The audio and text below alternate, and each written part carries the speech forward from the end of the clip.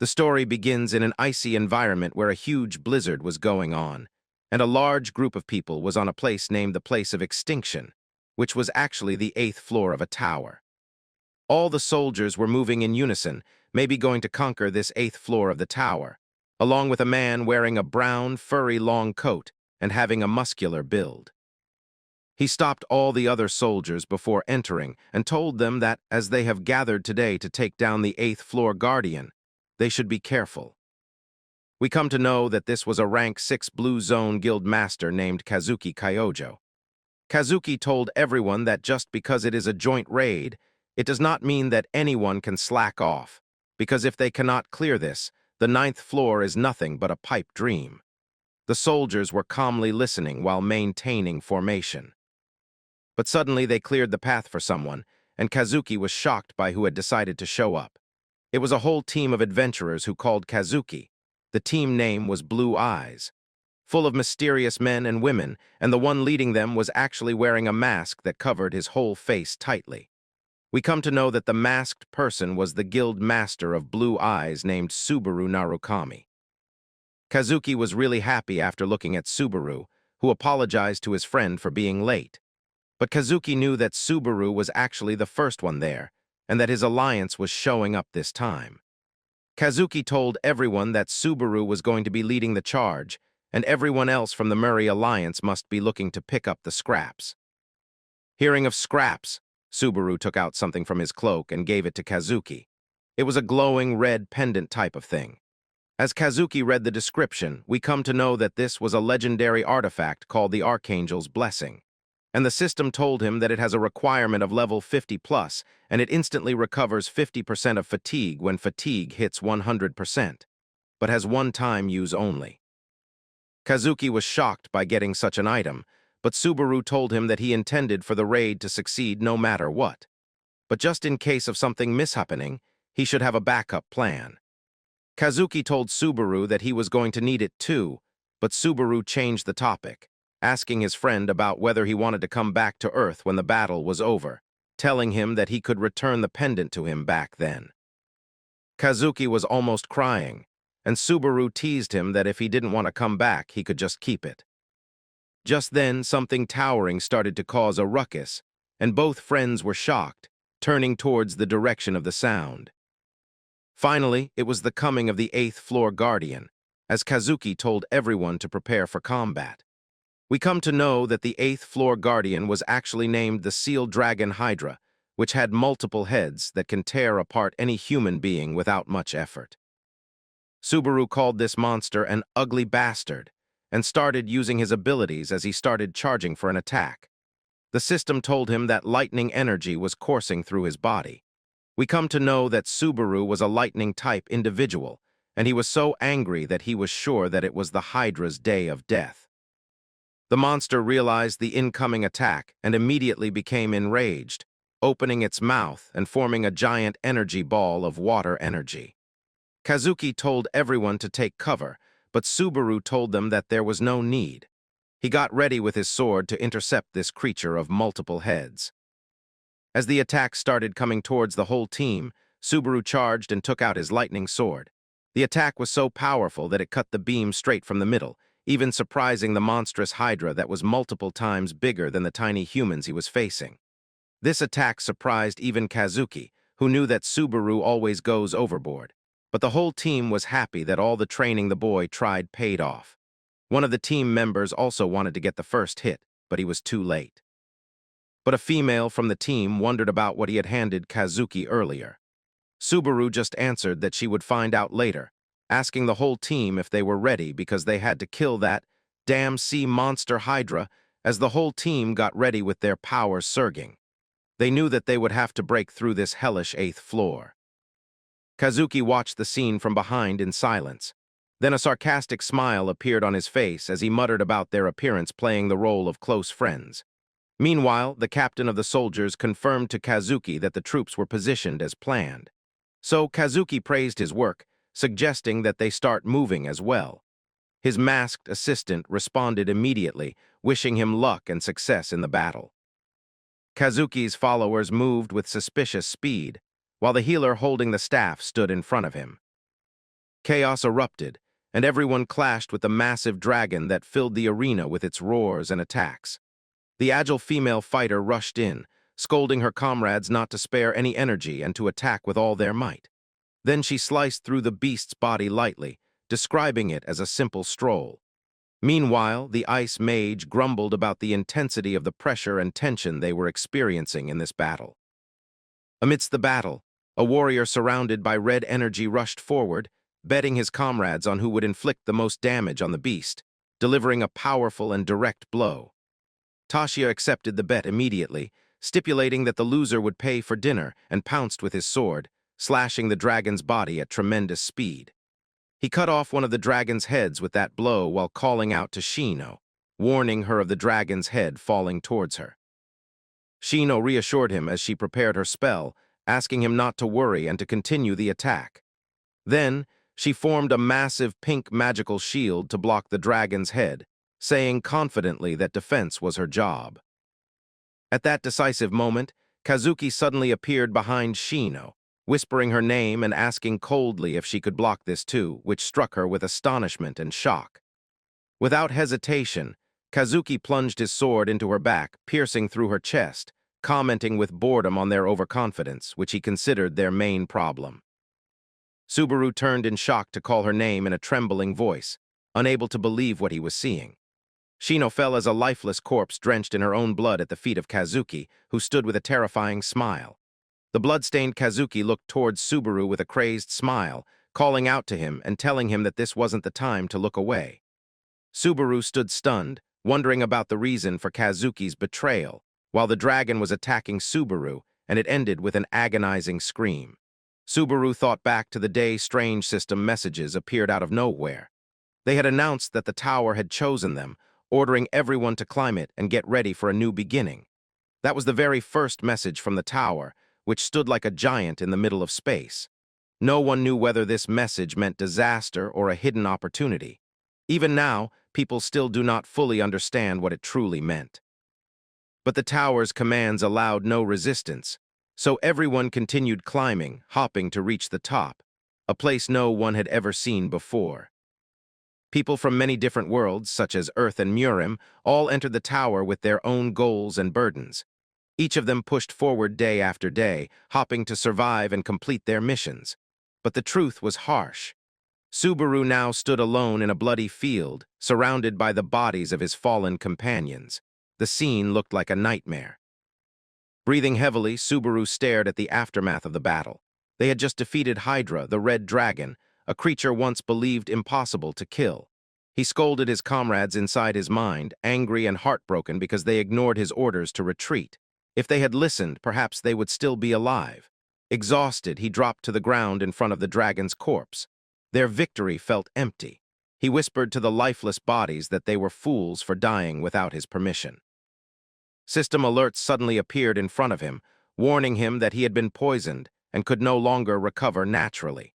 His fatigue level had also risen dangerously close to the limits. Subaru wondered what would happen if he somehow managed to return, especially since the system clearly stated that reaching 100 fatigue meant certain death. Rage and determination lit up in his eyes.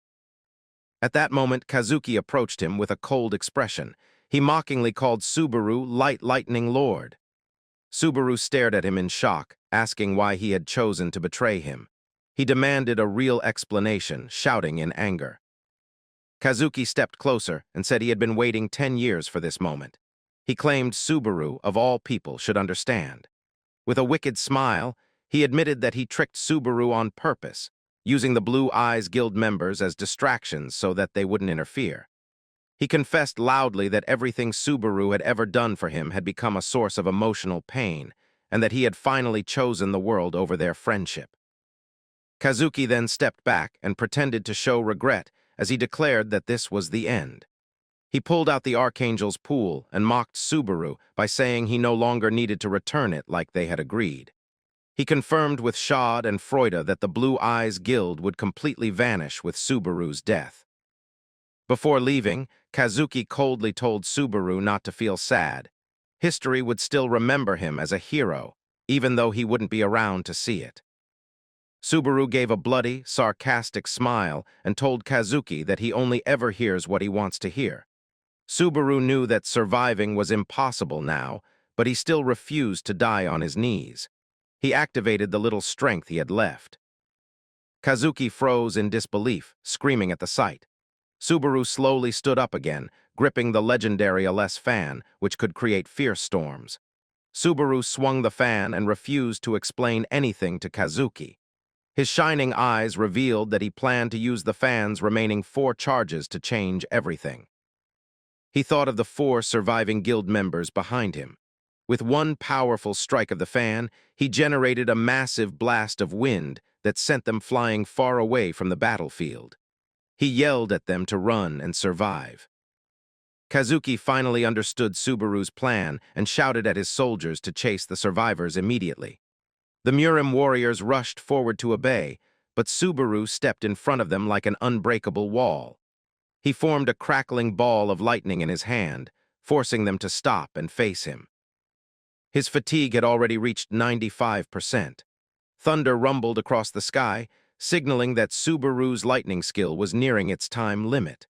A massive pillar of golden lightning struck down, turning the entire battlefield into an electrified storm. Kazuki watched with a nervous smile, calling Subaru stubborn for not giving up. With fatigue hitting 96%, Subaru dashed forward, glowing with a deadly aura. He wondered what reward Kazuki had promised these soldiers to make them fight someone as dangerous as him. Standing before the swarm of enemies, Subaru warned them that the cost of attacking him would be their lives. His eyes glowed, and even though his body was covered in wounds, he declared that no one was allowed to leave without his permission. The soldiers realized there was no escape. Screaming, they charged at him with their weapons. Subaru blocked and countered their attacks skillfully, even though he knew these fighters would normally be too strong to fall easily. His greatest fear was Kazuki interfering, which would end the fight instantly. Still, he felt a bit relieved knowing his comrades had gained enough distance. But the fatigue bar had now reached 97%. He knew he couldn't drag this fight out any longer. With another block, he kept fighting through the pain. The fatigue rose to 98%. A sudden heavy blow knocked him off balance. The soldiers immediately took advantage, surrounding him as their swords struck from every direction. Blood splattered, and their screams filled the air. They soon began celebrating, certain that they had finally killed Subaru Narukami. But then, a voice echoed from within the cloud of dust and blood. Subaru's voice. He asked them calmly who they thought they had just killed. His eyes appeared again, glowing with golden power. Lightning burst out from his body in a violent explosion, electrocuting every soldier around him and flinging them into the air like helpless dolls. The bodies of the fallen attackers collapsed around Subaru, and he finally dropped to his knees, completely drained of strength. The remaining soldiers stepped back in fear, whispering to each other that he was a true monster, someone who fell again and again but simply refused to die. Watching from a distance, Kazuki wore a cold smile and mocked the idea that Subaru's story would end in such an easy way. At that moment, Subaru's fatigue level climbed to 99%, and a bright red warning flashed before him, stating that hitting 100 would mean instant death. Gathering the last traces of his energy, Subaru glared at Kazuki and reminded him that if anyone should know the truth, it was him. Subaru always wins in the end. With a loud shout declaring victory, Subaru hurled his final spear. The weapon, wrapped in fierce lightning, shot forward faster than the eye could follow. Kazuki held the Archangel's blessing artifact in his hand, certain it guaranteed his safety. He even began offering fake condolences to Subaru. But his words died the moment the spear struck the jewel directly, shattering it and destroying his only protection. Subaru's vision dimmed, but he felt satisfied. He didn't need to watch Kazuki die, he already knew he had hit his mark. As darkness swallowed him, Subaru wondered in confusion what awaited him now. Would he be trapped in this empty void forever? A horrible smell suddenly broke through the silence, followed by strange noises. Subaru forced his eyes open and was shocked to find himself stuffed inside a metal garbage bin in a dirty alleyway. He couldn't help but question whether this disgusting place was supposed to be hell. A blue status screen appeared in front of him, displaying a name he didn't recognize, Subaru Hase, Level 1. He stared at it in disbelief. Immediately afterward, fragments of memory returned. In those memories, a group of young men mocked him for being an earthling with weak stats. They looked down on him and laughed, telling him to at least try to be half as impressive as the legendary Subaru Narukami from 20 years earlier. Subaru froze. A voice in his mind told him he had died 2 decades ago. When he looked at a piece of broken glass nearby, he realized with shock that the face staring back at him wasn't his own. Overwhelmed by confusion, he wondered if this entire experience was just a nightmare. He stumbled out of the trash bin in panic, fell to the ground breathing heavily, and spotted a tablet device beside him. It was a player kit. Thinking it might help him understand what had happened, he quickly searched for information about the Blue Eyes Guild. The results said that a group called Blue Zone was now considered its successor, though people questioned why it was so weak despite claiming to follow Subaru Narukami's legacy. While browsing the news, he suddenly froze. He saw a statement issued by Guildmaster Kazuki, who was preparing for the upcoming tournament. Subaru muttered in disbelief. When he looked at the picture attached to the article, he saw Kazuki with an older face and an eye patch. The traitor had survived their final battle. A wave of memories washed over Subaru. He recalled a night long ago when he and Kazuki sat together on the roof of a building. Kazuki had confessed that he wanted to leave the Blue Eyes Guild, saying they had never truly been enemies. Subaru had been shocked by his sudden decision, especially when Kazuki asked him to inform the others on his behalf. Although Subaru had considered him a close friend, Kazuki simply said Subaru would understand the reason someday. He had even promised to remain Subaru's shadow no matter what happened. Yet the irony was bitter. Years later, Kazuki created his own guild, using a name they once joked about together. Returning to the present, Subaru laughed bitterly. This so-called shadow had named his guild Blue Zone, yet after 20 long years, Kazuki was still stuck on the 9th floor. In other words, Kazuki had accomplished nothing. As Subaru walked along the street, still scrolling through the news, he suddenly stopped. A picture of a huge building appeared on the screen, the Subaru Narukami Memorial Hall. The sight stunned him. He immediately headed there to confirm with his own eyes.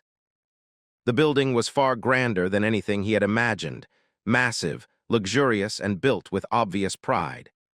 Inside, he found an enormous portrait of himself at the center of the hall. He looked at it with a mix of disbelief and bitterness, confused about why his memory was being displayed in this way. Statues and photos of him lined the hall. Flowery messages spoke of him as a hero, leader of the Blue Eyes Guild, the man who came closest to reaching the top of the tower, an inspiration for future generations.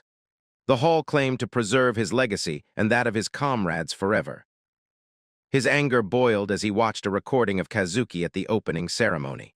Wearing a formal suit and a false, respectful smile, Kazuki announced that Subaru and the Blue Eyes Guild were gone, and that only Blue Zone carried forward their noble ideals.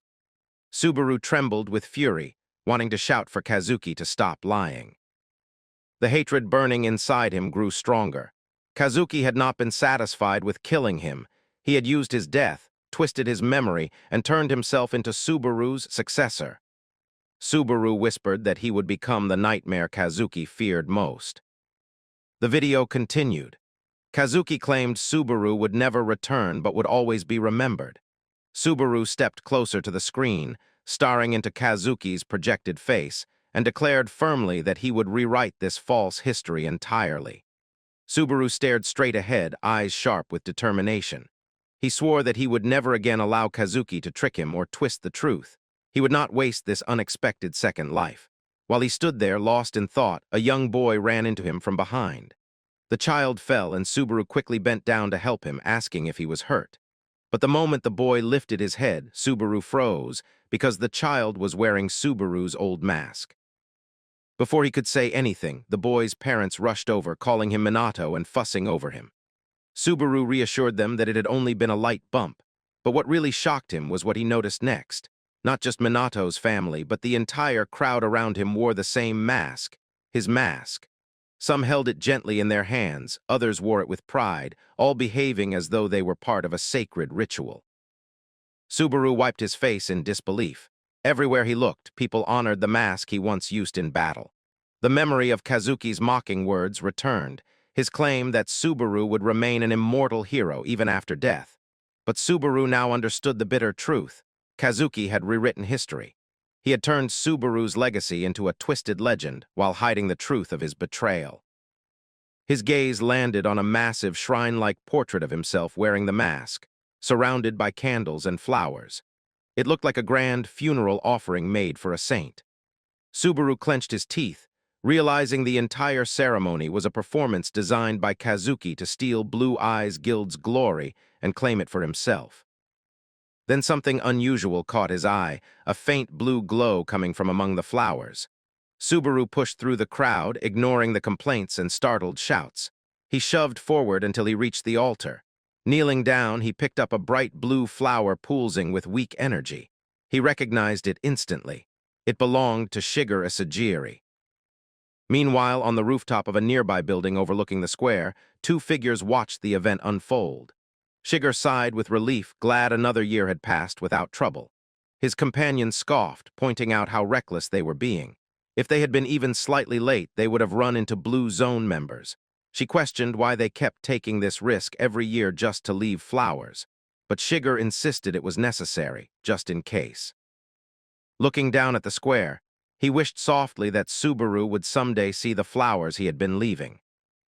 His companion stared at him seriously and asked whether he truly believed Subaru was still alive. Shiger replied that he could never accept Subaru's death because he had never seen the body. She answered harshly that if Subaru were alive, Kazuki would have captured them long ago. And besides, Subaru would never disappear for 20 years without contacting them. Back on the ground, Subaru hurried out of the memorial, clutching the glowing flower. His heart raced. Now he was certain Shiger was alive. The scene shifted to Subaru's small, dim room. He sat on the bed, scrolling through the tablet and muttering at how poor the original owner of this body had been. His searches yielded nothing about the Blue Eyes Guild, but the flower on his table proved more than any archived record could. Shiger had survived and had been hiding for 2 decades. Subaru knew instantly that Kazuki must have forced them into secrecy. Knowing Kazuki's personality, Subaru was sure he wouldn't allow anyone who knew the truth to remain free. Subaru recalled the explosion from their last battle. He wondered whether Shiger alone had survived, or if the fierce winds he created that day had saved all 4 survivors. But contacting them now was impossible. As long as Kazuki controlled everything, reaching out would be suicide. He stared out of the window, admitting to himself how weak he currently was. He couldn't confront Kazuki, couldn't protect anyone, and couldn't even reveal his identity. First, he had to regain his strength. That was the only path forward. With Subaru Hase's memories guiding him, 2 days passed as he prepared. Then the preliminary training for new players began. Subaru stood with a sword in hand, studying the blade with determined eyes. He told himself that survival came first, because if they were all alive, he would meet his comrades again.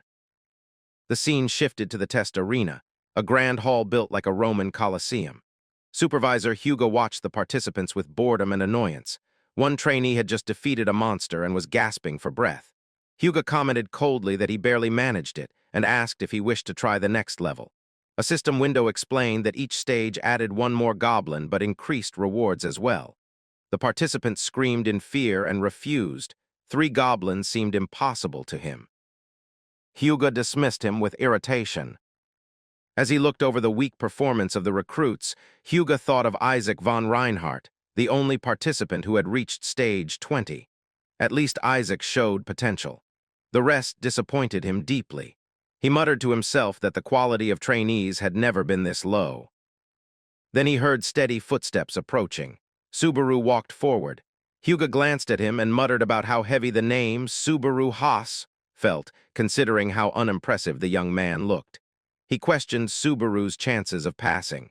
Subaru simply nodded calmly. As soon as the system generated 2 goblins, Hyuga began to announce the start of the test. But before he could finish, A tremendous gust swept past him. He snapped his head to the side in confusion.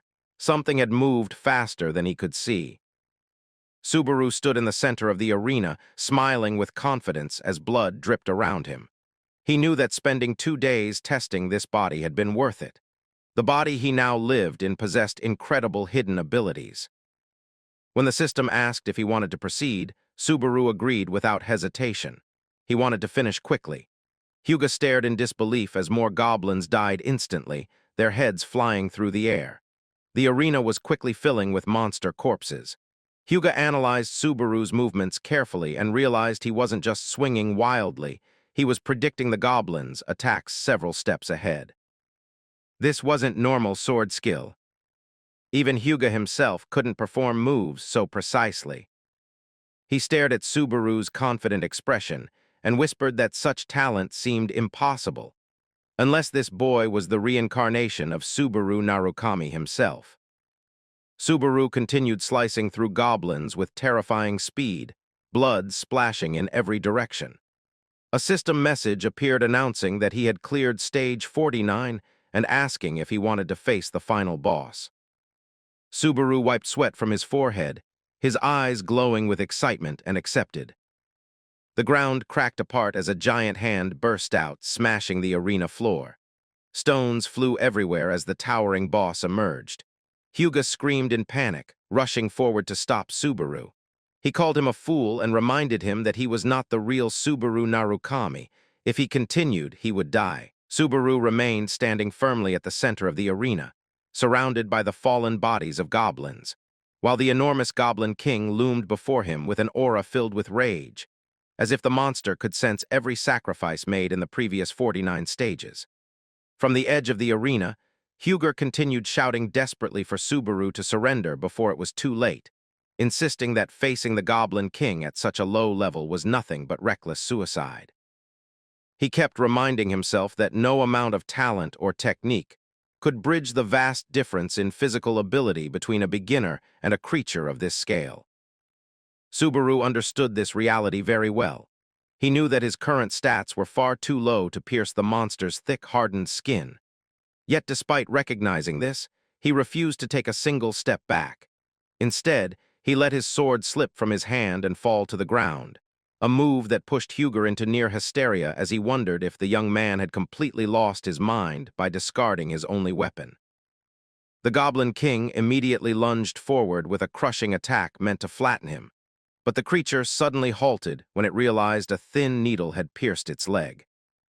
Subaru knelt nearby with a calm expression, holding several sharp needles between his fingers, and asked the massive creature if it was surprised, his smile carrying a hint of mockery. He then muttered that they could make a simple bet on who would collapse first, warning the Goblin King that he would fill its entire body with more needles before it ever managed to reach him. With a faint glow of blue energy in his eyes, Subaru prepared to unleash the attack he had planned from the moment he stepped into the arena. The needles shot from his hand with the speed of lightning, striking the monster's eyes and face with precise accuracy, forcing a violent scream of pain from the Goblin King's throat. Blinded and enraged, the monster swung its massive axe wildly, smashing the ground in random patterns, while Subaru moved around it lightly and gracefully, avoiding each blow as if he were simply gliding through the air. When he landed, he took a brief moment to study his opponent and recalled old lessons about rotational force and throwing power. Lessons from Miss Reina, who had once scolded him endlessly for his poor technique, and explained that even a simple fountain pen could become a lethal weapon when thrown from its exact center of gravity. Applying those teachings perfectly, Subaru targeted the monster's weak points with unmatched precision, each needle landing where it mattered most. The Goblin King staggered violently, blood pouring from its neck and body, its form riddled with needles like a collapsing statue. Subaru stood confidently and told himself that strength came from rotational force, and that accuracy had no place for hesitation. He quietly admitted that these techniques were what Ria had taught him long ago, and even he would never have mastered them to this degree without her guidance. Hyuga, watching everything unfold, felt his entire view of the exam collapsing. Only now did he understand that the reason the goblin corpses and leftover weapons had not disappeared was that the stage had not officially ended, something he had always taken for granted. Subaru, however, had noticed this from the start and used the poison needles dropped in earlier battles as hidden weapons. Sweat streamed down Huger's face as he realized Subaru was not relying only on fencing, but on a mix of prediction, technique, and resourcefulness far beyond what he had ever seen. He muttered to himself that calling Subaru a genius did not even begin to describe what he was witnessing. At last, as the Goblin King exhaled its final breath, its enormous body crashed to the ground with a thunderous impact that declared the battle over. Subaru walked forward calmly, retrieved his sword, and stood before the monster's lifeless form, telling it that he held no resentment before finishing it off. System messages appeared one after another, announcing the defeat of the boss and clearing of the 50th stage of the tutorial program for the first time in recorded history. Subaru wiped sweat from his forehead and muttered in disbelief about how cruel it was to place a monster of this level in what was supposed to be a beginner tutorial. More notifications followed, showing his level rising, his credits increasing, and a large number of achievement points being added. Then came the message he was most interested in. The tutorial shop had opened. When he checked his points and saw the number 2425, he froze for a moment, stunned by a total larger than anything he had ever seen in his previous life.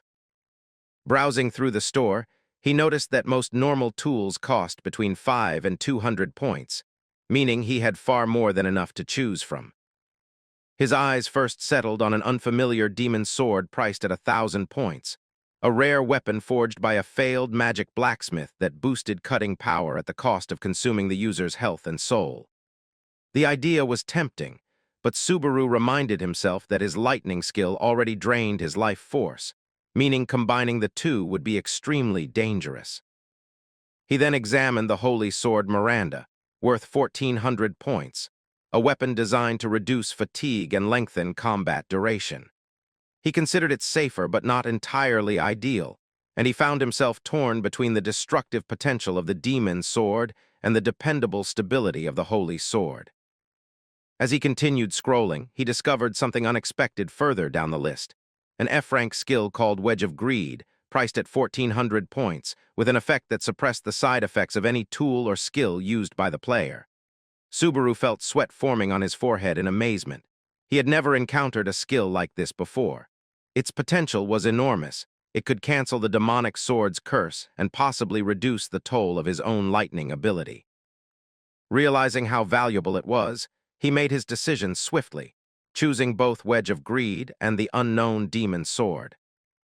After spending most of his points, he summoned the demon sword and tested it, finding the synergy between the weapon and the new skill exactly as he hoped. He preferred this flexible combination over depending on a single skill. Huger interrupted him with a mix of praise and confusion, stating that while Subaru's item compatibility seemed impressive, he himself could not understand why Subaru would buy such a strange, seemingly useless skill. Subaru sighed with obvious boredom and asked if Huger truly expected him to explain every tiny detail. Annoyed by the tone, Huger scolded him until Subaru quickly pretended to tremble apologetically, claiming he struggled with formal speech. Huger forced himself to calm down, assuming the boy's rudeness came from fatigue. Subaru glanced at the old supervisor and suddenly remembered the past, realizing that the sniffling young fan who once asked him for an autograph had somehow grown into this strict exam proctor. Back then, the young Huger had approached eagerly and asked if Subaru could write his name. Subaru had done so, unaware that the child would one day lecture him endlessly about morals and complain about how the current generation lacked discipline. Subaru, meanwhile, simply thought that times had changed, just like the amount of hair remaining on Huger's head. The more Huger lectured, the more Subaru ignored him. When asked again why he chose the skill, Subaru avoided the question entirely by claiming that exam confidentiality prevented him from answering. Huger shouted after him angrily, threatening to teach him manners personally. Attempting to regain composure, Huger then tried to recruit Subaru into the Chivalry Guild, only to be stunned when Subaru rejected the offer instantly and without hesitation. A system prompt appeared before Subaru asking whether he wished to move to the second floor. Huger tried to chase after him, shouting for him to stop, but Subaru paid him no attention at all and vanished from sight as soon as he accepted the prompt. Standing alone, Huger muttered his deep disappointment in the young man's behavior. Subaru soon arrived on the second floor, where his feet touched the familiar land of the City of Beginnings. The area was bustling with life, with vendors calling out to sell strange goods ranging from deep-sea rags from Runeterra to dried meats and Murim silk robes. Walking through the lively streets, Subaru felt the certainty of his return growing stronger. He acknowledged that he had been given a rare opportunity, a second chance no one normally received. With memories of his old comrades gathered around their campfires, he made a quiet promise to himself to take revenge for them, and for the horrific fate they had once met together. Subaru walked toward the training building with the intention of testing his new equipment, and he asked the old clerk at the reception for a private room. The man looked at him with dull eyes and lazily asked which floor he had come from. Subaru replied briefly that he had just climbed up, which made the man assume he was another beginner visiting the building for the first time. The employee pointed toward the corridor and suggested room 1, saying it would suit his level since it contained only a straw dummy. Subaru, however, asked for room 5, and the man stared at him as though he had misheard. He warned Subaru sincerely that choosing such a high-level room would be nothing but a waste of money and advised him to stay in the first room instead. Subaru thanked him for the concern, but insisted on booking room 5 for 30 minutes. He paid 50 credits and headed down the hall, and the employee shouted after him that he wouldn't return any money if Subaru gave up halfway, calling him a wannabe hero under his breath. The training rooms increased in difficulty as the number rose.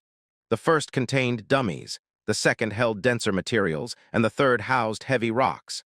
Naturally, other visitors looked at Subaru with disdain as he passed them on his way to the higher rooms.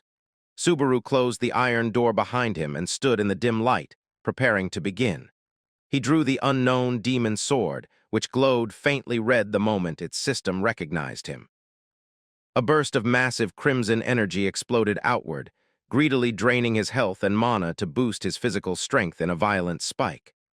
The Wedge of Greed skill activated instantly, trying to resist the backlash and restore some of the lost health.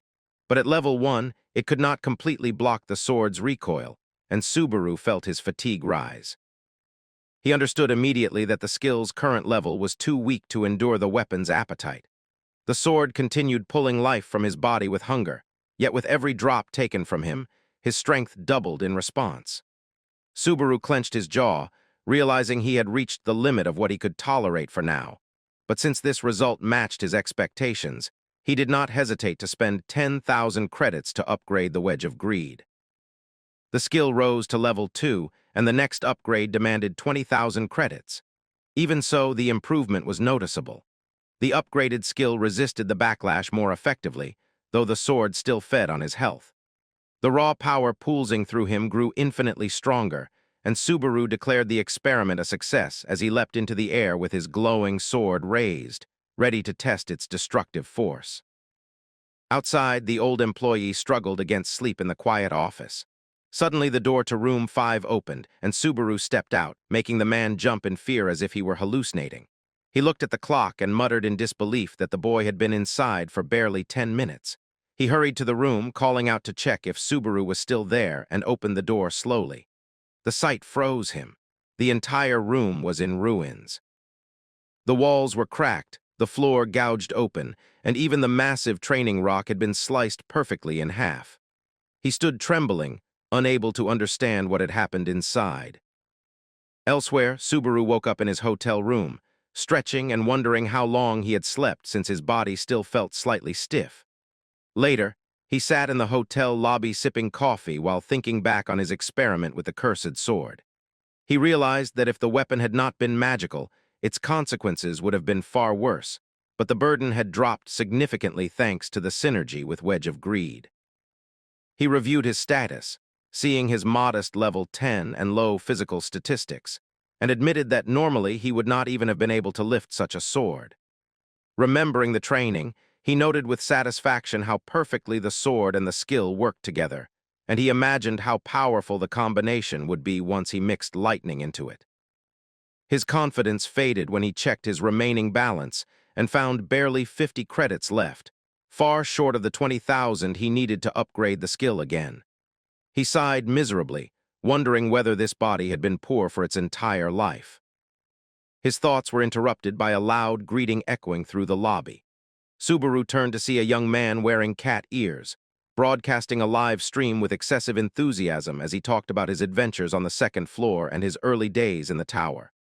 Moments later, a donation of 1,000 credits flashed across the screen, sending the streamer into dramatic celebration.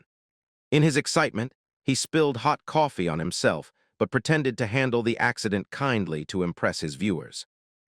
Subaru stared at him in disbelief, wondering if people had truly gone mad.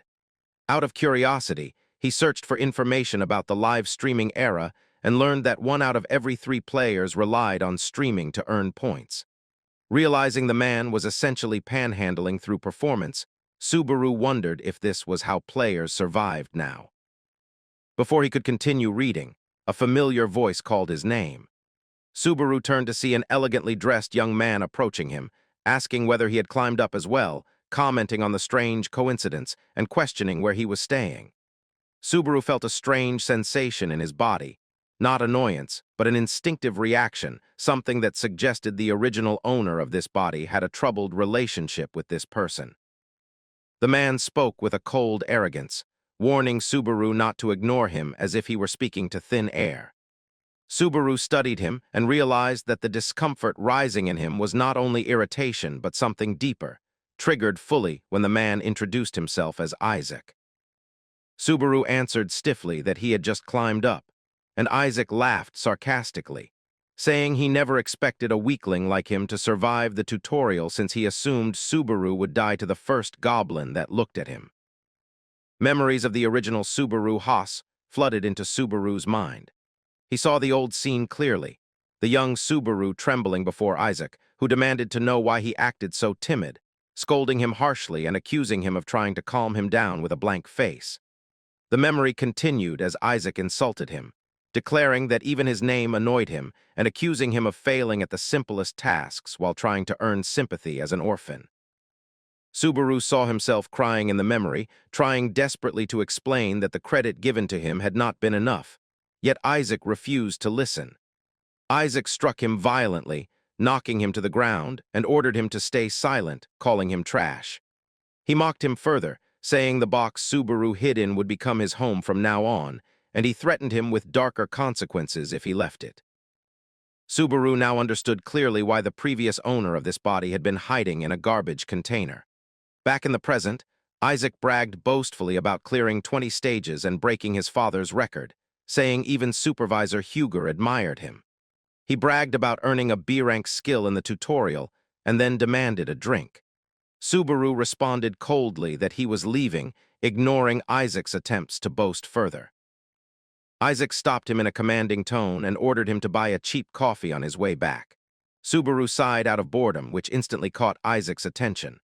Isaac noticed the change in Subaru's behavior and asked sharply what had happened to him, wondering whether his soul had been replaced. Subaru told him with a cool expression that he had no credit to buy anything and advised him to get his own coffee. When Subaru turned to leave, Isaac ordered him to sit down in a threatening, low voice. Subaru refused, thinking silently that he had no time to avenge the old body's suffering now. But he warned Isaac not to obstruct him.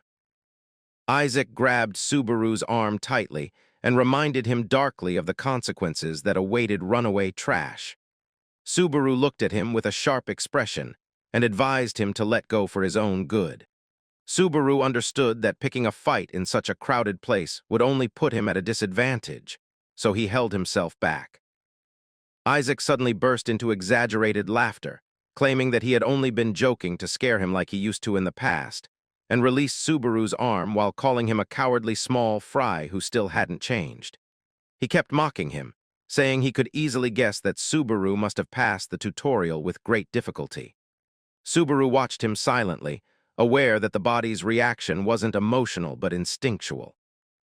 Isaac stepped closer and asked with disdain if Subaru truly intended to fight him, reminding him boldly of his father's power and mentioning that he could make Subaru disappear without anyone knowing.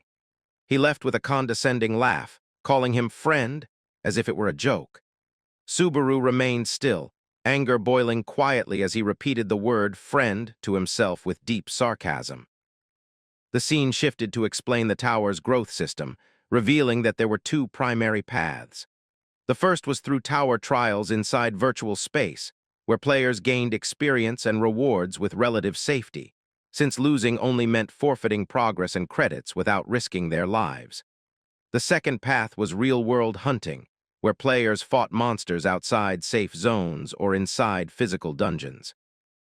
Growth through hunting was much faster, but the danger was absolute, since death there meant true, permanent death with monsters devouring players without mercy. This was why most people avoided real hunting despite its overwhelming benefits. In the dim entrance of the orc nest, the dark walls seemed to breathe with the cries of unseen creatures. Subaru sat exhausted beside the corpse of a massive beast he had just killed, admitting to himself with a tired smile that safety always came with slowness, while danger offered speed. He pulled out his tablet to check the news and was surprised to find a live stream of someone impersonating him. The streamer wore a mask identical to Subaru's old one and greeted an audience of more than 80,000 people while announcing his challenge of the third floor. Subaru felt disgusted by how many imitators exploited his name and image. Suddenly, a mission appeared on the stream labeled "Narukami Subaru is a fool," offering 20,000 credits. The imposter accepted it with undeserved gratitude and overwhelming excitement. More absurd yet profitable missions followed, such as the Lonely Wallet and Idol of Baldness, all with shocking rewards. Subaru stared at the screen in disbelief.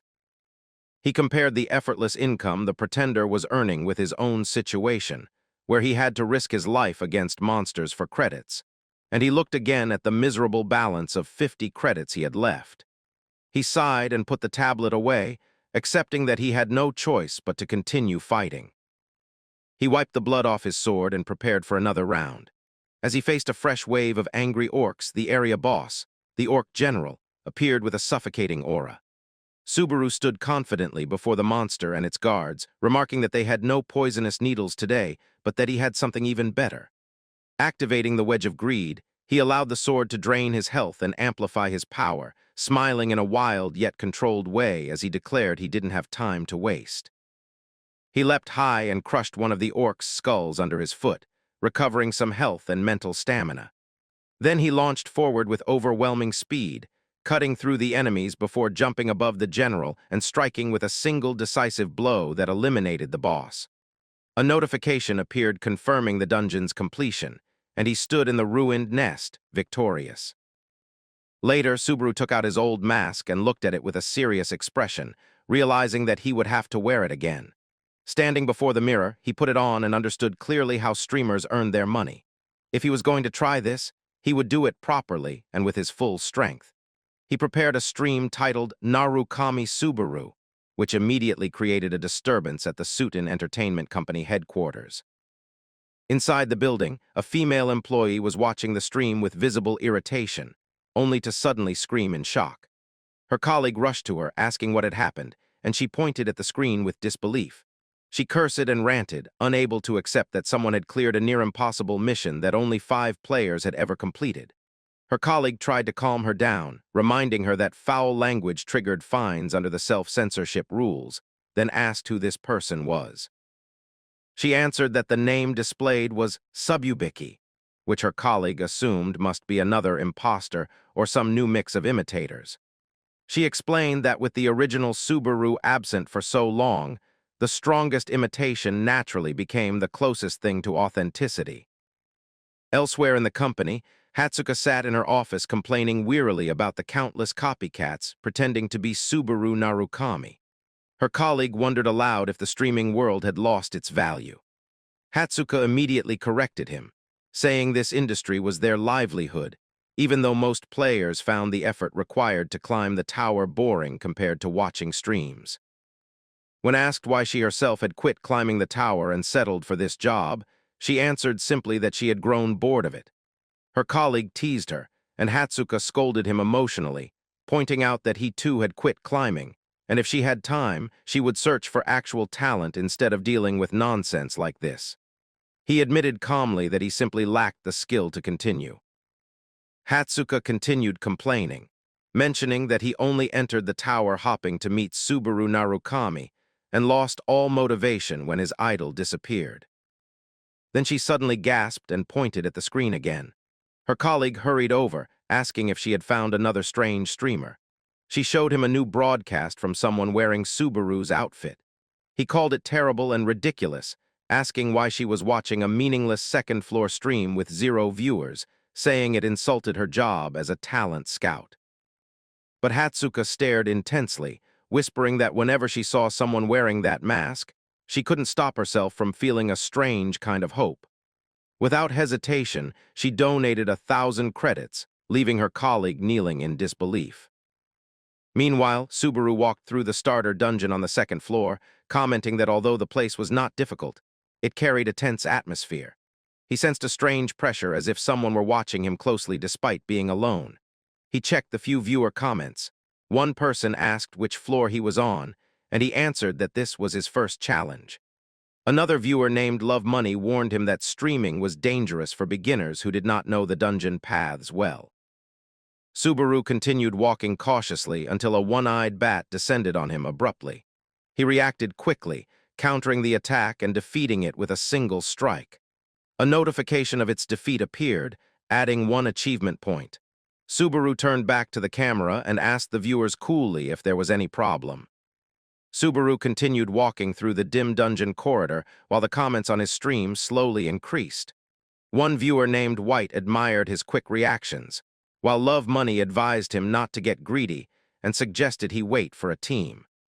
Subaru read the comments with indifference and thanked Love Money politely, though he added that such an option simply wasn't possible for him. He said confidently that he preferred challenging the dungeon alone, a statement that immediately provoked waves of mockery from viewers who predicted his inevitable death. Subaru ignored their sarcasm and focused instead on the monster emerging from the murky ground ahead of him. A mud nymph burst upward with a shriek, but Subaru dodged the attack smoothly and dispatched it with a single blow from his demonic sword. He told himself that it was time to test the limits of his abilities and see how far he could push this body. A notification appeared showing that he had gained 2 achievement points, and viewers expressed confusion about how quickly the monster had fallen. The dungeon suddenly echoed with screeching, and a swarm of bats along with several mud nymphs surged toward him. Subaru moved like a storm, slashing through enemies from both sides while the red glow of the demonic sword traced arcs of light in the darkness. Viewers fell silent with astonishment, trying to understand how someone on the second floor could move with such destructive speed. Successive messages appeared on Subaru's interface announcing more defeated monsters and accumulated points. Subaru stood steady among the corpses, gripping his sword, and it became clear to everyone watching that he wasn't another cheap imitator but someone worth paying attention to. In the pitch-black cave, Subaru began explaining how one could identify the number and distance of enemies by listening carefully to small, subtle sounds. His explanation was met with ridicule, and the viewers called him a liar pretending to be experienced when he was only a beginner. Subaru placed a hand on his mask, thinking that if the viewers understood who he truly was, they would not doubt the meaning behind his words. But they continued arguing that he was impersonating Narukami Subaru for fame, while he walked on with steady determination, reminding himself that the points he had collected were far too few and that he needed far more before leaving this dungeon. The viewers continued their sarcastic commentary, with one saying that a real man simply rushes forward, and others asking whether Subaru had done any research before entering such a dangerous area. Subaru suddenly stopped walking and lifted his gaze upward. The viewers froze in shock when the camera revealed the ceiling, completely covered with hundreds of one-eyed bats. Their red eyes lit up in unison, filling the chat with panic as viewers anticipated Subaru's guaranteed death. A new mission appeared from a viewer named My Only Stream, offering only 100 credits if Subaru defeated all the bats. Most of the audience called it a malicious trap and a cruel joke, but Subaru accepted the mission calmly and thanked the viewer for the reward. The scene shifted to the broadcasting company where Hatsuka's colleague slammed his desk in frustration after another failed attempt at reaching the 6th floor. He apologized hurriedly to Hatsuka for disturbing her, but she didn't respond immediately. Her focus was entirely locked onto her device. When her colleague asked what she was looking at and why she had become so quiet, she said something felt incorrect. The man misunderstood and began rambling excuses, insisting that the amount of money wasn't large and that he could pay it back, thinking she was upset about his gambling. Hatsuka shook her head in disbelief, saying she wasn't talking about that at all. Then she pointed at the screen and uttered the name Narukami Subaru. Her colleague was confused that she was still watching that small stream, but when he looked at the screen, his face drained of color as he whispered that what he was seeing was impossible. On the screen, Subaru was tearing through the swarm of bats like a hurricane, his sword leaving sharp red trails as monsters fell in heaps. The viewers began screaming in the comments, unable to believe that such combat was happening in a beginner dungeon on the 2nd floor, and some even wrote messages expressing pity for the bats. No one could understand how many creatures he was defeating with each strike. During the intense combat, Subaru remembered Shigeru's words from long ago, when she told him he was amazing because even when he changed the direction of his sword mid-cut, neither his breathing nor his gaze wavered. She explained that although it looked like he cut enemies in a single blow, in reality he predicted their fluid movements and planned his counters in advance. Subaru recalled replying that he didn't think about anything special while fighting, which had irritated Shigeru back then. She complained that it would be easier if he couldn't do these things so naturally, and called him annoying. The memory faded as Subaru returned to the present and sliced through the remaining bats with disciplined focus, applying his core principle of engaging enemies directly. Maintain eye contact, convey intent clearly, and never target enemies one by one when dealing with a group. He told the viewers that one-eyed bats always attacked by thrusting their heads forward, and the more there were, the bigger the opening they created for him to exploit. With that understanding, he rushed into their formation and cut through them efficiently. When the fight finally ended, Subaru stood amid the scattered remains with blood dripping from his sword. The viewers complained that his explanation made no sense and demanded he apologize for confusing them, but Subaru remained calm. One person even compared his advice to telling someone that if they put one foot forward, they could walk. Subaru could only think to himself how difficult communication truly was. Love money reminded him not to forget to accept the challenge reward, and Subaru suddenly realized he had forgotten about it entirely. He began tapping the screen hesitantly, causing viewers to wonder whether the stream had frozen. Subaru stared at the interface helplessly, trying to figure out how to claim the reward, and the chat erupted in laughter over his lack of technical understanding. Eventually, with Love Money's guidance, he pressed the correct button and received the 100 credits. He thanked the viewer sincerely and announced that the next challenge would be the last. As he continued forward with confidence, his balance reached 150 credits, and his achievement points rose to 118. At the broadcasting office, Hatsuka suddenly screamed so loudly that her colleague jumped in fear and asked why she was shouting.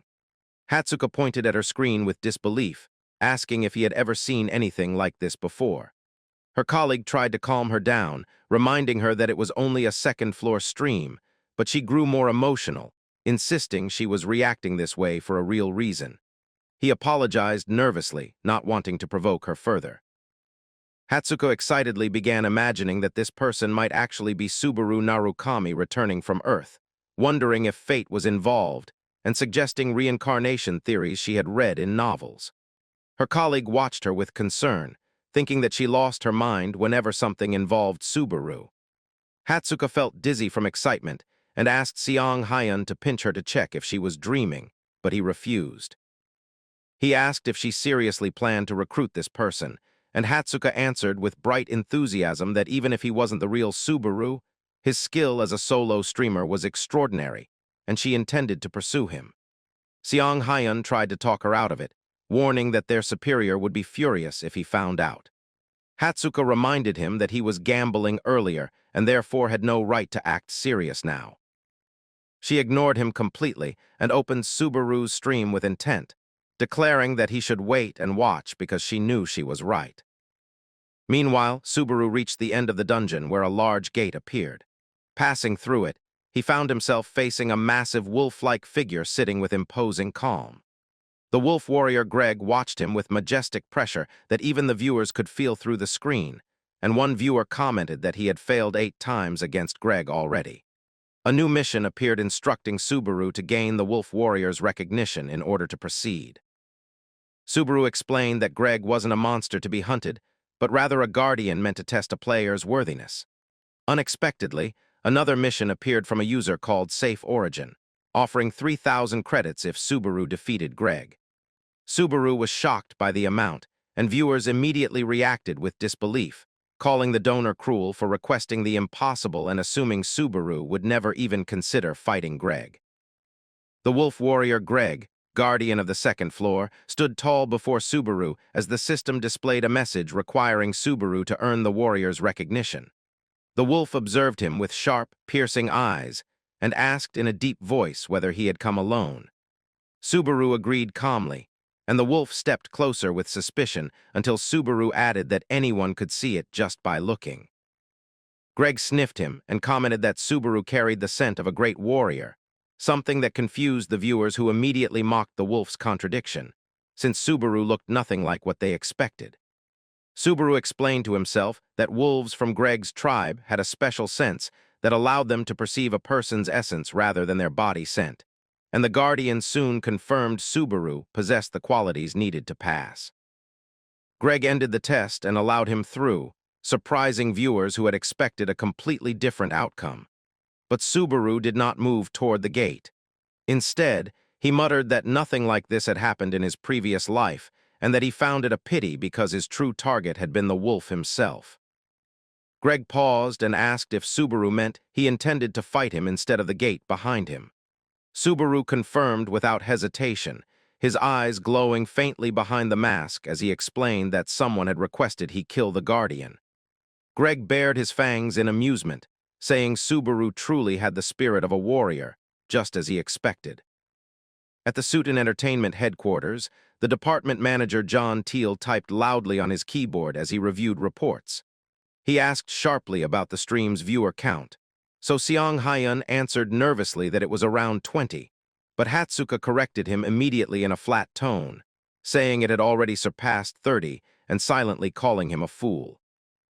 The manager glared suspiciously at both of them, accusing them of wasting time with streams and gambling instead of searching for talent as assigned. Hatsuka barely heard him and continued watching the screen, muttering that the count had reached 30, which only fueled the manager's irritation. He asked sarcastically if she wanted to become a streamer herself. Before he could finish, Hatsuka cried out that the number had passed 40, cutting off his scolding entirely while he shouted behind her for attention.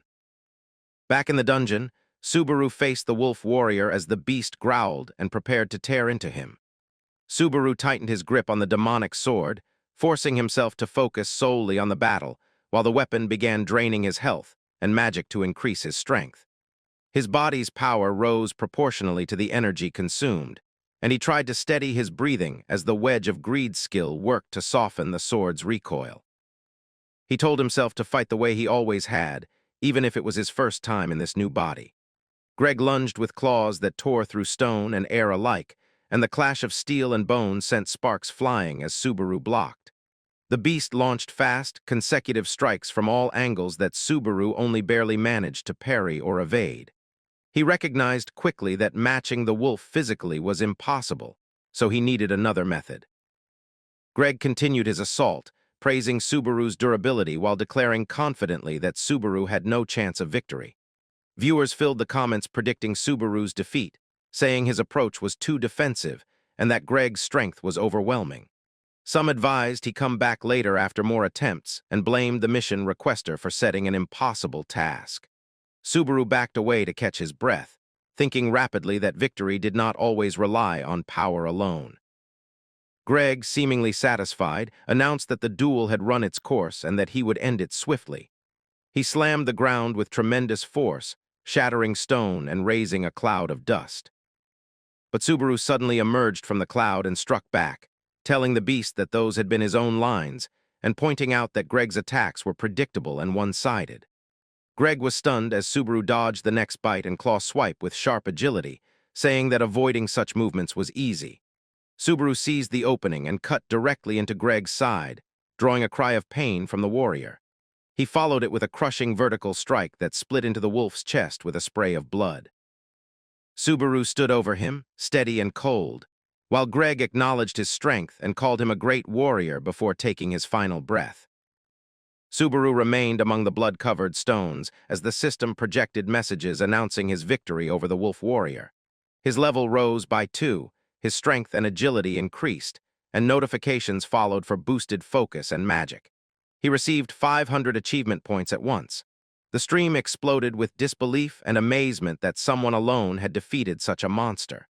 Subaru struggled to catch his breath and whispered a quiet acknowledgement of his win. The viewer count climbed to 56, while people praised the bold viewer who had dared to issue the impossible mission. A notification then appeared showing the completion of the challenge and the transfer of 3,000 credits from Safe Origin. Subaru checked the screen and promised himself he would use the unexpected amount well. His balance rose beyond 3,000, and his achievement points reached 600 as the massive gate opened slowly with a deep, echoing sound. He sensed a strange vibration in the atmosphere that even the viewers noticed. A large interface materialized before him, displaying a full array of elemental trial paths: ice, fire, earth, illusion, poison, metal, soul, and water.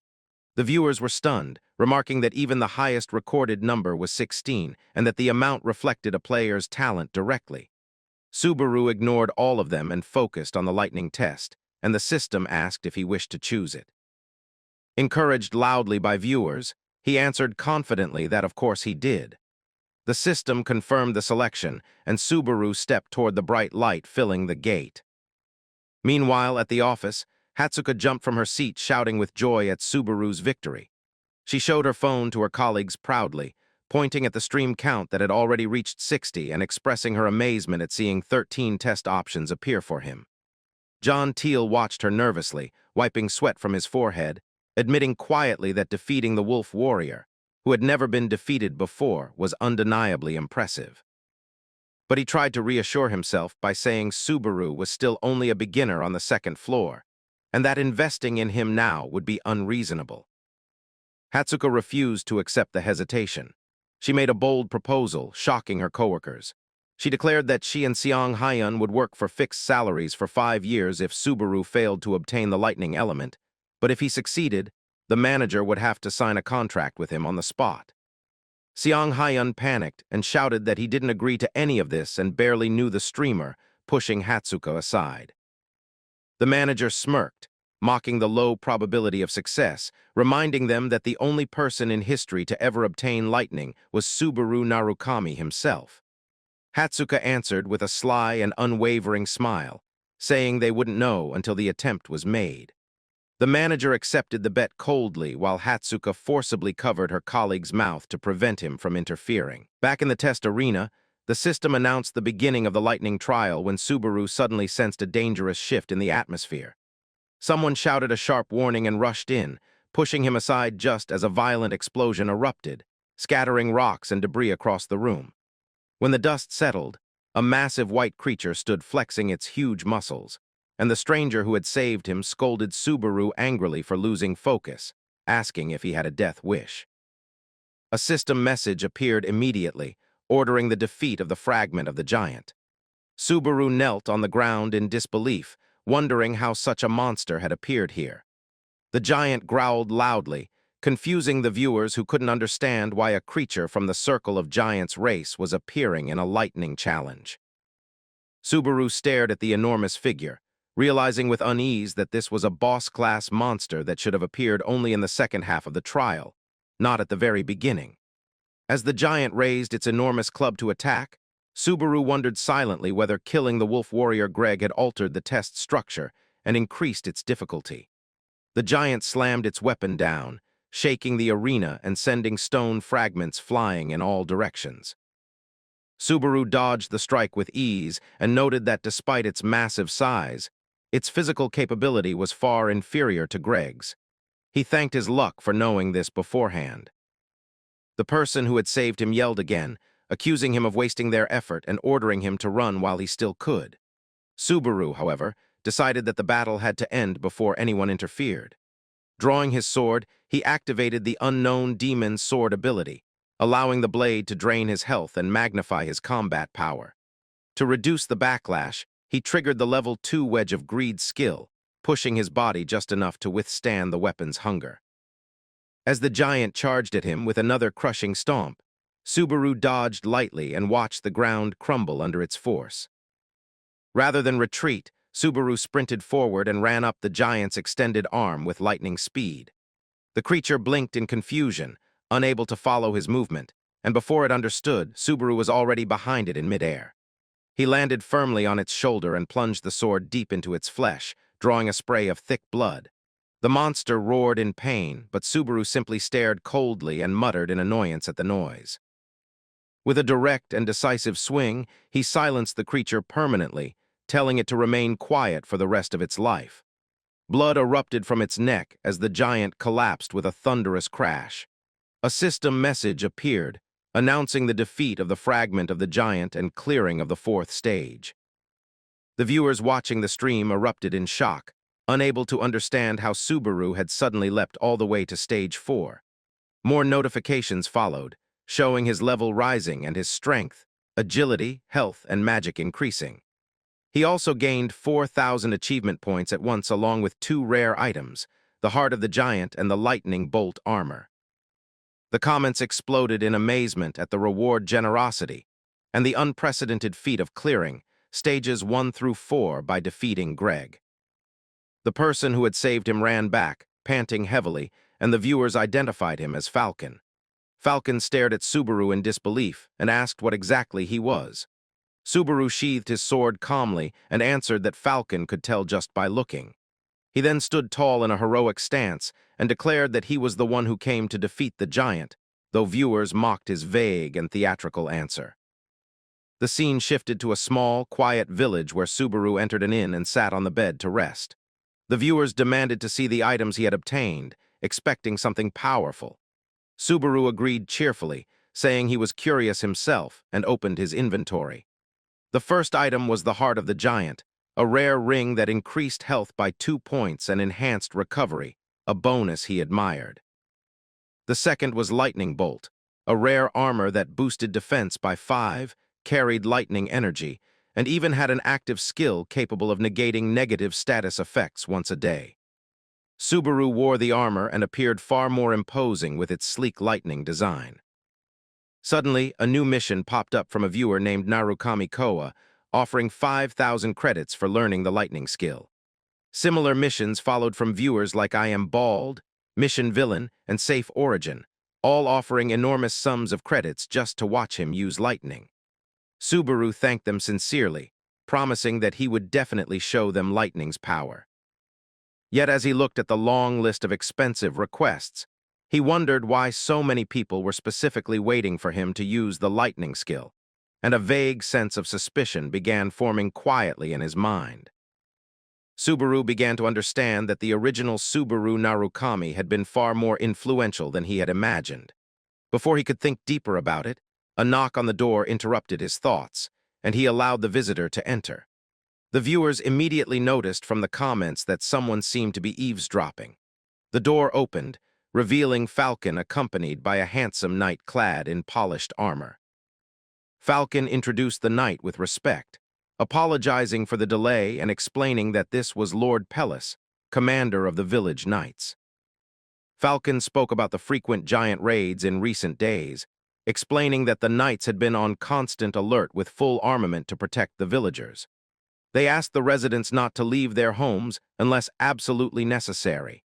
Pellis discussed security measures with his assistant, and Falcon mentioned how strange it was to meet a new traveler during a crisis like this. Pellis then turned to Subaru and thanked him on behalf of the village, saying he had heard about Subaru's help while the knights had been away. Subaru replied modestly, saying he had only done what anyone would have done. As Subaru looked closely at Pellis, he recognized him as the knight who stood like a wall protecting this village. Pellis explained that during their reconnaissance they had finally located the giant leader's den, and he stated with firm resolve that they were prepared to risk their lives to corner him. He then bowed his head before Subaru and asked for his help, swallowing his pride as commander for the sake of the villagers. Subaru watched silently as live-stream comments filled with urgent warnings, with viewers calling Pellis by name, some asking others to stop spoiling what would happen next. Subaru remembered the original story clearly and realized the painful truth that Pellis was destined to die in the next stage. Knowing this inevitable fate, Subaru asked Pellis to lift his head, looking at him with a mixture of pity and determination. He agreed to help, and Pellis's face reflected relief and renewed confidence. At that moment, a system notification appeared announcing the beginning of the fifth stage, survival. The small army marched toward the rugged mountains while Subaru walked among them, occasionally checking his tablet. With the growing number of viewers, the comments were flowing too quickly to track, and he realized how difficult communicating with the audience had become under these conditions. Suddenly, Pellis raised a hand, ordering everyone to stop. He pointed into the distance and whispered that the enemy was there. The giant leader slept against a hill, his tattooed body and thick beard making him appear even more fearsome. Pellis quickly formed a strategy, suggesting he would draw the leader's attention while Subaru struck from behind, using the advantage of surprise. Subaru, however, stopped him, having sensed something strange in the air. His eyes widened as he realized the awful truth and murmured that the leader was not alone. The ground suddenly split open, and more giants rose from hidden spots, surrounding the leader like guardians or perhaps predators waiting for prey. It was a carefully planned trap. The horizon filled with an army of pale-faced giants wearing unsettling smiles as they encircled the knights from every side. Pellis froze in disbelief, stunned at the scale of the ambush, just as one of the giants grabbed a knight and crushed him effortlessly. Screams of horror echoed, while another giant devoured a knight with an expression of chilling calm. Blood splattered over the rocky ground as chaos swallowed the formation. Knights cried for help, their voices breaking under fear, while confusion overtook their ranks. One officer shouted a desperate order to retreat toward the mountain's base, but panic had already taken control. The disciplined line shattered instantly, and the knights scattered in terror as the giant army closed in around them. The giants charged forward in a savage sweep, tearing through the knights, bodies one after another. One knight fell screaming as a giant seized him, while his younger brother begged the monster to stop, only to be restrained by others who knew rushing in would only lead to another death. The younger soldier cried out desperately for his older brother as he was crushed beneath the giant's feet, turning the battlefield into a horrifying scene of blood and scattered limbs. Amid the chaos, Commander Pellis shouted orders for immediate retreat, insisting that this was a strict military command with no room for argument. He urged his men to live, reminding them of their families and promising that this was not the end, that they would regroup and return. The surviving knights fled toward the forest, running for their lives. Pellis turned to his aide, Falcon, entrusting him with guiding the retreat and protecting the remaining soldiers. Pellis then faced Subaru, who still stood unmoving in the carnage, and demanded that he escape as well, pleading with him to survive so he could help rebuild their force and face the giants another day. But Subaru drew his red glowing sword and cut him off coldly, saying that such a line should belong to him instead. He walked forward with steady steps toward the army of giants, moving against the flow of fleeing men, leaving Pellis frozen in disbelief at what this stranger intended to do. Subaru stopped briefly to address Pellis seriously, explaining that he couldn't fight freely with Pellis nearby, and that the knight had only two choices: leave immediately or die beside him. Pellis initially rejected the idea, shouting that he would never abandon someone and flee alone. Subaru's voice turned sharper as he told him not to make him repeat himself. Finally, Pellis relented with a trembling voice, promising to gather the others and begging Subaru to hold on until they returned. He sprinted away, shouting that he owed Subaru his life. Left alone, Subaru faced the advancing giants with their twisted smiles and towering bodies. He rushed toward them with his black sword in hand and stated calmly and firmly that he would be their opponent now. He darted between their legs with lightning speed, delivering precise, decisive strikes. Two giants fell quickly, and the system chimed in with notifications announcing their defeat and granting achievement points. Even as he fought, Subaru admitted to himself that, test or not, the feeling of being the one left behind to buy time for others was still something he had not grown used to. Pellis, fleeing with the others, looked back toward the battlefield, sweat dripping down his face as guilt and fear hollowed his expression. The sight he saw was terrifying, a swarm of giants surrounding Subaru from every direction. Comments in the livestream called Subaru's choice suicide, insisting the numbers were too overwhelming and survival was impossible. But Subaru's mind was focused on something else entirely. He thought of Pellis, who, in the original timeline, was destined to die here, and realized that with his current power, he might be able to save him and change that fate. Two giants lunged at him at once, but Subaru blocked and countered with a swift movement, slicing through the body of one giant. A notification flashed again, adding more points. His sword continued draining his stamina at a brutal pace, but each drop it devoured amplified his strength. Subaru spun through the battlefield like a tornado, cutting down giants one after another, telling himself they weren't too difficult individually. The real danger, he knew, was how long his body could endure the sword's demands. He changed tactics to improve his view of the battlefield and locate the boss.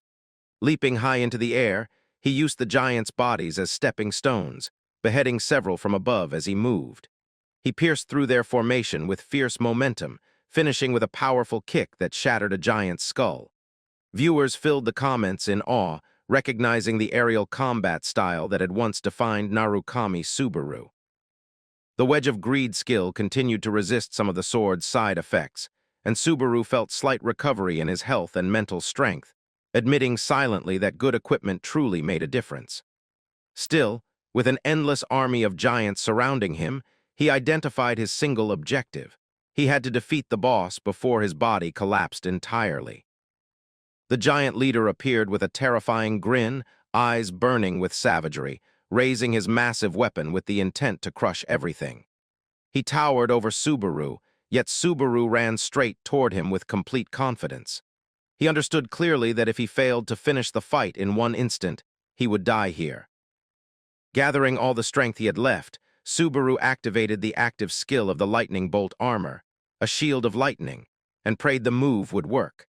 Thunder roared violently as a colossal bolt of golden lightning struck the battlefield, illuminating the sky. The explosion of electricity paralyzed the surrounding giants, giving Subaru the moment he needed. He leapt from above and closed in on the boss, who roared in pain and rage. Subaru drove the cursed sword deep into the giant's neck and continued pushing the attack forward despite feeling his life force being torn from him at a reckless speed.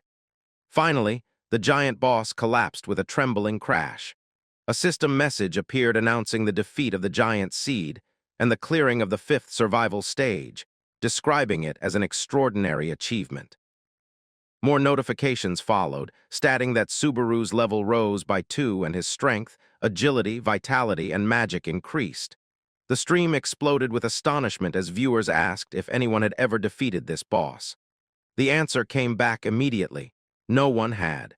The stage wasn't designed to be cleared this way at all.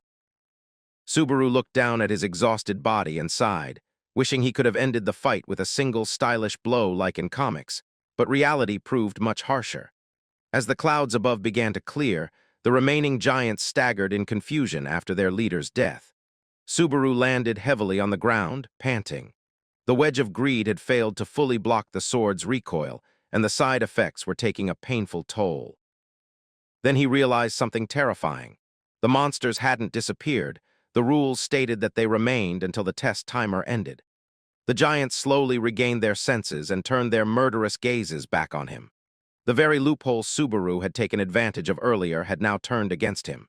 His strength was completely drained, and the giants surrounded him with their monstrous grins, closing in for the kill while he was too weak to defend himself. Just as one of the giants raised its massive fist to crush him, a devastating black and golden lightning bolt descended from the sky and struck Subaru directly, followed by an enormous explosion of energy. The scene drifted far from the battlefield to a quiet wooden cabin tucked deep inside a peaceful forest. A woman sat outside on a worn chair, letting the soft sunlight warm her face. When Shiger stepped out of the cabin and asked why she was sitting out alone, she replied gently that the weather was perfect and the air felt fresh, adding with a calm smile that moments like these were all they could enjoy for now. Shiger followed her gaze toward the distant tree line, agreeing in a serious tone and remarking that their remaining time was almost gone, 1 year at most. His features hardened as he declared that the time to end everything was finally approaching. Noticing Riena's focus fixed on her device rather than their conversation, Shiger sighed and pointed out that she always did this whenever things turned serious. Curious, he asked what she was looking at so intently, and she wordlessly held up her screen. She showed him a picture of a masked figure and told him this person had begun calling himself Narukami Subaru. Shiger's eyes widened instantly, and he burst out his name in shock, but Riina cut him off with a cold, steady voice, insisting that the person in the image was obviously not the Subaru they once knew. Riina played the livestream for him, explaining that the masked man was merely a streamer using the name while attempting the second-floor test. Shiger stared at the screen, stunned, as the fighter's movements stirred something painfully familiar. Riina reminded him firmly that if Subaru had truly survived that day, Kazuki would have been erased from the tower long ago. When Shiger asked what she meant, she answered with a sharp, sorrowful look, saying that Subaru was dead and it was time he accepted that truth. Shiger tried to shut down the conversation with a weary, just forget it, but Riina called his name sharply, asking how long he intended to keep hiding behind the memory of that boy. He replied coldly by asking why she even bothered watching the stream if she believed Subaru was gone. Riina answered flatly that she was just passing time, nothing more. But suddenly her eyes widened, freezing her in place. Shiger, startled by her reaction, looked at the screen himself and was struck silent as disbelief washed over him. Back at the battlefield, a deafening blast of golden lightning tore through the ground, sending giants flying like broken toys. As the dust thinned, Subaru appeared at the center of the devastation, wrapped in crackling electrical light. A system notification floated before him, announcing that he had obtained the Thunder skill. His eyes burned red beneath the mask as he received 2,000 achievement points and the options to continue the trial or transfer out, leaving the viewers in stunned silence. Subaru muttered in confusion, realizing this location wasn't supposed to be where the Thunder skill was learned. While the viewers speculated wildly, insisting that defeating the giant boss must have been the hidden condition, Subaru opened the description of the A+ rank Thunder skill, nodding grimly that it consumed both health and magic. And as the remaining giants started to reorganize themselves, he quietly thanked whatever luck had kept him alive up to this moment. Mission notifications and enormous donations poured in thousands of credits from excited followers. Subaru thanked everyone sincerely, and seeing his balance rise past 20,000, he decided he owed them at least a display of gratitude, so he prepared to fight again. The remaining giants roared and charged. Subaru wanted to show them something meaningful, so he spent 20,000 credits in a single breath to upgrade Wedge of Greed. The system declared that Level 3 could now resist the violent backlash of thunder. Subaru wanted to flood his whole body with lightning, but caution won. He compressed all the energy into his right arm alone. With that, he shot forward like living lightning. The unknown demon sword in his hand erupted with destructive sparks as he ran toward the giants. Raising the blade high, Subaru declared that it was time to let loose a little, just like the old days, and slammed the sword down with brutal force. A massive rift of red and electric energy carved through the ground and split the giant formation apart. When the wave ended, Subaru stood panting heavily, sweat falling as he cursed his poor planning. He should have saved a little stamina for the trip back. Corpses of giants lay scattered everywhere. Subaru felt his body sway, leaning on the embedded sword for support, drained completely. Suddenly, the sound of armored footsteps echoed. A group of knights sprinted toward him, and Pellis, who had run all the way back, saw Subaru collapsing. Pellis cried out desperately, calling him the savior as he rushed forward. Subaru's vision blurred, and just before he hit the ground, he mumbled with a tired, sarcastic breath that Pellis was a fool for really returning. His consciousness slipped away just as Pellis caught him in his arms. Meanwhile, in the Suit and Entertainment office, Hatsuka stared tensely at her phone on the table while her manager and colleague Seong Hyun watched from behind, confused by her strange intensity. The manager asked if any of this was worth the trouble, but Seong Hyun quickly insisted that he didn't understand how women thought and shouldn't be the one questioned. Hatsuka hid her burning red face in her hands, groaning in embarrassment as she imagined the message she had sent earlier. She worried it sounded overly stiff and formal, wishing she had added at least a cute symbol or softer phrasing. She panicked that he might think it was a cold business request. Seong Hyun asked teasingly whether she was in love with this streamer, earning a furious outburst from her as she swore it was strictly business, though the problem came from a completely different angle. Her composure shattered as she suddenly admitted the truth. She had been an obsessed fan long before becoming his potential manager, and she couldn't help being nervous. The manager tried calming her, but abruptly remembered the crucial detail, the thunder skill that used to belong to Subaru Narukami alone. Hatsuka confirmed excitedly that the title was now shared by more than one person. Seong Hyun sighed with relief that their salaries were safe for now thanks to this discovery. The manager stroked his chin, deep in thought, murmuring that no wonder no one else had ever acquired that skill, and agreeing that this new candidate was worth close monitoring. Just then, Hatsuka's phone chimed, and she let out a joyful scream, announcing that Subaru Narukami had read their email. But the joy died instantly. Her expression froze, her body stiffened, and she went completely silent when she realized he had read the message but had not replied. She sat frozen like a stone statue while her colleagues exchanged sympathetic looks at the sight of her despair. Inside a high-tech studio filled with glowing monitors and advanced equipment, Hawkeye prepared to begin his next broadcast. He was known across the streaming world for his razor-sharp analysis and deep understanding of player combat, skills that allowed him to dominate the field and secure an unbeatable reputation. As he reviewed highlight clips of various players, he commented on Kurakawa Ammon, the newest addition to Blue Zone, calling him a dark horse climbing the tower at an unbelievable pace. He scrolled through images of veteran players as well, noting that Kazuki, once a member of the original Blue Eyes Guild, had recently been attracting attention again. But today, Hawkeye intended to shift his focus entirely. He told himself that this episode would center on a legend who transcended generations, Subaru Narukami. And no matter what anyone said, he insisted privately that the lightning skill belonged solely to that man. When the live stream began, Hawkeye greeted his viewers with energy and announced that they would be examining the most controversial player active today. He loaded the combat footage and asked everyone not to jump to conclusions. But within moments of watching, his confident expression cracked. Sweat gathered on his forehead as he leaned closer to the screen, muttering in disbelief about the level of concentration the newcomer displayed. He explained with rising amazement that the player had just learned the lightning skill, yet used it with precision far beyond normal human capability. Hawkeye pointed out how Subaru poured exactly the correct amount of power into his sword, no more, no less, and judged every situation with perfect clarity. According to him, that meant Subaru had not made a single misstep in the entire battle. He asked the chat where this monster had appeared from, noting that less than half the viewers even understood how extraordinary the footage truly was. Hawkeye finished his analysis with complete confidence, predicting that this boy would soon become a major name and that he himself would be watching closely. Then he paused and remembered his final thought. With a serious expression and a faint glow in his eyes, he declared that in terms of control alone, this new Subaru might actually surpass the original Subaru Narukami at his peak.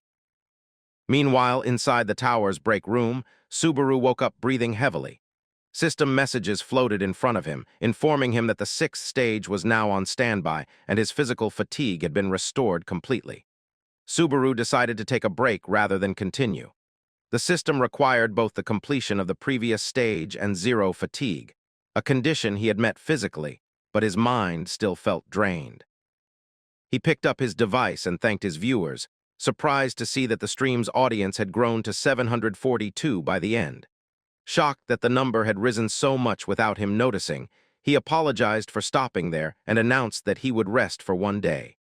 The next stream, he promised, would resume the day after tomorrow. A system message confirmed the end of the broadcast, and Subaru left the room. He walked into the waiting area while checking his notifications, and one message in particular caught his eye. It was from someone named Hatetsuka, a manager from Suiten Entertainment, thanking him for his time and asking him to check his messages. The note mentioned that their company offered full support to streamers and ensured the highest profit margins in the industry. Subaru stared at his phone with suspicion, wondering if this was just typical spam. The name Suiten Entertainment felt unfamiliar. Later, he sat at an outdoor cafe with a quiet, old-fashioned atmosphere, sipping coffee while researching the company. He discovered that Suiten Entertainment was a massive, multi-channel network dedicated to managing streamers and investing heavily in their growth. The scale of it surprised him, and he muttered about how much the world had changed for such organizations to exist. He continued scrolling and found people discussing Hawkeye's recent analysis of him, debates about whether Subaru was Hawkeye's next target, and arguments over whether a newcomer could truly surpass the original Subaru Narukami in skill control. Others tried discrediting Hawkeye entirely, accusing him of bias because of his ties to Suiten. Subaru noted this new fact and blushed faintly as he murmured that the analyst certainly had a good eye. Outside the cafe, Isaac stood fuming as he read part of that same analysis, the one claiming the new Subaru might surpass Subaru Narukami's prime. His expression twisted with contempt as he muttered that Subaru was nothing but a rookie barely reaching the second floor. Rage boiled inside him. He cursed Hawkeye and swore he'd rip out those eyes once he cleared this stage. Still seething, Isaac pushed open the cafe door and grumbled about his terrible day, only for his gaze to fall on Subaru sitting casually at a table. Isaac smiled in bitter amusement, wondering if the universe was mocking him since Subaru seemed to appear everywhere he went. He walked past Subaru's table and slammed into it on purpose, knocking the hot coffee across Subaru's clothes. Subaru jerked up from the sudden burn, while Isaac feigned innocence and claimed it was an accident. Only then did he pretend to recognize Subaru and commented with a smug grin that he seemed to run into him quite often lately. He added mockingly that the second floor must indeed be small.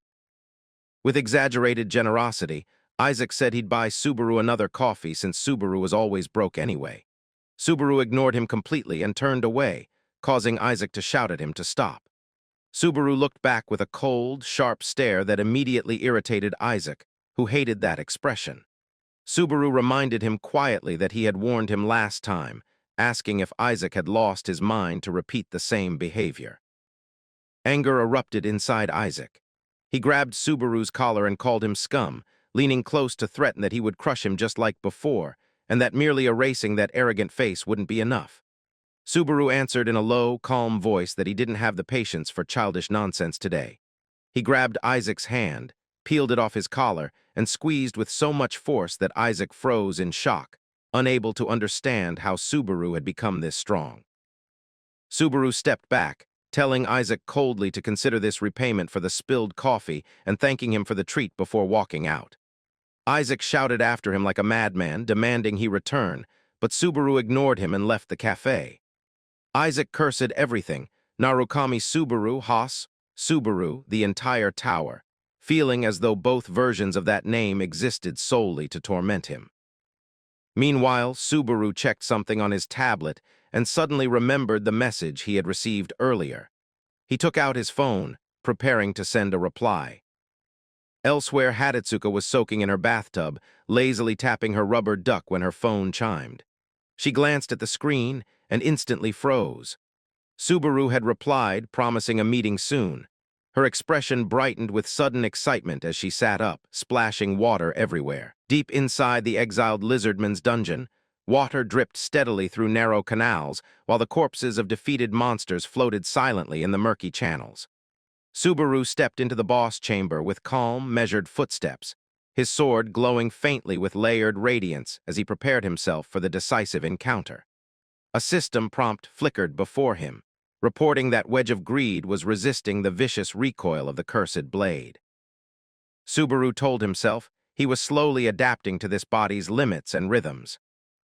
From the shadows, the salamander emerged, an enormous flame-covered beast crawling along the walls. Its shrill roar shook the chamber. Subaru decided to test his developing abilities carefully this time, mindful of the mishaps from earlier battles. He focused on controlling the thunder skill and gauging how far he could push his maximum output. He began channeling energy into his legs, enhancing his speed, and rushed toward the monster with sudden explosive acceleration. For a fleeting moment, his current figure overlapped with the ghost of his former self, moving with the same grace and certainty. Thunder surged through the cursed sword, forming a violent aura that sparked around the blade. Subaru propelled himself forward with supernatural force, cutting through air and flame alike, and collided against the salamander's attack with blinding sparks. System warnings blinked urgently, announcing that Wedge of Greed had failed to completely suppress the thunder backlash. The pain clawed through Subaru's body, but the skill leveled up in return, hardening its resistance. Subaru ignored the ache and pressed his assault. With one powerful, clean strike, he sliced through the salamander's burning form, detonating a burst of energy that shook the room. The system declared the dungeon cleared and awarded him new increases in strength, vitality, and magic. He exited the dungeon and walked through the dim forest, noticing that the stamina drain had been lighter than expected. He checked his fatigue index, 61. Understanding he could handle slightly higher output safely, he still felt a knot of tension in his chest. The upgrade cost for Wedge of Greed made him sigh bitterly. 40,000 credits was a brutal price, double what the previous level demanded. As he trudged along, he grumbled that it would be great if someone simply appeared and handed him a well-paying job. His wish ended as a joke the moment a voice cut through the trees, asking if he was out hunting. Subaru froze, immediately recognizing the unpleasant tone. Isaac emerged from between the shadows with a malicious smile, stepping toward him as though savoring the moment. Isaac remarked in a dark, mocking voice that they had known each other a long time, yet Subaru always managed to surprise him. Subaru only gave him a cold, bored stare, calling him persistent and annoying. Isaac confessed that he had thought long and hard, but his anger had festered far beyond what he could restrain. He stepped closer, suggesting with a threatening finality that they settle everything here and now. Subaru's expression didn't change. Instead, he gave a faint, sarcastic smile, as though this confrontation was expected or simply unimportant. Elsewhere beneath the night sky, Hawkeye walked through quiet streets and entered his usual cafe. As he ordered his drink, someone called his name. He turned to see Suiton Entertainment's manager seated nearby, claiming he had finally tracked him down. The two sat together, exchanging polite greetings. Hawkeye asked how the management work was going, and the manager answered calmly that steady, gradual growth was the healthiest kind. Then he turned the question back to Hawkeye, inquiring how his own live streams were doing.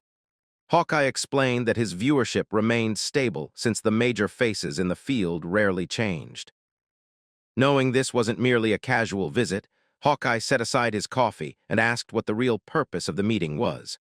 The manager leaned forward and brought up Narukami Subaru, the rookie from Hawkeye's recent analysis. He wanted to know whether Hawkeye had been sincere in his praise.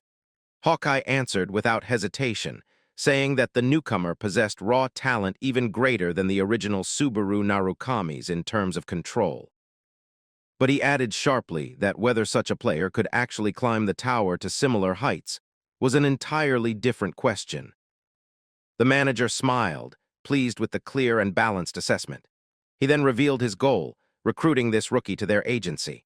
Hawkeye laughed, praising his manager's intuition, though he pointed out that Subaru's view count and fame were still far too small for a company as large as Suiton. The manager placed his cup down and told him that Hawkeye's own conviction was enough to give him certainty.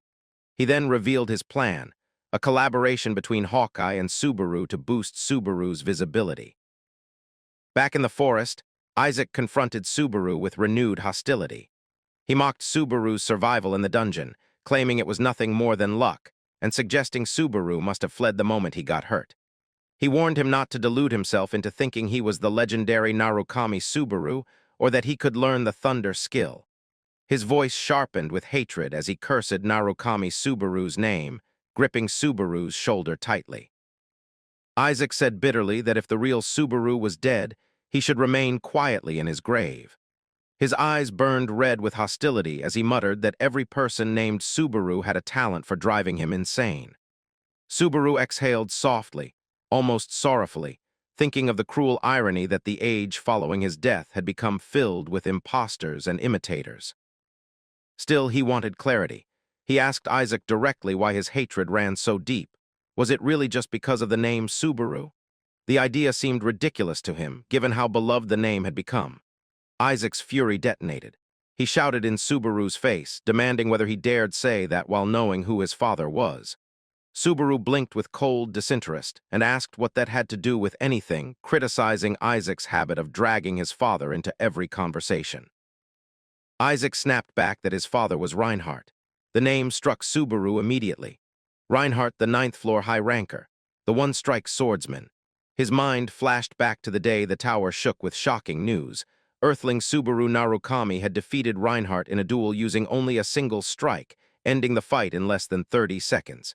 He remembered Reinhardt covered in blood, screaming in refusal as he fell into the crater left by Subaru's attack. Reality returned sharply as Isaac screamed in rage, calling Subaru a bastard and warning him not to speak his father's name lightly. Subaru finally understood. Isaac wasn't driven by personal hatred toward him, but by a broken legacy. His father's humiliation had carved hatred into his heart. Subaru looked at him with a cold, angry sharpness and asked whether Isaac had any idea what Subaru had suffered because of such a petty grudge. Isaac's fury exploded. He commanded Subaru to shut up, refusing to hear another word, and flames erupted around his body as he prepared to strike. He released his fiery power with a roar, saying there was no need for further conversation, and ordered Subaru to hurry up and die. The flames rose higher as Isaac's rage spiraled out of control.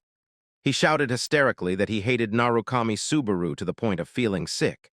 His voice cracked with malice as he continued complaining that Subaru was nothing special, yet somehow drew all the attention and strutted around arrogantly, poisoning even the guild leaders with the same attitude. With a twisted smile framed by fire, Isaac added that Schad and Freude, those he called arrogant, were now rotting in hell, which he claimed was the justice they deserved. He hurled a massive fireball toward Subaru, declaring that receiving the Subaru name had been the last of his luck. The explosion shook the entire forest, engulfing the area in smoke and fire. Isaac covered his face with one hand, pretending to regret his own carelessness, lamenting dramatically that he had accidentally overdone it and killed his friend in such a horrible manner. Staring at his charred hand, Isaac muttered coldly that his next target would be that masked streamer. But then a voice echoed through the flames, asking calmly which masked one he was referring to. Isaac froze. The fire parted like a curtain, revealing Subaru walking out unharmed, holding the mask in one hand and staring at him coldly, asking whether he meant this mask. Isaac's eyes stretched wide, horrified at the sight before him, whispering that it was impossible. He screamed in panic, unable to understand how Subaru could take a direct hit from such a powerful attack without even being scorched. Before Isaac could recover, Subaru moved like a flash and rammed a brutal punch into his face, asking mockingly if the sensation was uncomfortable and calling him a brat throwing a tantrum. Subaru didn't stop. He followed with another crushing blow to Isaac's torso, forcing a groan from deep inside him. Then he slammed Isaac into the ground so hard that Isaac cried out in agony. Isaac staggered, coughing blood, unable to comprehend how someone he viewed as weak could inflict such damage. Subaru stood over him and offered a riddle, asking who exactly was standing before him. He lifted the mask and asked whether Isaac saw the bullet Subaru or the masked streamer Narukami Subaru.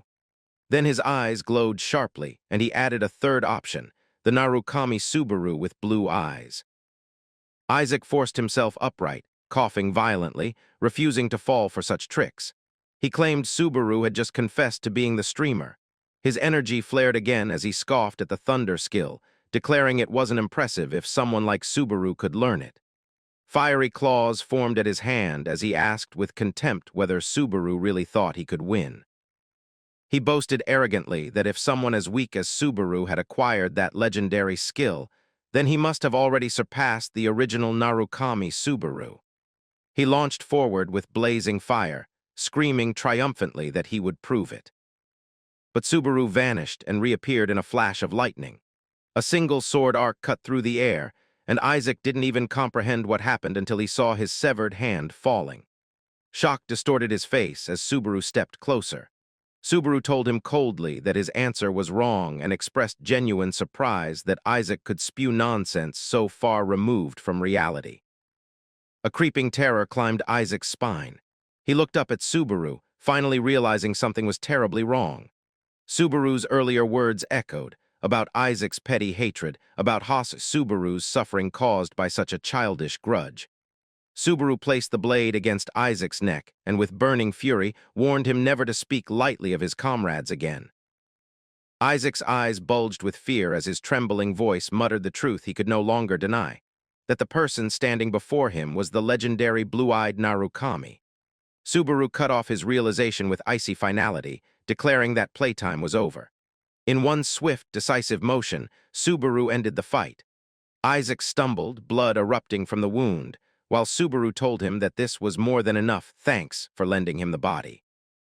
Then Subaru turned and walked away from the blazing ruin, leaving Isaac's defeated form behind. Far from the scorched forest, inside a peaceful cafe, an employee watched Subaru from across the room with cautious curiosity. She wondered quietly whether he was simply an overzealous fan of Narukami Subaru, but scolded herself for such thoughts. She noticed he seemed to be streaming at the moment. Meanwhile, Subaru was deep in thought about his streamer strategy. He reminded himself that hiding his real face was a massive advantage. It prevented enemies from identifying him. Hatsuko approached hesitantly, apologizing for being late. Her cheeks burned red as she introduced herself as the person he had contacted, adding nervously that she was Hatsuka, the manager assigned to him. Subaru shook her hand calmly and introduced himself as Narukami Subaru, making her nearly burst with excitement as she insisted the honor was hers. She stared at his masked face, marveling at how startlingly similar he was to the legendary Subaru, wondering if he had returned from the dead, or if this boy was simply a very convincing imposter. Her thoughts spiraled until Subaru suddenly asked loudly whether something was wrong, startling her so much she nearly jumped. She remembered her boss scolding her repeatedly, reminding her to leave a strong, trustworthy first impression and never behave irresponsibly. Realizing she had likely ruined that already, she tensed. Subaru then asked if she had been a fan of the old Narukami Subaru. Hatsuka immediately, and explosively, declared that she was an extremely devoted one. Subaru tried calming her down, explaining that he wasn't the real hero and gently pointing out she looked much younger anyway. But she shocked him by saying she was also a fan of him. She excitedly explained that she had followed him since he had 0 viewers, had been his very first watcher when he defeated the Bat, passed Greg's trial, and chose the lightning path, all things she remembered in vivid detail. Subaru was stunned. She recalled moments he himself had nearly forgotten. He smiled beneath the mask, impressed that she had been watching even then. With shining eyes, Hatsuka clenched her fist and said this was destiny. For that reason, she had run straight to the company and begged to be assigned as his manager. Regaining control, she adopted a more serious posture and pulled out the contract she had prepared, summarizing its terms. Their team would handle ads and edit clips to strengthen the Narukami brand. Subaru asked what his side required. She answered simply that he only needed to keep streaming as he was, that alone was valuable enough. Subaru wondered aloud whether the streaming job was really this easy. Hatsuko explained that he was special. He was the first to wield the lightning skill, and everyone at Suiten, even her department head, saw him as a top priority. While reading the contract, Subaru asked her about her opinion of the terms. Hatsuka panicked, thinking he was questioning her competence. She stammered that everyone else was more reliable and professional than her, but Subaru clarified he hadn't meant that. He studied the faint aura around her, wondering if it was normal for a business manager to possess such a high-level skill.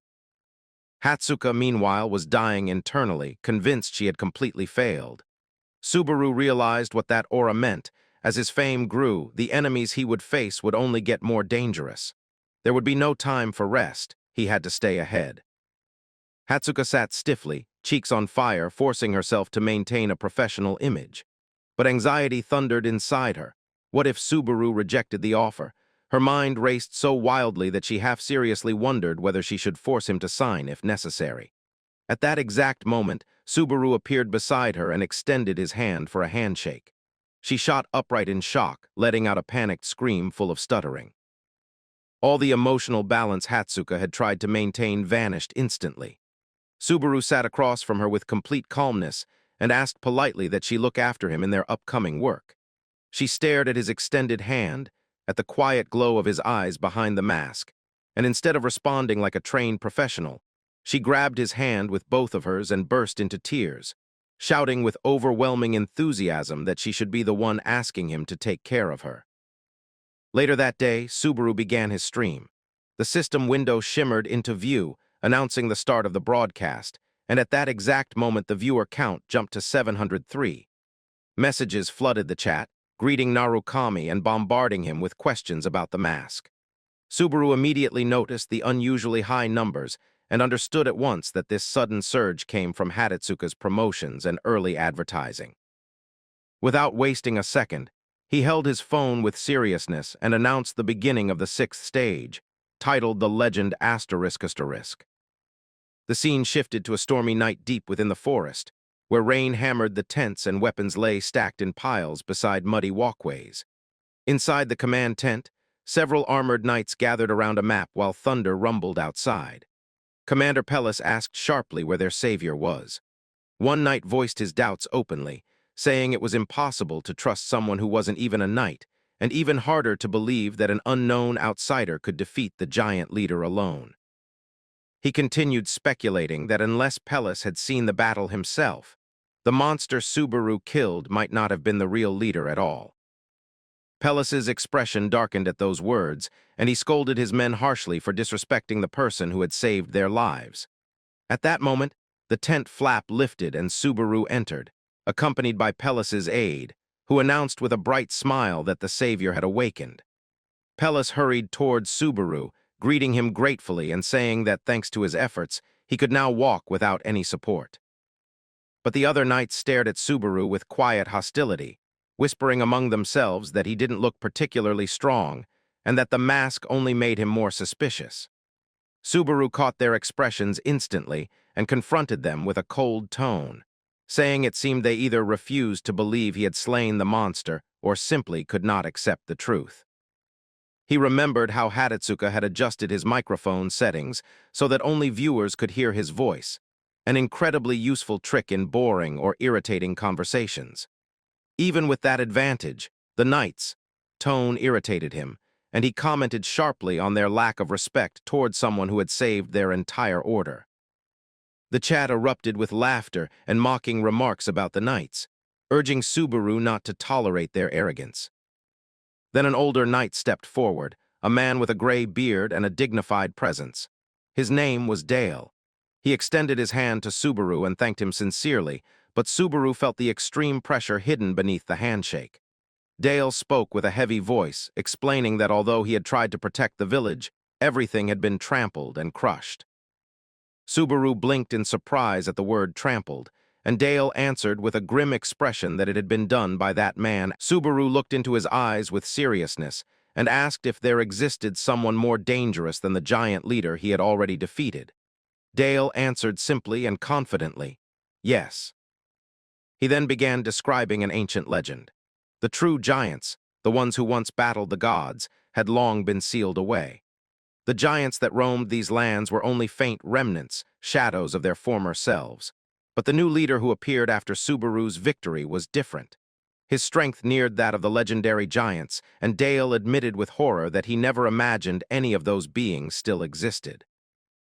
The chat exploded with panic, viewers asking if this level of power belonged to something around the 8th floor, and how anyone was supposed to fight it. Subaru declared with firm resolve that they had no choice but to defeat the creature. Dale gave him a tight, sarcastic smile, commenting on his excessive confidence. Another knight added sharply that although they were forced to request help, what they were asking Subaru to do was impossible. He insisted that anyone who hadn't seen that monster with their own eyes would never understand. Pellis suddenly cut through the tension with a loud declaration. He spoke of an ancient legend involving Millennium Mountain.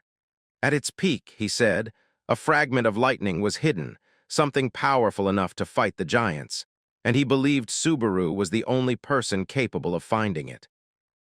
The scene shifted to a memory: burning houses, screaming civilians, and fire swallowing everything in sight. Amid the destruction stood a long-haired giant, radiating a terrifying aura as he addressed someone named Vidal. Knights tried desperately to stop him, but he grabbed one of them without hesitation and crushed him in his hand. In a cold voice, he declared that he would send his son Vidal to rest among the flowing human blood. High above the battlefield, Subaru's golden eye glowed as he watched the horrifying scene from afar. The live chat erupted in disbelief, questioning whether this massive creature was truly a giant and how such a being could exist at all. Subaru urged his horse forward through the raging storm, the hooves splashing through mud and water as lightning split the sky overhead. The cold wind sliced across his face, and he understood with complete seriousness that this stage was no mere trial. It was designed to kill anyone unprepared. Pellis' voice echoed in his memory, reminding him that the giants would arrive in 3 days, and if he failed to find the lightning by then, he should run for his life without hesitation. But Subaru pushed onward, refusing to accept retreat. He leaned close to the horse's neck as they raced across the forest, telling himself that the lightning's power was not optional. It was the one key he absolutely needed to stand against the giants, and possibly the only reason he had been sent into this nightmare of a test. A system window suddenly opened in front of his eyes, asking whether he wanted to retry the stage. Subaru declined immediately and declared with firm confidence that there was no test in this entire tower that he could not overcome. He realized too late that the line he used was a phrase deeply associated with the old Subaru Narukami, and viewer comments instantly pointed it out, teasing him for repeating a legend's catchphrase. Requests began pouring in, with Safe Origin offering him 3,000 credits at once. Subaru let out a small sigh of relief, grateful that the slip had not exposed too much, at least not yet. He tightened his grip on the reins and continued forward, guiding the horse up the rocky paths until he reached the base of the towering Millennium Mountain. After dismounting, he placed his hand against the icy stone, feeling the rough surface and confirming inwardly that the lightning fragment was indeed somewhere inside this massive structure. His thoughts drifted back to his conversation with Pellis. The knight had told him the legend was ancient. No one knew whether the lightning fragment was a power, an object, or even a living being. Subaru remembered asking how one was supposed to find it, only to receive a frustrating explanation that the mountain's location and the inherited tale were the only clues they had. But Pellis had said something with absolute certainty. Whoever held the lightning last had wiped out the giants of the past. The narrative shifted to Hatetsuka's home, where she burst into explosive joy the moment the contract was officially confirmed. She danced around her apartment while her boss chuckled over the call, praising her for finally acting like a dependable manager. She hesitated for a moment, asking if that meant she was really being complimented, and her boss reassured her before trying to continue the conversation about a future meeting with Hawkeye. But she hung up immediately, too excited to sit still. Hatetsuka threw herself onto her bed, deciding her reward would be a peaceful moment watching Subaru's stream after her hectic day. Her eyes sparkled as she stared at her phone, claiming that seeing him live on screen while knowing she had met him in person was a unique kind of joy that only true fans could understand. On the screen, Subaru appeared, repeating the line that there was no test in the tower he couldn't clear. Hatsuka froze instantly. Her smile faded as realization washed over her. That sentence wasn't some random expression.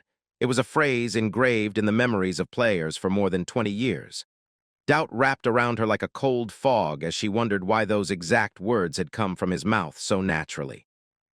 Back at the mountain, Subaru struck the rock wall with his fist. Viewers typed rapidly, questioning whether he had lost his reasoning or simply become desperate. But Subaru continued hammering the wall again and again, sweat and rain mixing on his skin as he challenged the mountain itself, daring it to show which of them possessed greater resolve. He clenched his jaw and prepared himself mentally, deciding that even if this required breaking stone with his bare hands, he would fight until the very end. Rock fragments burst outward as Subaru continued striking the mountain wall, each punch wrapped in a glow of raw energy. Sparks flickered around his knuckles, and with one final blow the stone split open with a deep crack, collapsing outward in a shower of debris. Subaru smiled with quiet triumph, announcing to himself that he had finally found the entrance. Comments on the stream erupted in disbelief at his brute force method, but Subaru answered silently that the stream couldn't transmit the feeling in his hands, and that, in the end, no one had ever said strength wasn't the correct solution. He stood beneath the storm, sensing a thunderous force calling to him from deep within the mountain, as if the lightning hidden here were reaching out to the lightning sleeping inside him. When he cleared away the rubble, a massive gate of dark metal came into view, decorated with ancient patterns and runes. Everything suggested the power he sought waited behind that door. Viewers questioned how he planned to open something so huge without a key, but Subaru made his decision instantly. He would break it. He triggered Wedge of Greed at level 3, feeling the skill brace against the violent recoil of the cursed sword as he began building lightning inside his fist. Black and gold arcs of energy gathered at his knuckles, and Subaru sensed that the true trial lay beyond this door. He felt the lightning calling him more urgently than ever, as if demanding his answer. So he gave it one. He pulled all the energy into his arm and, with a sharp breath, drove a devastating punch into the gate, declaring that he was responding to the lightning summons. A blast of golden light exploded outward. The mountain trembled as the gate split, then slowly opened, revealing a long, dark passage stretching into the mountain's core. Subaru stepped forward with unwavering confidence while the chat buzzed with astonishment over how he seemed to grow stronger every minute. A system prompt appeared announcing his entry into the path where lightning walks, warning him that he would not be able to leave until he completed the stage. Meanwhile, tension grew heavy in the knights' camp. Around the strategy table, one knight asked if Subaru truly had a chance at reaching the lightning. Pellis, calm and certain as he lifted his drink, replied that Subaru had already shown more than enough strength, and that doubting him now served no purpose. Yet unease lingered in the tent. One knight suddenly slammed both hands on the table, his face twisted with panic. He shouted that none of it mattered, whether Subaru succeeded or failed, because they were all doomed either way. His voice trembled, recalling the hulking figure he had seen crushing men like insects in the village. He insisted that no human could face such a being. Pellis tried to steady him, reminding him that surrendering before the fight even began was the same as accepting death. He asked the knights to trust Subaru just once, since Subaru was risking everything for them despite having no reason to. But the terrified knight stared at him with wide, bloodshot eyes, his lip bleeding from how hard he had bitten it, whispering that Pellis was speaking far too easily for someone who hadn't stood directly under that monster's shadow. Before Pellis could reply, the ground beneath them shook violently. A cup toppled from the table, shattering on the floor, and the tent went silent. A soldier burst inside, screaming that disaster had struck, the creature had arrived. Pellis and the others froze, robbed of words as the weight of the news settled over them. Back inside the mountain, Subaru walked deeper into a barren stone corridor, wondering what the test intended to measure. Viewers remarked on how strange the environment was. There were no monsters, no traps, not even a single obstacle. But Subaru's golden eye sharpened with understanding. Lightning was too fast to see. Before it became a bolt, it lingered as invisible charges drifting through the air. A test based on lightning would never rely on sight. So it made perfect sense that nothing visible stood before him. He closed his eyes, finally grasping the meaning behind the name of this place. The path where lightning walks would not be seen, it had to be sensed. He felt the deep, slumbering energy ahead of him tugging on him like a current. Suddenly he crouched, grabbed a stone, and hurled it down the tunnel. Chat messages filled the screen asking what he was doing, but Subaru explained inwardly that the stream could never show this. The rock began breaking apart midair before ever hitting the ground, its surface crumbling under the invisible electric charge saturating the cave. The viewers could only hear the violent sounds tearing through the darkness, and their comments reflected pure confusion as they tried to understand what kind of trial produced lightning they could hear but not see. Subaru finally grasped the true structure of this trial. Even knowing how unforgiving it was, he muttered that he had no option but to continue, calling the designer of this stage someone with absolutely terrible taste. He broke into a run, deducing that this place wasn't a puzzle at all but a merciless endurance test. The rule was extremely simple: endure or die. Bolts of electricity lashed through the air as Subaru moved forward, and a cheerful donation popped up in the corner of the screen. One viewer sent 100 credits just to mockingly ask him what he was so scared of. More contributions followed as the storm intensified.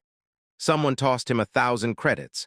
Another warned that the lightning he had learned might vanish if he failed, and a third sent 2,000 credits cheering him on. Even as the air crackled and his skin tingled painfully, Subaru still remembered to thank every supporter, his gaze fierce with determination while he ran through the invisible storm. Far away, in a quiet wooden cabin warmed by a boiling pot, Shigyur lounged on the sofa trying to rest. Riina suddenly entered the room, making him jolt upright and shove his device out of sight. She eyed him with a sly grin, claiming he must be hiding something suspicious. Shigyur stammered frantically that nothing was going on and his eyes were simply tired. She didn't believe a word of it. Sitting next to him, she teased him with a dramatic tone, saying strange habits always made hair grow faster, pushing Shigyur to yell at her to stop saying such bizarre things. Riina tore off a piece of bread and casually mentioned that she had stopped watching the stream because he told her to, but admitted she still couldn't resist checking sometimes. When Shigyur asked nervously what she wanted, she turned toward him and asked whether her presence was preventing him from relaxing. Before he could think of a reply, Subaru's voice leaked loudly from the device he had tried to hide, declaring that he would endure the test and do his best. Shigyur shot up in panic and shouted at her again, begging her not to say such things at that exact moment. Riina covered her ears, complaining that his yelling almost burst her eardrum, while Shigyur fumbled to switch his device to silent mode. She stared at him suspiciously, remarking that he was acting far more strangely than usual and calling him a complete weirdo before standing up abruptly. When she announced in boredom that this entire situation was annoying and moved to leave, Shigyur nearly leapt after her, scrambling to keep her inside. He offered her more bread, suggested she stay and rest, and even insisted she make herself comfortable, anything to divert attention from the stream he was hiding. But Riina closed the door behind her, and Shigyur collapsed back into the sofa with a shaky sigh of relief, mumbling that he had almost been exposed. He lifted the tablet again, revealing Subaru's live stream still running, and muttered that if Riina ever found out he had been watching it, she would never let him hear the end of it. He didn't even want to imagine that chaos. Shigyur looked sadly at the screen as Subaru explained the deadliness of the test, and a faint smile touched his lips as he realized how similar this streamer sounded to the real Subaru he had known long ago. Only one thing felt different to him. The old Subaru had never been this desperate about collecting credits. Shigyur laughed weakly at the absurdity of it all, until a cold hand gripped his shoulder. He turned slowly, dread rising inside him, and found Riina standing behind him with a terrifying smile. She asked in a low voice if he truly believed she hadn't noticed. Her expression twisted into a demonic glare as she declared that trying to fool her was 1,000 years too early for him. Deep inside Millennium Mountain, the system prompted Subaru with a new message, ordering him to carve the path of lightning. Sweat streamed down his face as he stood alone in the heart of the storm. Bolts crashed into his body one after another, circling him like enraged serpents while the progress bar crept forward at a painfully slow pace, barely reaching 2.3%. He lifted his hand, which was already glowing with compressed lightning, and sensed a strangely nostalgic stir in his chest. He knew this sensation well. He had walked beside lightning through countless battles in his previous life. But this time was different. Every step he attempted forward made the air denser, the pain sharper, and the electric bombardment more violent. His vision flickered behind the mask as the bar crawled to 3.22%, reminding him mercilessly that this trial was far from over. Meanwhile, comments flooded the stream. Viewers screamed at him to run, begged him to speed up, questioned why he insisted on walking as if he were choosing to suffer. Subaru ignored all of it. His body was covered in wounds, and every nerve felt as though it was being carved open. But he accepted that reading chat was impossible from this point forward. He extended his arm into the electrified void, reminding himself that reaching the end was nothing more than a baseline for him. His real aim was higher, far beyond simply clearing the stage. If lightning demanded everything from him, he intended to take something even greater in return. Far away, in the polished silence of a luxury office, Hawkeye leaned forward toward his screens. Several monitors displayed Subaru's stream from different angles, and he recalled his earlier discussion with President John about collaborating with this rising newcomer. He also remembered how unusual it was for John to personally oversee anything anymore. John had reminded him of a rule he'd repeated for years. In broadcasting, effort is only half the battle. Status and recognition make up the rest. Hawkeye had interrupted him proudly, explaining that a player's background, the era they belong to, the names and powers surrounding them, determines true popularity. John had agreed but quickly pointed out that Narukami Subaru's streams didn't resemble ordinary beginner broadcasts. They looked far closer to the personal combat journals of seasoned veterans. John emphasized that the boy didn't need fancy editing or a dramatic persona. Hawkeye simply needed to provide his usual analytical commentary like he always did. The president suggested that this newcomer might be an opportunity that couldn't be replaced, urging Hawkeye to grab the passing comet while he could. Hawkeye's eyes had glittered with ambition as he remembered his own insecurities, those moments when he retreated, not because he lacked talent, but because he doubted whether he could ever compete with the geniuses climbing the tower. He remembered staring at the night sky, yearning to stand among the shining legends above, wondering if he would ever be counted among them. And returning to the present, he suddenly shrieked in disbelief, nearly knocking over his chair. Sweat ran down his temples as he stared at the screen, unable to accept the madness Subaru was committing. Inside the cave, Subaru's scream echoed through the corridor as lightning struck him with brutal force. The entire environment roared violently, turning the path into a torture chamber of light and sound.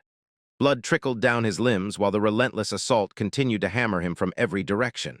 Even so, Subaru planted his foot into the ground with all the strength he had left, refusing to bend, refusing to fall. He forced himself forward step by agonizing step. He finally grasped the essence behind the trial. The stronger the lightning became, the deeper it carved its way into his body. That was the design, that was the intention, and that was exactly what he needed. Lightning surged around him, forming a colossal aura that wrapped his entire figure. Subaru decided that this massive flow of power had reached the threshold he needed. Fine streaks of energy began appearing beneath his skin like glowing lines etched throughout his body. A system message explained that the smallest meridian channels, tiny pathways scattered through his body, including the Ren and Du channels, had begun filling with lightning. When the energy finally reached his heart, it lit up like a burning core.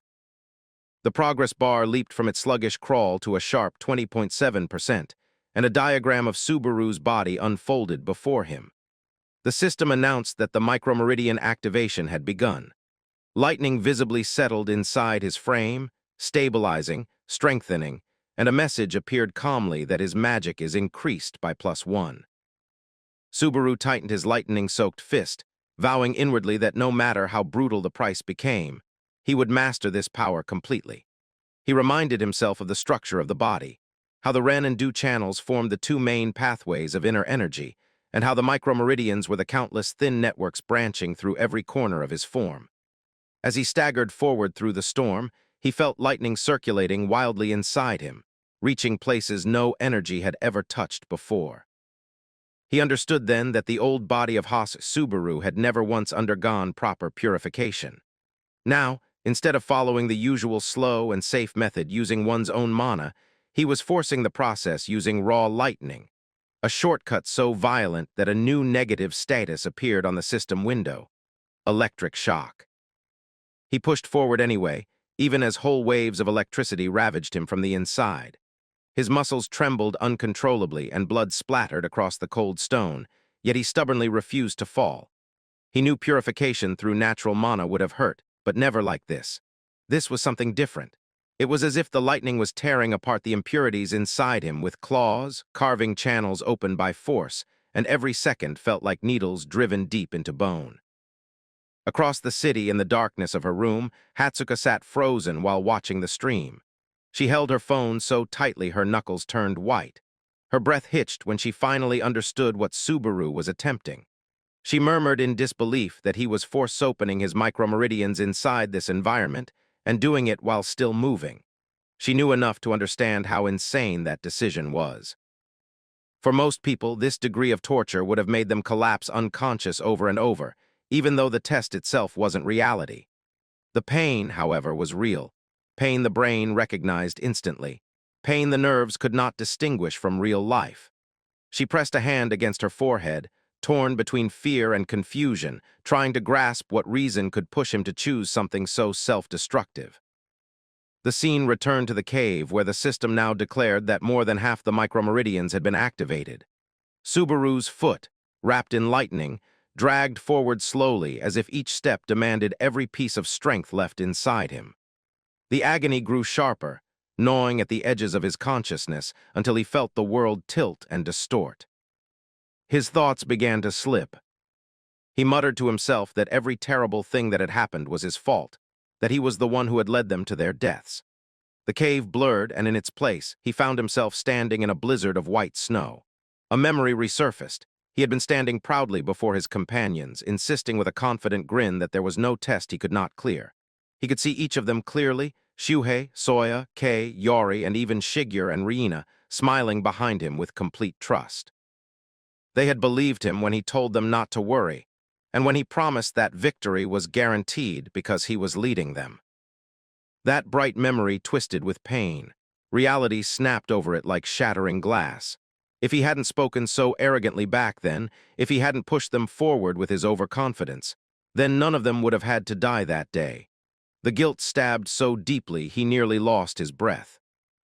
Kazuki suddenly appeared before him in the hallucination, his face drenched in blood, an ugly smile twisting his features. He mocked Subaru with biting cruelty, saying their failure had been inevitable because they were too full of pride and blind self-belief. Subaru's heart convulsed with the weight of those words. Lightning raged around him as he cried out, admitting in a voice shaking with sorrow and regret that everything truly had been his responsibility. His legs finally gave out. He collapsed to the floor, the storm crackling viciously over his body, and stretched a trembling hand toward the empty air. His mind continued dragging him deeper into old regrets as the electric pain surged through every part of him. Everything shifted in an instant. The suffocating darkness of the cave vanished, replaced by a calm green meadow bathed in warm sunlight. Subaru blinked in confusion, unable to understand how he had moved from the storm into this peaceful plain. A soft breeze brushed against his hair, and when he looked toward the horizon, he noticed a familiar group gathered beneath a large shade tree. His breath caught. Shuhei, Soya, Kei, Yori, Shigeru, and Reina, every single one of them sat together casually, chatting as if nothing had ever gone wrong. Subaru's heart nearly burst with emotion. He sprinted toward them, hope swelling in his chest, wondering if everything, every death, every nightmare, had merely been a horrible dream. When he reached them, tears formed at the edges of his eyes, and he smiled so brightly it almost hurt.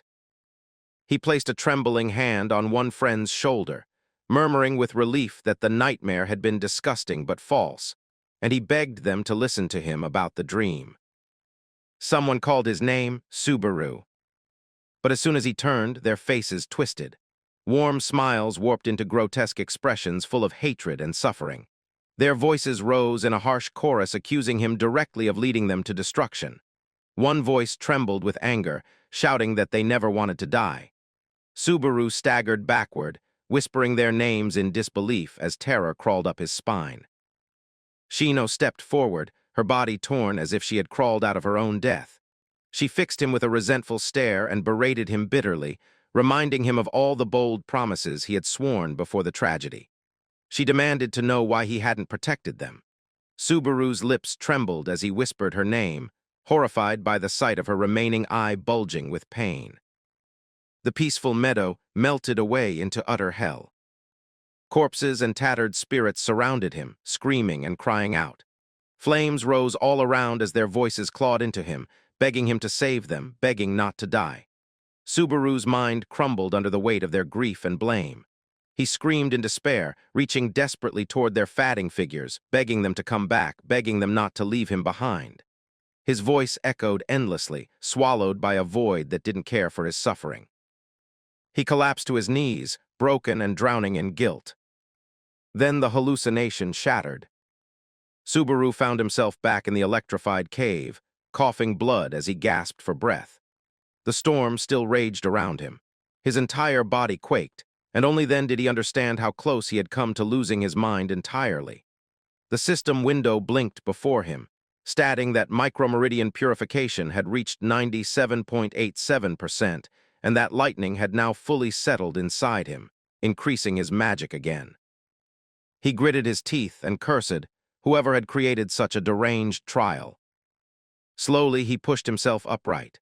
The swirling electric currents lit his body in bright gold, and despite everything, he let out a bitter laugh, thanking the hallucination in a twisted way for reminding him why he refused to die. Yellow sparks danced across his arms, and in the flickering light, he momentarily saw Kazuki's phantom smirking back at him, an illusion that felt far too real. Far away, chaos devoured the village. Giants and monsters surged into the arena, crushing buildings and sending villagers fleeing in panic while the knights struggled to hold their positions.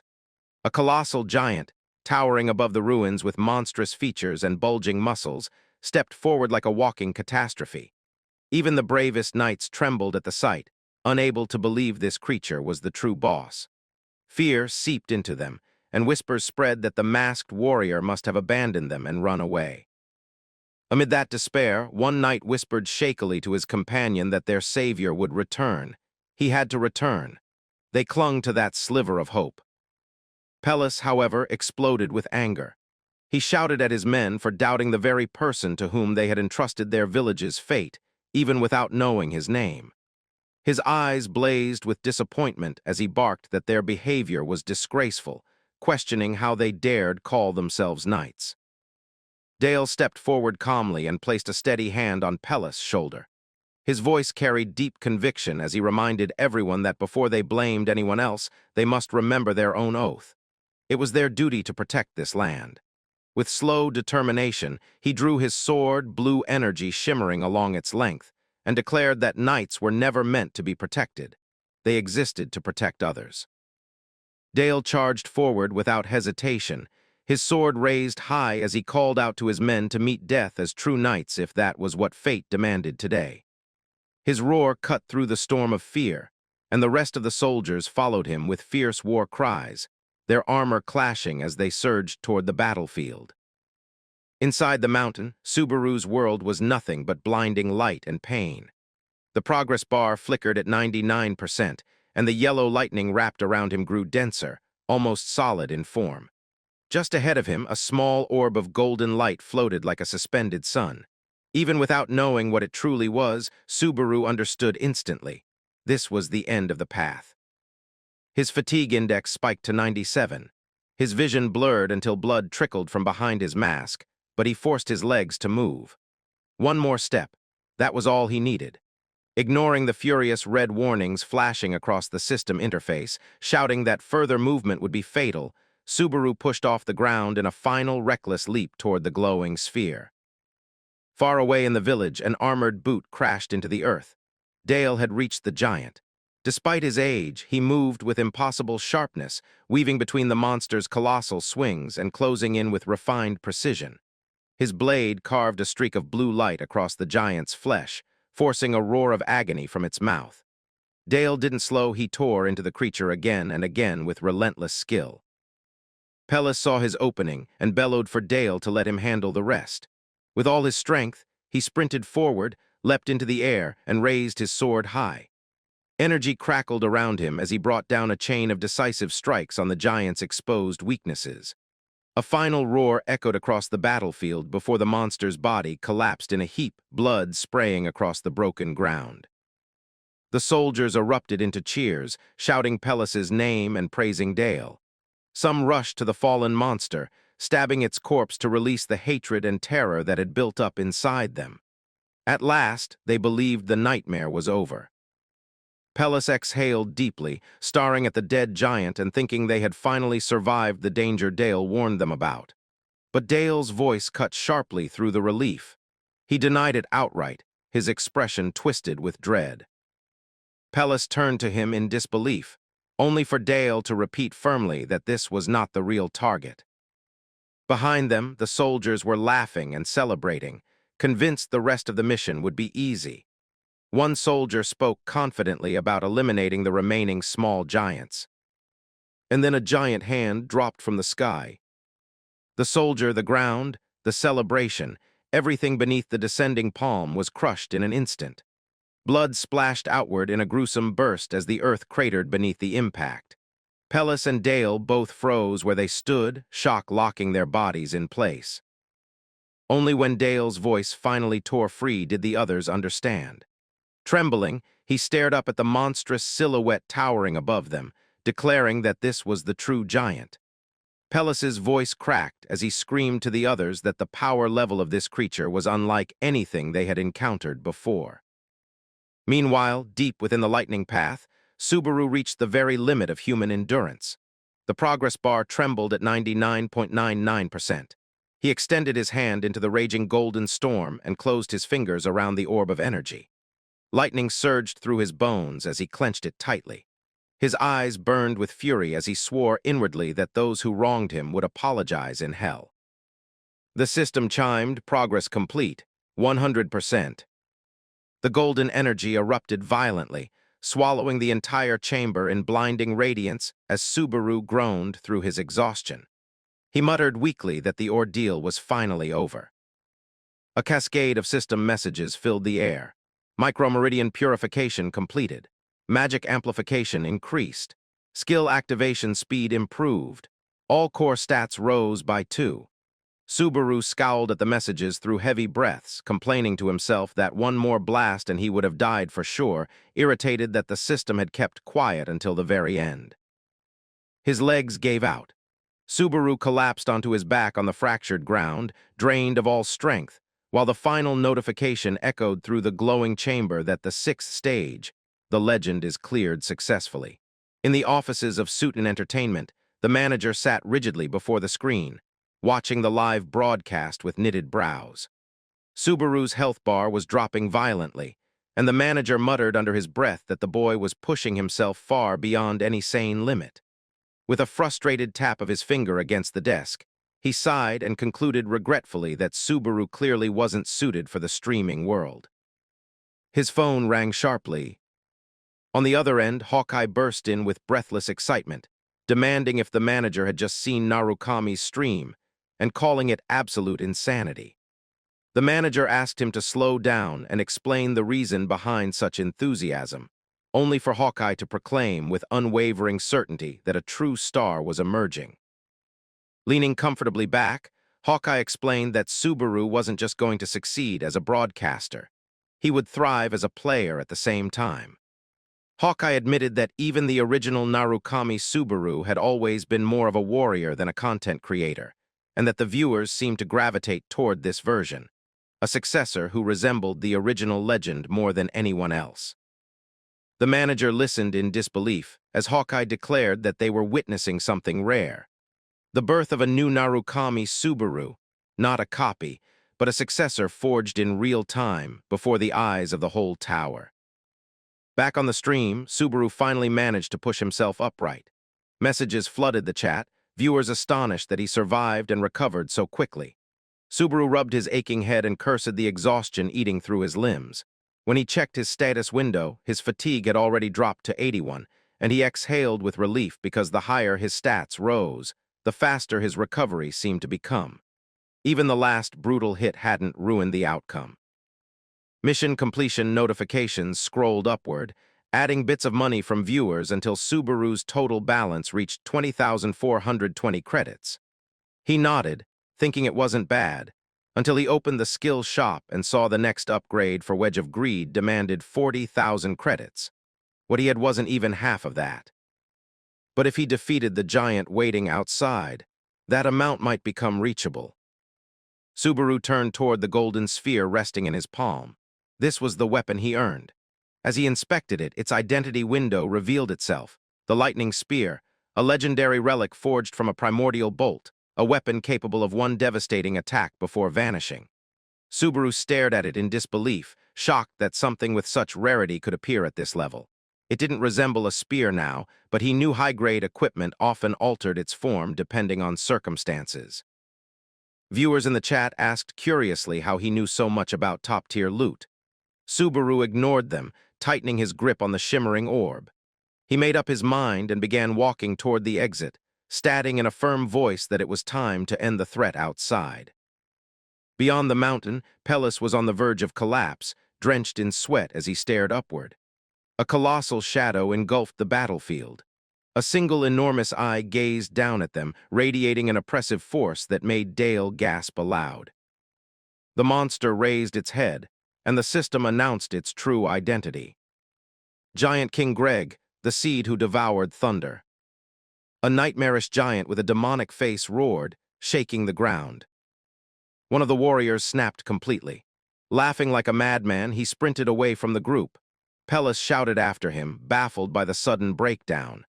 The man turned back with tears streaking his face, yelling that none of them understood what they were facing. He ran straight toward the giant, dropped to his knees, and pressed his forehead to the dirt, pleading for mercy. The giant glared down at him. When the warrior called him God, the giant's expression twisted with fury. He bellowed in disgust, outraged at being likened to the weak creatures around him. Dale rushed forward, grabbing the trembling man by the shoulders, shouting at him to come to his senses. He dragged him backward and yelled at the others to run. But the words froze in his throat. Pellis screamed Dale's name as the giant's massive hand smashed into the very spot Dale had been standing. The earth burst open, dust exploding outward. Pellis stood paralyzed as the truth sank into him. There was no victory here, and now he saw clearly there was no escape either. An entire legion of giants had encircled the village, closing them inside a massive ring of death. Driven by desperation and fear, Pellis snapped. He shouted toward the towering King Greg, claiming he knew who had killed the giant's son and that he could tell the truth. Anything, any lie that might buy him one more breath of life. The giant king halted mid-stride and lowered his enormous head toward Pellis, his voice vibrating with threat as he demanded the killer's identity. Pellis raised his shaking sword and pointed into the distance, forcing out a lie, that the human who murdered the giant's son had fled in that direction to gather strength for a second attack. Inwardly, he prayed the monster would swallow the lie and move away. But the giant king stepped closer, his expression twisting into something nightmarish. "You're lying," he growled. His luminous eyes bored straight into Pellis's soul, easily peeling apart truth from falsehood. He leaned in, asking with cold precision whether the true killer wasn't actually standing right here. Pellis's knees nearly gave out as the giant continued interrogating him, asking whether he had just pointed his pitiful blade randomly in blind hope. Before Pellis could utter another trembling excuse, a violent surge of lightning erupted above the mountain behind them. Both he and the giant snapped their attention toward the peak. A bolt of golden thunder slammed into the mountaintop so fiercely that the ground quaked beneath their feet. Pellis's face drained of color. With a voice caught between awe and desperation, he whispered toward the heavens, "A savior, please still be there." High above, atop the cliff overlooking the battlefield, a cold system message unfurled. "A seventh stage, lightning start." Subaru stood on the precipice, gazing down at the chaos below. He told himself quietly that this was the final wall he had to break. The live chat exploded in astonishment as the viewers caught sight of the colossal monster, insisting this could not possibly still be a second-floor test and urging him to run. But Subaru already knew the truth. Running wasn't even a consideration. The only path forward was through the giant. He clenched the glowing orb in his hand, acknowledging that a direct clash was suicide. Against something of that scale, he had only one chance, one strike, one clean hit before the monster could react. He raised his arm and activated the lightning spear. Sparks whipped around him violently as the golden ray surged upward, splitting the gray clouds. Energy gathered slowly but with unbearable intensity. At just 10% activation, Subaru's fatigue spiked to 84, and his muscles convulsed as though tearing apart from within. Even with Wedge of Greed Level 3 absorbing some of the blowback, the system reported failure after failure as the power continued building. At 33%, the pressure doubled, and his fatigue rose to 88, blood trickling from both his palm and beneath the mask. Subaru clenched his teeth, realizing grimly that his mastery was far too low to wield a relic of this magnitude safely. Yet with the spear crossing 50%, he no longer had the luxury of turning back. The viewers spammed concerned messages, calling this torment a loop of misery ever since he picked up lightning. But Subaru shut out the chat entirely. He had no room in his mind for anything but surviving the next few seconds. Below, the giant king noticed the growing beacon overhead. Even the viewers joked that someone would have to be blind not to see such a ridiculous pillar of light. Subaru silently agreed. After channeling this much energy, hiding was impossible. At 78.5% activation, the giant rotated slowly, glaring up at the mountain peak. His monstrous eye locked directly onto Subaru. A deep, venomous whisper left his lips. "You are the one who killed my son." His expression contorted into pure hatred, and the giant king began marching toward the mountain, each colossal step shaking the earth as he advanced straight towards Subaru. The giant started attacking Subaru. As he screamed and lunged towards the boy, he activated the lightning spear, which was 88% initialized. Black lightning surged throughout Subaru's body, and even when he was in pain, he was still holding on, knowing that he had only one shot, and still, the odds were 50-50. Even the chat wondered about how Subaru was going to land the hit. But Subaru knew one thing: he did not want to take his eyes off the target. Then we see the vision of Subaru's old friend, Soya, who told him to not look away, and to keep his eyes on the target no matter what happens, because that is where the throwing of a spear begins. According to Soya, Subaru should forget about throwing it straight, or in some perfect arc, and also get rid of those extra thoughts, not needing to protect its movements or trajectory or anything like that, along with the spear's weight and shape as well. Because, according to his friend, Subaru was not like other spear users, and he was Subaru Narukami, the legend who can do anything once he sets his mind on it.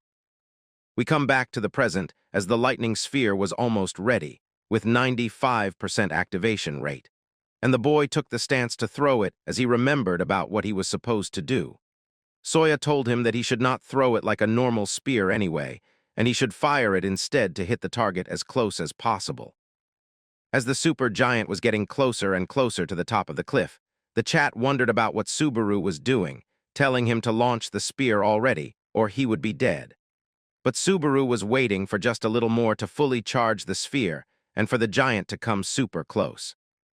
As soon as the giant got onto the cliff and got ready with a ferocious punch with killing intent in his mind, the creature jumped into the air and got ready to pounce onto the boy. But as he was crashing down, Subaru charged a lightning sphere with black and yellow lightning, which ferociously made a thunder sound as the lightning sphere was completed. Finally, the boy fired it like a weapon instead of a spear, knowing that there is only one shot at it, and no matter what, it would have to hit. The clash between the super giant and Subaru was jaw-dropping, while he decided to finish it off in a single blow. Finally, throwing the weapon, which caused mass destruction as an explosion happened, with dust and debris falling all around.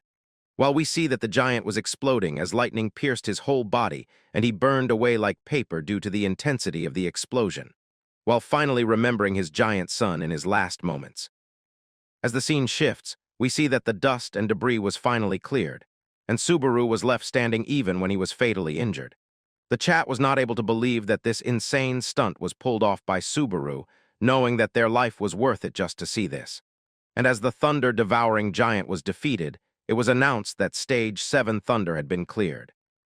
Subaru received an increase of strength and agility by 2 points, and vitality by 3 points, with focus and magic also increasing by 1 point.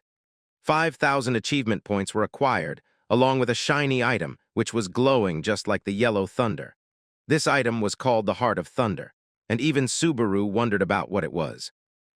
But slowly, the Heart of Thunder started glowing so intensely that the boy had to cover his eyes, and it was as if the stone teleported him somewhere. And as Subaru opened his eyes, he wondered about where he was. He saw multiple giant figures who were looking at Subaru and wondered about what was going on. Because no matter how many times he tried to scream, his voice was not coming out and his body was not moving. Nothing was an option rather than kneeling down, while multiple giant creatures started watching Subaru, and he got multiple notifications about them watching him. Subaru was sure that these figures were trying to tell him something, but he did not know about how to access it. He clenched the thunderstone into his fists once again and teleported back into the stage, standing near the cliff. The system notification popped up, telling Subaru that the main scenario of Thunder will now begin, and now he can use the Heart of Thunder to search the village for clues. Meanwhile, we see that Subaru was in a trance-like state, while the chat wondered about why the boy was still sitting there when everything was over. Suddenly, Subaru realized that he had blacked out again and faked it that he thought that it was a cutscene, apologizing to the chat about it. But the chat was smart, realizing that Subaru had passed out due to intense fights once again. The boy decided to ignore the chat and grab the credits while multiple notifications popped up, telling him that many people have given him credits. And finally, all the total credits owned by him were above 40,000. The chat wanted him to go back to the village and show them the Heart of Thunder. But the boy was a bit tired, so he decided to stop live streaming. And even when the chat was sad, Subaru did not care and ended the stream. As the scene shifts, we come inside a hotel on the second floor, where Subaru was talking with Hatsuka, who complimented him for doing a great work on that trial. But Subaru wondered if this kind of stream style was really okay. And Hatsuka assured him that it was absolutely perfect because the previous day, Subaru's peak viewer count had passed 3,000, and he did not even notice. Subaru realized that he was too focused on the trial to check the numbers. But the manager immediately told him that it was not a bad thing, because passing 3,000 viewers as a rookie streamer is incredible. And his timing of ending the stream was perfect, too. And due to it, there is hype created all over the streaming space. Hatsuka was continuously blushing while telling Subaru everything. And he was just listening calmly, knowing that the rewards were exactly the parts that people were more curious about, just like wanting to see the next episode of a thriller web series. Hatsuka wondered if Subaru planned it like that, but Subaru denied, telling her that he was planning to check the rewards together with the viewer's next stream so he can record his reactions for the first time, which would be likable by the viewers too. Listening to that, Hatsuka smiled, knowing that the rookie still got it and that the old chairman, John, was worrying for nothing. Hatsuka calmed herself down and turned into a serious mode, switching from a fangirl, telling Subaru that she had actually got a present for him today. And it was something that the boy would not be able to refuse no matter what, because it was indeed special. Hatsuka told the boy to search for the stream of someone named Hawkeye. And even when Subaru already knew about him, he took out his smart tab and searched about him. Hawkeye was still streaming and talking to his audience with 9,000 live viewers, wondering about if he should reveal the theme of today's stream or should he set another theme for today. But as he did not want to back down on his word, he decided to react together on today's topic about Subaru Narukami. The second was actually the second copy, or maybe he will become better than the original. Even the chat was shocked by how Hawkeye was producing more Subaru content day by day.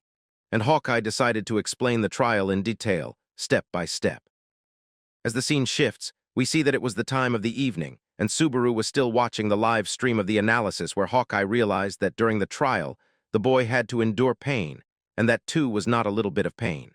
So in other words, Subaru was imposing an extra trial of handling pain on himself while still tackling the exam. We see that Hatsuka was still waiting while intensely blushing. And now it was time for Hawkeye to end the stream. As he decided to wrap things up, because there is not much more that he needed to say about this point. He decided to sum it up in one line, shocking everyone when he revealed that this new Subaru was basically Subaru Narukami himself, and no further explanation is needed. Hearing that, Subaru was a bit shocked, wondering if his pretty manager was thinking about the same thing. And suddenly Hatsuka asked Subaru if she can ask him something out of the blue, knowing that it was weird for a manager to ask something like this. And even when it was rude, the girl hesitated a little and asked Subaru about why he started streaming, thinking that it was not just for money, because his purpose was way bigger. But hearing that question, Subaru started thinking again and again. And as the intensity rose, the girl wondered about what the answer would be. But Subaru shocked her by telling her that there is absolutely no reason other than money. Hatsuko was embarrassed by asking something this weird and getting such an anticlimactic answer, knowing that money was important. She apologized to the boy for asking something weird and decided to talk about the gift that she had brought instantly, switching the topic because she was not able to control herself. She explained while taking out some papers that Hawkeye was also affiliated by the Soten International, and he is a trusted streamer with 6 years under contract because his analyst-style content is his selling point. And he has a strong fan base, along with having a solid eye for new talent. And with a smile, Hatsuko revealed that Hawkeye's stream from earlier and all his future stream revenue from Subaru-related content will be split 50-50. At first, the boy wondered about why and with whom they were splitting. Hatsuko gave the obvious answer that the split would be with Subaru himself, because it was derivative content using his material, so it included ads, donations, archives, live streams, and everything. Subaru was shocked, telling the lady that since signing with the agency, it had been one good thing after another coming his way. The lady started blushing intensely, and she was not having a professional talk at all. But Subaru ignored her, telling her that it is just an unexpected bonus. But now listening to this, Hatsuko wondered if, as a token of goodwill, the boy would like to collab with Hawkeye for a stream. This question shocked Subaru. And the scene shifts as we see that the boy was inside his room, now taking off his mask and wondering about if he needed the mask when meeting people off-stream, and if he needed to emphasize the money thing to his manager. But Subaru was now in a dilemma, knowing that the more new relationships he built, the harder it becomes to know how much he should hide and whom he should trust. But for now, the boy decided to keep it aside. Opening the system window, increasing the level of the wedge of desire skill to level 4. And now the skill was of a rank, but the next level increase required 80,000 credits, and the boy wondered about why it still needed 80,000 credits for upgrading, knowing that his balance was low. As he saw the credits he had left, 120 of them, knowing that money should still be his top priority because he needed to upgrade the skill. But the collab with Hawkeye was happening the day after tomorrow, and the boy knew that he should be able to earn a decent amount till then. And Shigeru and Reika would be able to hear about the boy too. As the scene shifts, we come to the room of Hatsuko, who is blushing intensely as she imagined the handsome boy with even more handsomeness. As she relieved the conversation that the boy had with her, she was slamming her pillow non-stop, thinking that behind the stylish mask there was an incredible secret hidden. Saying multiple dialogues about if she dug any deeper, she would end up hurting herself. The girl was completely going crazy, fantasizing Subaru and her together. Mumbling to herself about how she was the biggest fan and she will not invade the privacy. She even imagined that Subaru told her that ever since meeting her, it had been one good thing after another. And this was the nail in the coffin as the girl immediately punched the pillow and tore it off with her energy. She made a face full of ecstasy, while she called Subaru a man with a secret that no one knows, knowing that meeting him in real life just makes the boy even more amazing. As the scene shifts to the night, we see that it was the full moon and an ancient-looking building was standing there. We come to know that this was the 7th floor of the tower, named Navira, and inside was someone training with a personal gym while he watched TV. It was the Hawkeye stream which was streaming, and he also listened that Hawkeye told that the new Subaru Narukami was actually equal to the old one, and the man did not like it, wondering about who the fake Subaru even was in reality. Another man who looked like the muscular man's butler told him that a streamer who goes by the name Hawkeye boasts an average viewership of 8,000, and even he was supporting the new Subaru on stream. The man who was exercising was Kurakawa from the Blue Zone Guild, and we come to know that even Kurakawa tried being a streamer himself, but it did not work. And the butler told Kurakawa that more than Hawkeye, they should focus on the new Subaru Narukami that was mentioned in that stream. Kurakawa called the boy fake, who supposedly learned thunder, and that was also a rumor.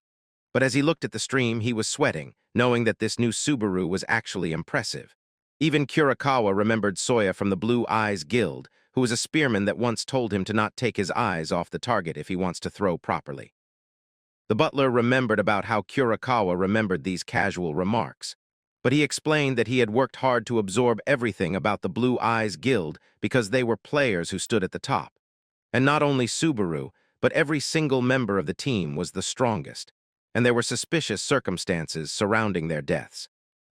As the scene shifts to the TV, we see that Hawkeye was continuously telling everyone that this new Subaru was Subaru Narukami himself, and this was annoying Kurakawa to the bone, wondering about how the streamer was talking about them so casually. The butler thought that this was the problem with the streamers, because they are not easily scared of anything, and they take pride in creating buzz if they even get a hint of it. The man turned off the TV and asked the butler about why the stream was going on his television. But the butler informed them that it was the guild master, Kyujo, who had ordered him to show Kurakawa this clip. The butler knew that thunder was the Blue Eyes symbol. Blue Eyes Guild was the predecessor to their Blue Zone Guild. So the guild leader had obtained intel that the streamer Subaru was obsessed with money, and they wanted to buy him off. As a crate appeared, and the butler took out a cloth that was hiding the contents inside. They were a hell lot of gold bars, as the man told Kurakawa that they have secured ample funds to bring Subaru in their guild. And even Kurakawa was shocked, wondering if this much money was there in the guild at the first place. As the scene shifts, we see that the second-floor trial was commencing once again, where we see that the warrior, Pallius, was ordering the soldiers around to gather all the injured people in one place, and to prioritize treating the critical ones first. And once they are healed, the medicines are to be supplied to the lightly wounded. But as the soldier noticed footsteps, he turned around and was happy to see that Subaru was finally back and fully awake. Pallius was wondering about how Subaru was feeling, because he had collapsed right in front of the village. So they were really worried, and the warrior wondered what he should have done if the boy had not woken up. Subaru informed him that he was still a little dizzy, but was in a working condition now. Subaru wondered if he and his friend could talk at the hotel later, because there are some things that the boy wanted to ask Pallius. The warrior got ready to answer everything and said his goodbyes to the boy. Even Subaru was impressed by how earnest the warrior actually was. And the people in the chat started teasing about how this action tower was becoming a BL novel instead. But then Subaru was sitting down on his bed once again, deciding to check the rewards first. As he took out the Heart of Thunder, which was untradeable with unique rank, that gave Thunder resistance of 30% and Thunder attack power of 20%, with status abnormality of fire resistance. As the boy looked at the Heart of Thunder, he realized that there was no way that this was possible, because the stats of this artifact were perfect for the Thunder users. Subaru knew that this was insane. And suddenly he heard a knock from the door, knowing that it was his friendly neighborhood warrior. He came to the room with some fruits, wondering if Subaru had rested well. And the chat started teasing the boy once again, telling him that the warrior must be dying to see him. As the scene shifts, both the boy and Pallius were sitting together on a table. And Subaru confirmed the legend of the Thunder, and even the warrior was surprised because he never thought that he would see the light as well because, thanks to it, the village was saved. But then the boy took out the Heart of Thunder and showed it to the warrior. And by the shocked expression of the man, Subaru immediately wondered if Pallius knew about what the thing was. But the man disagreed, telling him that he had no clue. Subaru was sad all of a sudden, knowing that this much hype was for nothing. Even the chat thought that the man must have known something. And he started speaking that he had only ever heard it in the legends, and even he was not sure if it was real or what had happened after. But Subaru wanted to know, and the man started explaining that there were two legends passed down, in which the first says that thunder was used to wipe out the titans and giants, just like how Subaru had defeated the giant and the titan down with thunder powers. And as for the second legend, it is said that the gods and the titans were fighting over for the power of thunder. Subaru was shocked, wondering about why gods would need to fight over such a measly power. But the man was sure that it was a legend among the legends that the gods and the titans waged war over thunder and the titans lost. Subaru realized that it meant that the thunder heart was being crafted by someone and was not natural. But still, the question remained about who would even make something like this. The man also did not know about it because it did not appear in the legends. But with this artifact's status effects, it was pretty obvious that anyone who made it did it for the purpose of helping humans in wielding the thunder power. And the reasons why humans needed thunder is because of the gods and titans, as they were so powerful that humans cannot compare. But after getting this thunder heart, maybe the humans could fight both the gods and the titans and defeat them when the time comes. After this story finished, a system notification popped up, telling Subaru that he had viewed all the chapters of The Forgotten Human and had cleared the thunder trial. Finally, the skill level of thunder started increasing based on the 1,750 points that was earned.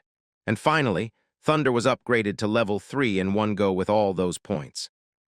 And suddenly, without any warning, Subaru moved to the third floor, and Palias wondered about what was happening to the boy as he stood up and saw everything with a shocked expression.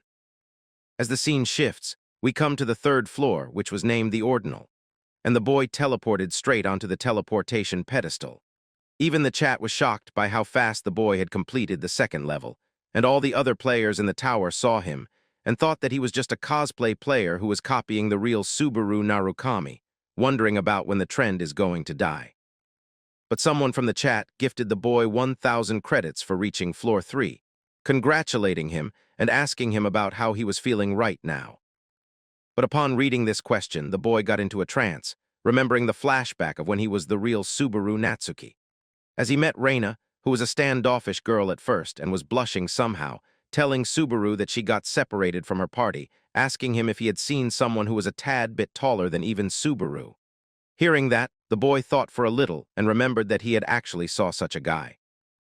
Reina was happy after hearing this, and Subaru pointed in one direction, telling the girl to go that way.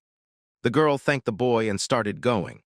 But then she stopped, started wondering about where she should go, as Reina was bad with direction, and Subaru realized that he decided to go together with the girl, telling her that he was heading there. But now that Subaru remembered, he thought that if only he should have left Reina on the way and did nothing more that day, would everyone still be alive right now? And would everything be normal?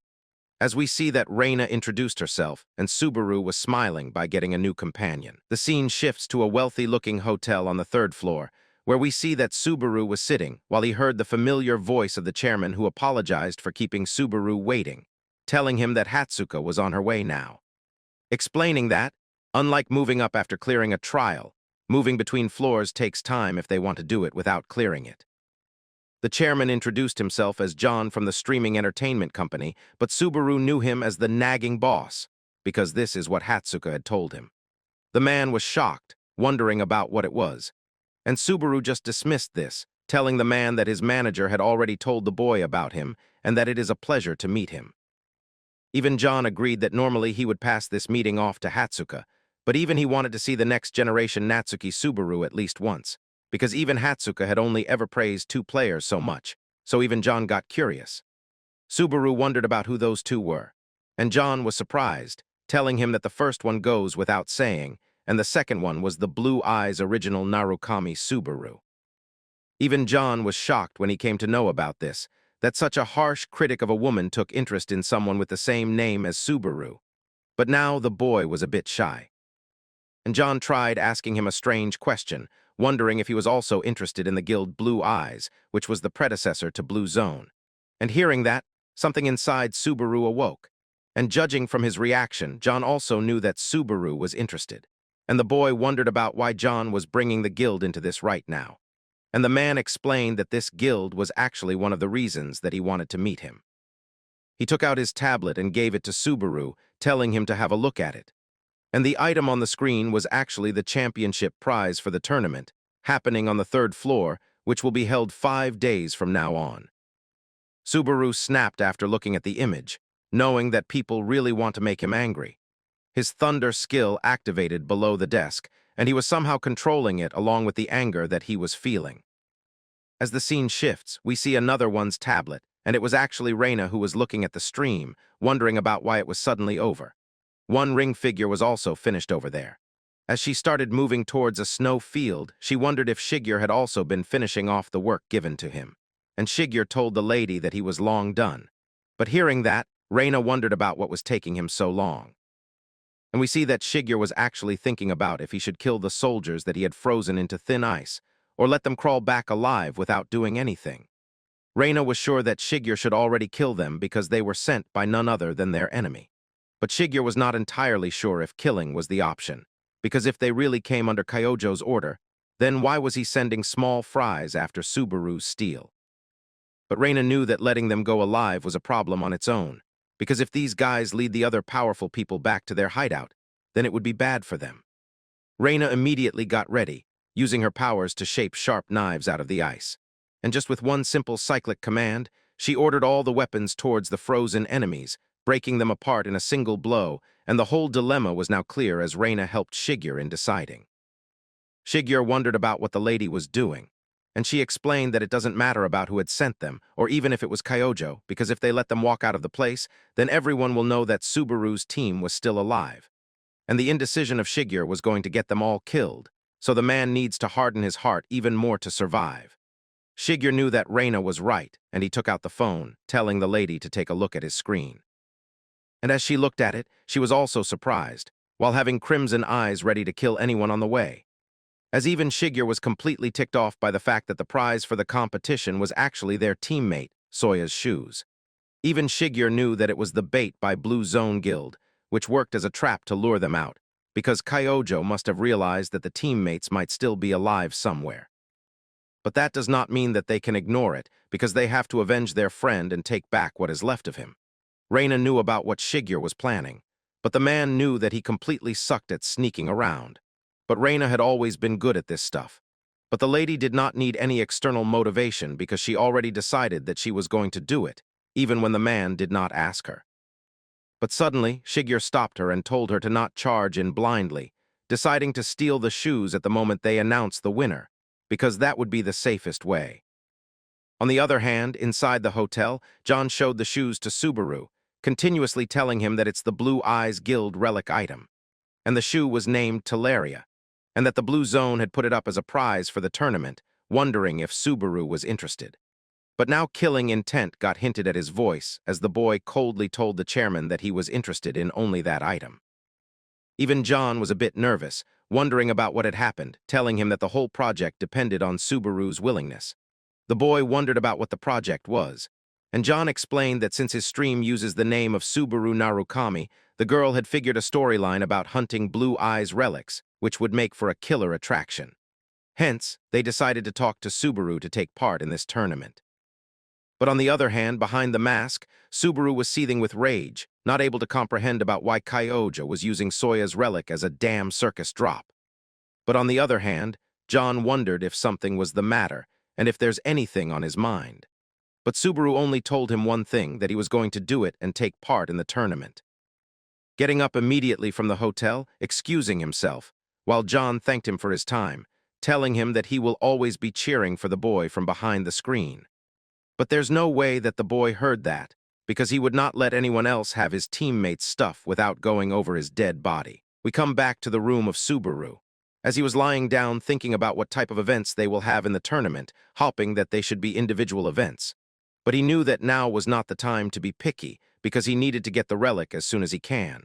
But suddenly he heard knocking on his door, and it was none other than Hatsuka calling the boy up. And as he got up, he wondered if he should wear the mask or not. As the scene shifts, we see that the door opened, and Hatsuka was looking as pretty as she can. But she was shocked to see that the boy was wearing the mask again, wondering if he wears it even in his own room. Subaru did not hesitate and called out to Hatsuka immediately, and the lady wondered if Subaru really wanted her to come inside, blushing intensely from such an embarrassing moment. But for Subaru, it was normal, who wondered about if Hatsuka really wanted to talk in the hallway, telling her that it was fine with him too. But now the lady knew how rude she sounded and entered the room. As the scene shifts, we see that Hatsuka was nervously sitting onto a stool while Subaru still sat on his bed. And as the girl looked around, she realized that it was a pretty plain room, and Subaru did not have anything else. But certainly the girl noticed that Subaru was staring at her intensely. But on the other hand, we see that the boy was scanning the intense and bottomless mana that the girl had, knowing that there is no way someone like her is just a manager. But the girl wondered if something was wrong, and if she had something on her face. But Subaru straight up told her that, as the girl was not saying anything, Subaru was wondering about the tournament, and for that Hatsuka told him that she would bring. This made the girl fluster even more as she took out some papers flimsily and started explaining that the tournament he would be participating in was a battle royal, a simple format where people fight for a single prize, which would eventually turn into a solo match. And the boy was kind of relieved after listening to this. Hatsuka also doubled down that since there was only one prize, there is no other way. For the stage, they've got a simulated trial field, and the participant must be a floor 3 player to enter. And the entry fee was 3,000 credits with no player cap and ranking. Hatsuka also sent data from the past battle royals to Subaru's tablet so that he can skim through it and get the idea. And as the boy looked at the tablet, he realized that all the videos and photos sent as reference were of Narukami Subaru. And even the boy was shocked that Hatsuka had so much material which all was about him, and thanked the lady a little bit awkwardly for her troubles. Hatsuka smiled, telling the boy that she was just doing her job. But suddenly she blushed once again, wondering if the chief had told Subaru about something. Subaru wondered about what it was, and Hatsuka informed him that they have got a message from Blue Zone. Upon hearing this name, anger resurfaced into Subaru's mind once again, while he remembered Kyojo and clenched his fists in anger, wondering about what message it was. Hatsuka explained that Blue Zone wanted to meet Subaru in person, and since they had no way to contact the boy, they had emailed the entertainment office instead. And Subaru was not able to believe that Kyojo was already trying to make a move. Even Hatsuka realized that the Blue Zone was probably intending to meet Subaru and negotiate because they can offer higher compensation than the entertainment company, along with better benefits and various other conditions. But Subaru did not waste a single second, telling the lady to just ignore them. At first she was sad, but then she processed about what the boy said and immediately started laughing. And Subaru explained that he was not going to join Blue Zone or any other adventurous guild ever. And hearing that, Hatsuka stood up and started dancing in her beautiful dress, feeling relieved after what she had heard. She explained that she was so torn on whether she should tell Subaru about the offer or not, but she was happy with the answer that the boy had gave her. And now Hatsuka told the boy to take his time and rest until the collab starts, so that he can be recovered. Subaru wondered about why Hatsuka was celebrating like it was her own win, wondering about why a regular employee was being so invested in her job, knowing that Hatsuka was definitely not just an ordinary person. Meanwhile, we see that the lady was screaming in her mind from joy upon the denial of Subaru. And as the scene shifts, we come to a large ground where both John and Hawkeye were standing. It was a huge stadium-like place. And John started looking at his tablet, telling Hawkeye today's project was the original versus the new Narukami Subaru talent comparison test. And Hawkeye wondered about how cool the idea was and if it would work. Even John was surprised by Hawkeye's presence of mind as he charged straight ahead with his ideas. But according to him, Hawkeye should be a bit careful because if the plan failed, then he will also receive the backlash from the audience. But Hawkeye did not even flinch, telling John that whatever happens happens and results are results, so he had to be truthful in order to earn the viewer's trust. But a bit of confidence was also seen in him, as he asked John if he had ever lost a battle before. But John laughed and told Hawkeye to not act all high and mighty because in the end, everything depends on Subaru. Hawkeye calmed himself down while John was called out by Hatsuka, who came to the ground along with Subaru, waving her hands towards the chief. And while looking at Subaru, Hawkeye realized that his chance to become a star shining in the sky was finally there. Meanwhile, Subaru's thoughts were completely different, wondering about how Hawkeye was able to rent this whole thing and how much he earned as a streamer to afford this. But Hawkeye suddenly kept his hand forward, getting ready to handshake, introducing himself as Hawkeye, the friendly neighborhood streamer. Subaru also introduced himself and shook the man's hands, and Hawkeye complimented Subaru that by meeting him, it felt like he was meeting the original one, and he cannot believe that he got to meet a trending guy so soon. But Subaru kept a low profile, telling Hawkeye that he was still a newbie streamer and was nothing compared to him. But John told both the streamers to save the bantering for when they would be live, because streamers should get friendly like that on stream to engage the audience. Hawkeye decided to continue their talk during the broadcast, and he finally started a live stream. And just as Hawkeye was giving his intro, a flood of people started joining.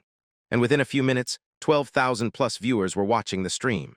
Even Hawkeye was now nervous because he knew that the collab announcement had hyped up the community, but 12,000 from the get-go was a bit too much.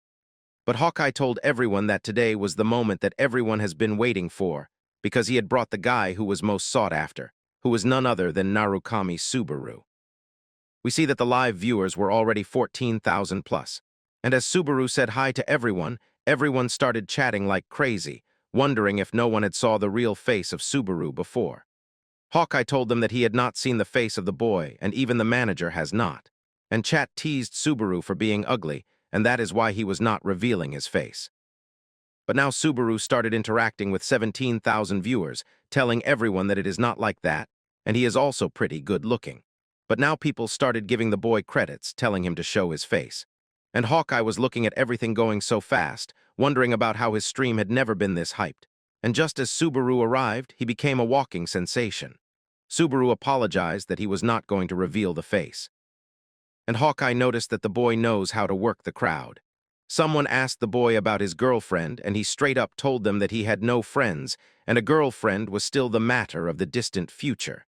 Listening that, Hatsuka was relieved, and John wondered about why the lady was doing so. Now in front of 19,000 viewers, Hawkeye told everyone to stop teasing Subaru and to get to the main event. As Hawkeye tapped onto his tablet, the trial started commencing, and the floodlights of the stadium turned on.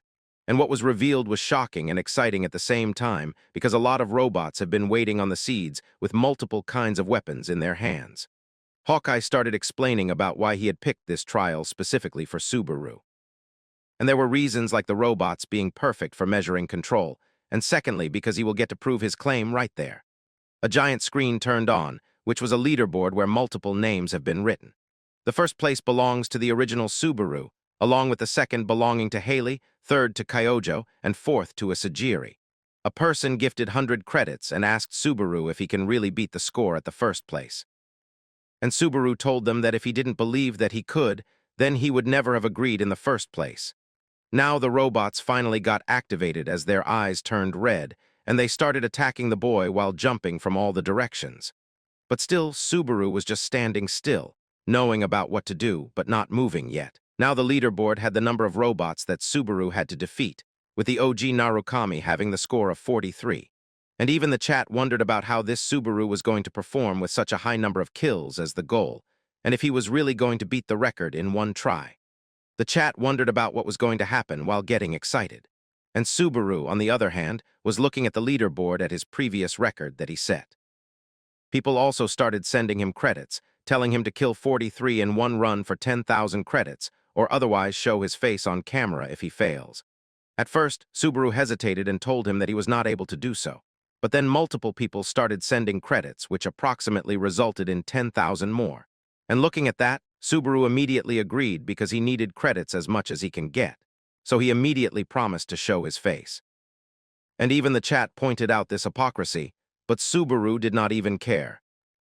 Meanwhile, some people started telling Hawkeye that it was not fair that the revenue would be split 50-50 when Hawkeye was not doing anything, and only Subaru was getting the penalty. And Hawkeye found the truth in that, and decided to give all the credits to Subaru for this mission. Finally, Hawkeye announced that the event should be started. He took the stopwatch and pressed the button. And the timer of 3 minutes began as the robots activated and started jumping onto the boy while he was standing calmly. Subaru activated the thunder skill, and the black lightning engulfed his whole body. And as the robots started jumping, Subaru bounced at one of them and grabbed the robot by his hand, sending electricity impulses onto his brain and smashing it with only a single blow. Even the chat was surprised, wondering about how Subaru defeated a high-level robot with only one hit, without even using his demonic blade. And even Hawkeye was thrilled by this intense start, not able to believe that he was seeing the legendary Thunder skill live. Now it was time for Subaru to take out his demonic sword as he started targeting multiple robots in one go, hacking and slashing like a maniac while performing his Thunder skill with the expertise of his past life. As only 2 minutes and 40 seconds remain, multiple robots were already killed, and chat knew that Subaru was really fast as a flash. But now the robots were getting harder to defeat as their AI was getting trained against Subaru. The boy was standing in the middle of destroyed parts, and multiple robots came rushing towards him with various weapons. And as 2 minutes remained, Subaru started his killing spree once again, hacking and slashing the robots like he was smearing butter with his blade, cutting it without any hesitation. The chat was witnessing the iconic scene of the original Subaru being recreated, wondering if the robots were tamed animals and Subaru was the circus master, because aerial combat was the specialty of the original Subaru Narukami. Meanwhile, the boy was still airborne and was still charging his demonic sword, getting ready for his third wave of robots, and he knew that time was slipping by very fast. So he plunged his sword straight onto the ground, and the black lightning reached multiple robots in one go. We see that only 1 minute and 22 seconds remain and 26 robots have been defeated. The chat was witnessing this insane moment, not able to believe their eyes. And the chat was completely divided. some thinking that the boy was going to take the second place, and some that maybe he will also defeat Subaru in his own game. Meanwhile, Hatsuka was living a pure fangirl moment, and Hawkeye was not able to believe his eyes. But then suddenly he noticed something, but decided to not interrupt Subaru while in the middle of challenge. Now only 13 seconds remained, and 41 robots have been killed. And Subaru was still going on, defeating the robots again and again without even a hint of exhaustion. The robots were lethal and were definitely trying to kill the boy this time. But as only 5 seconds remained, 42 robots were killed. And the boy knew that he needed one more, looking at a robot with a giant sword, targeting it and smashing it in one hit with the demonic sword before the time ran out. And the kill count stopped at 43. Finally notifying everyone that the trial had ended, and the record has been upgraded with both Subarus at the first place, and more than 38,000 people witnessed it live with the chat having mixed reactions of disappointment, excitement, and neutral. Some people thought that maybe this Subaru have gotten one more and grabbed the first rank, leaving the OG Subaru to the second place. But the boy did not care, and Hawkeye came running towards him, not able to believe that this Subaru had tied with the original Narukami Subaru, making the match a draw. Even Hawkeye was nervous, asking the chat about what they felt, and people started giving credits to the boy, celebrating and congratulating him for it. People wondered if this was a collab or if only Subaru was carrying everything over. But suddenly we see that Reinhardt had gifted Hawkeye 10,000 credits, and it was shocking for Hawkeye as he became nervous, but even the chat wondered if this was the real swordsman Reinhardt. As Hawkeye thanked the man for 10,000 credits, Subaru remembered the one swordsman, Reinhardt, and wondered about what he was doing in this live stream. Now Reinhardt was continuously giving them credits and told them about how he watched their streams and how Subaru inspires him. But the boy was getting a bad feeling about it, because his son Isaac was already being done for by none other than the boy himself.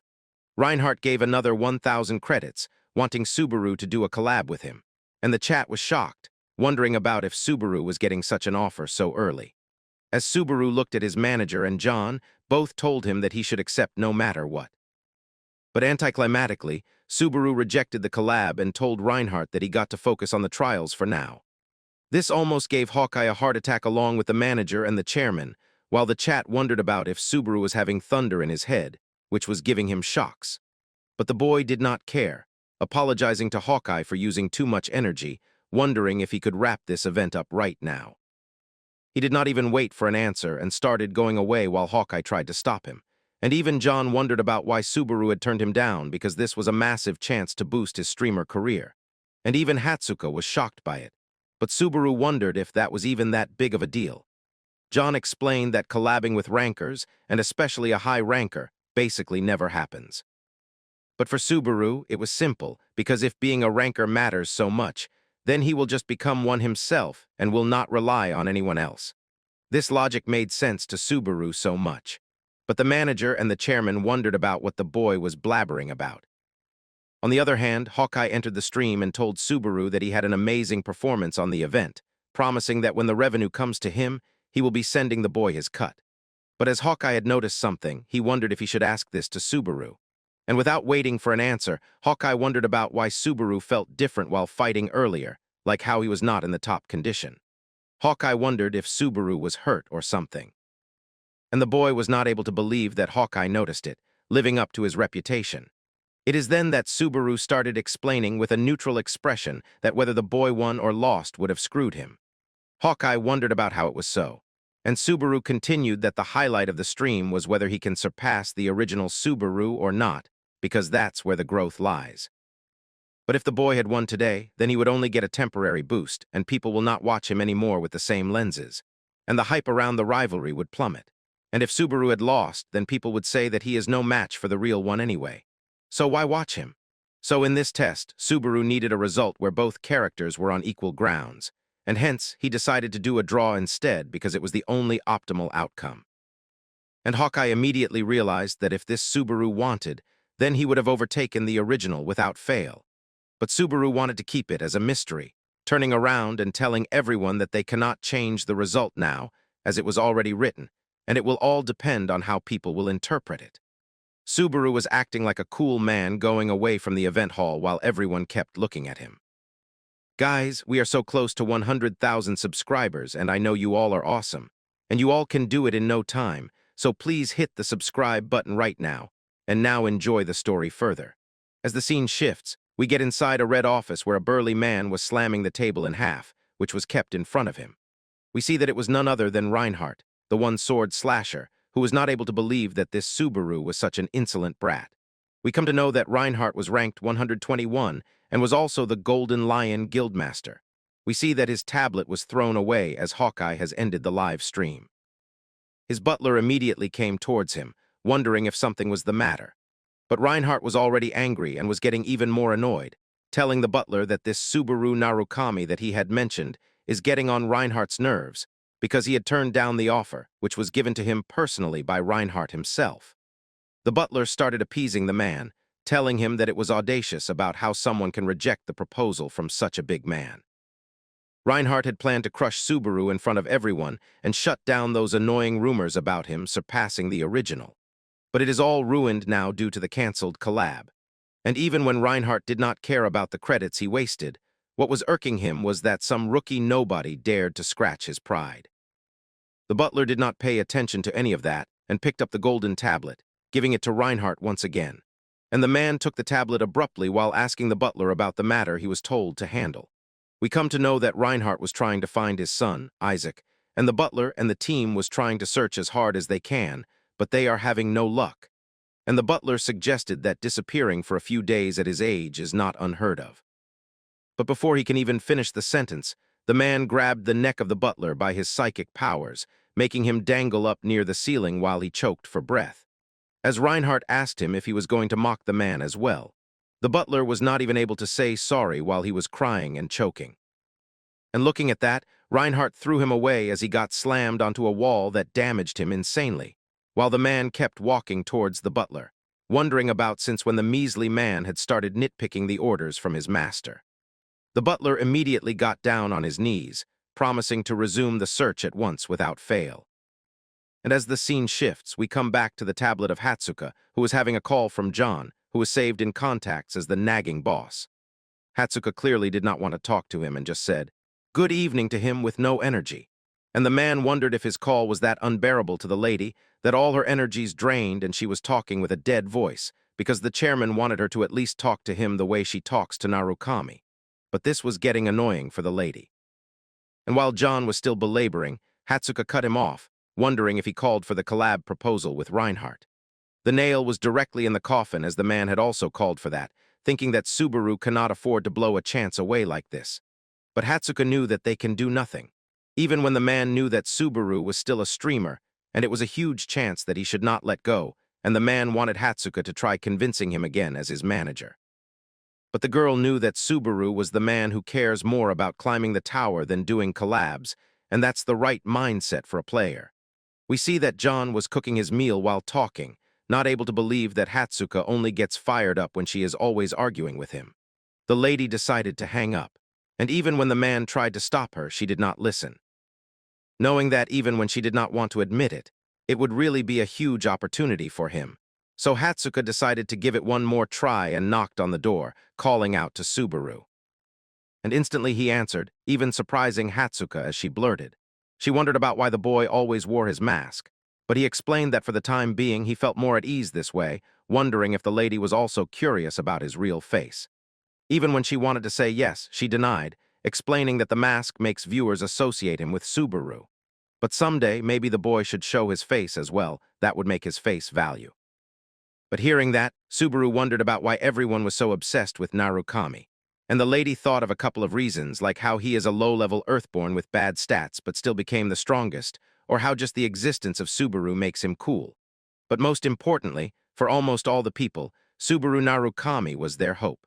The boy wondered about what the lady meant, and she explained that when she first came to the tower there was literally nothing. And only monsters were everywhere, with nothing to eat and no means to make money. That made stability a fantasy.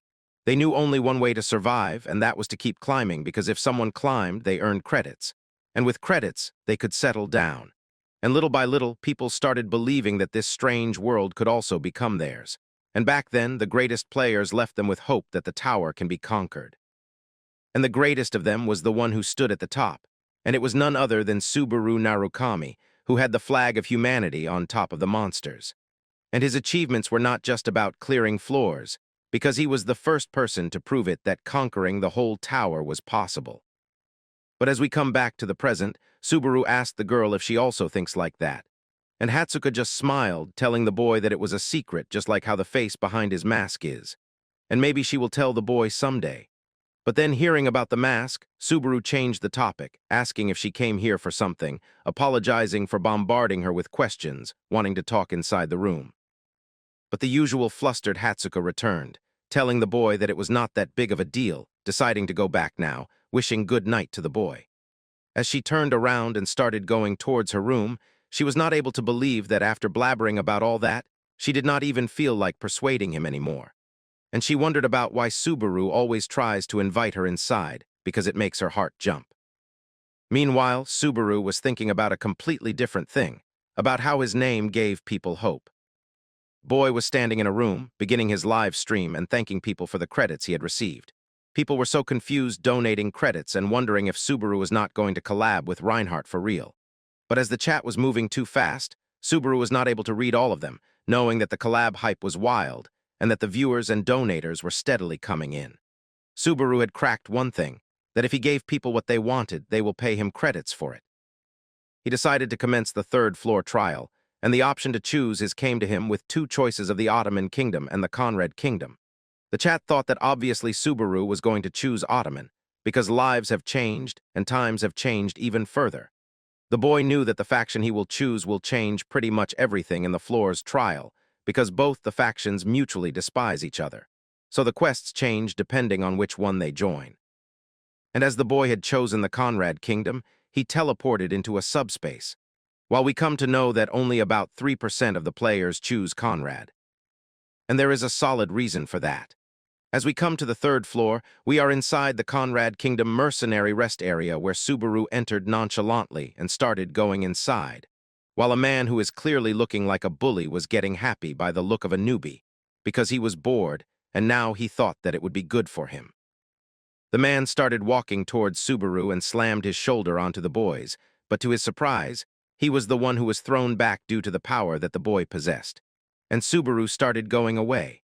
The man realized that the boy is strong, but he still had to look competent, so he called out to Subaru to tell him to watch where he was going. But Subaru turned around and told the man to just back off because he was the one with the problem, because Subaru knew that the man had bumped into him on purpose. Hearing that, the bully got offended. Well, not that it matters, because when Subaru was grabbed by the collar, he was being abused about how he was just an E-ranked mercenary, and now he was daring to talk back to a B-ranked adventurer. Everyone else started enjoying, wondering about who the newbie was. And we come to know that the bully's name was Vulture, whom everyone thought was picking on an E-ranked individual again. But Subaru was not moving an inch, telling him that if he was B-rank, then the boy should test something. Even before Vulture can understand what the boy was going to do, Subaru activated thunder that crackled around his leg, and he gave an insane knee kick straight onto the face of the bully, breaking all the teeth and making him slam several meters away inside the guild. And only with one kick, the bully remembered his place and started weeping on the floor. All the other mercenaries of low levels wondered about what had happened, because it happened so fast. And one man in particular was standing out in his 40s, and as he was observing both the people, the mercenaries wondered about why an E-rank individual was showing off, getting ready to fight because Vulture would punish them instead if they don't do anything. But Subaru was ready for everything, immediately standing up and punishing all those bastards without even breaking a sweat. While the mercenaries wondered about who the man in front of them was, but suddenly, the middle-aged man approached the boy and told him that he had got some skills. He introduced himself as Raymond, telling the boy that he was an A-ranked examiner, wondering if Subaru would come with him. Raymond was shocked, wondering why he had not seen someone like Subaru before, and about what jobs the boy had cleared so far. But Subaru played it safe, telling Raymond that low-ranked mercenaries could only take limited jobs, so he was not having good earnings. Even the proximity chat was getting a bit bored, knowing that currently only a conversation was going on, wondering if Subaru had only caused a scene just to speedrun jobs. Subaru knew that for the third-floor trial, he would have to take on mercenary jobs and earn 10,000 attribute points. but the completion reward for E-ranked mercenaries was, at best, 50 points. Players usually got stuck in this place for over a year on average. As the boy turned around and started looking at the people he had completely decimated, he realized he would have to take a shortcut because he could not waste even a second with the way he was right now. This was not even a time to leisurely rank up. He had to get to the tournament. Hearing the word shortcut, Raymond wondered about what Subaru was thinking, realizing that maybe Subaru was an otherworlder. Raymond mused that he was not seeing many of those lately because they were coming even less as time passed. We come to know that otherworlders are actually people who come into the tower. Raymond initially denied to give Subaru special treatment, knowing that everything has its proper order. But Subaru knew that there was definitely a way to shorten that order. Raymond, dismissing the thought, told the boy that there was no point in giving special benefits to an otherworlder who would eventually leave, because it would not solve their long-standing problem. But Subaru knew there was only one way to clear the third-floor trial all at once. Subaru then spoke up that he would make Raymond's dream come true. Raymond wondered at first about what Subaru meant. Hearing that the boy mentioned a place called the Cave of Thunder, Raymond warned that it would fall into the Conrad Empire's territory. Subaru simply replied that he would conquer it personally. The old man was shocked, wondering what the otherworlder was saying because it was impossible to conquer that place even with high-level individuals. Only A-ranked mercenaries could take the job on. Before the old man could speak any further, Subaru focused his serious eyes, as he knew all the tropes already. It was a battle of pride between the Ottoman and the Conrad Empire over an impregnable dungeon, the Cave of Thunder. We come to know that it is a special third-floor dungeon that no player, mercenary, or knight has ever cleared in recorded history. Between the Conrad and the Ottoman kingdoms lies an enormous, impossible mountain range that the two nations have fought over for decades, and conquering the Cave of Thunder would allow them easy passage straight through the mountains. It has long been their shared ambition to block invasions and gain military superiority, but they were still fighting over it and not getting any results. Subaru told Raymond that if the old man issued him a proof of an A-ranked status, then Subaru was going to clear it. He swore that he was not going to abuse the power he was getting. Raymond was shocked, wondering whether he should do it or not.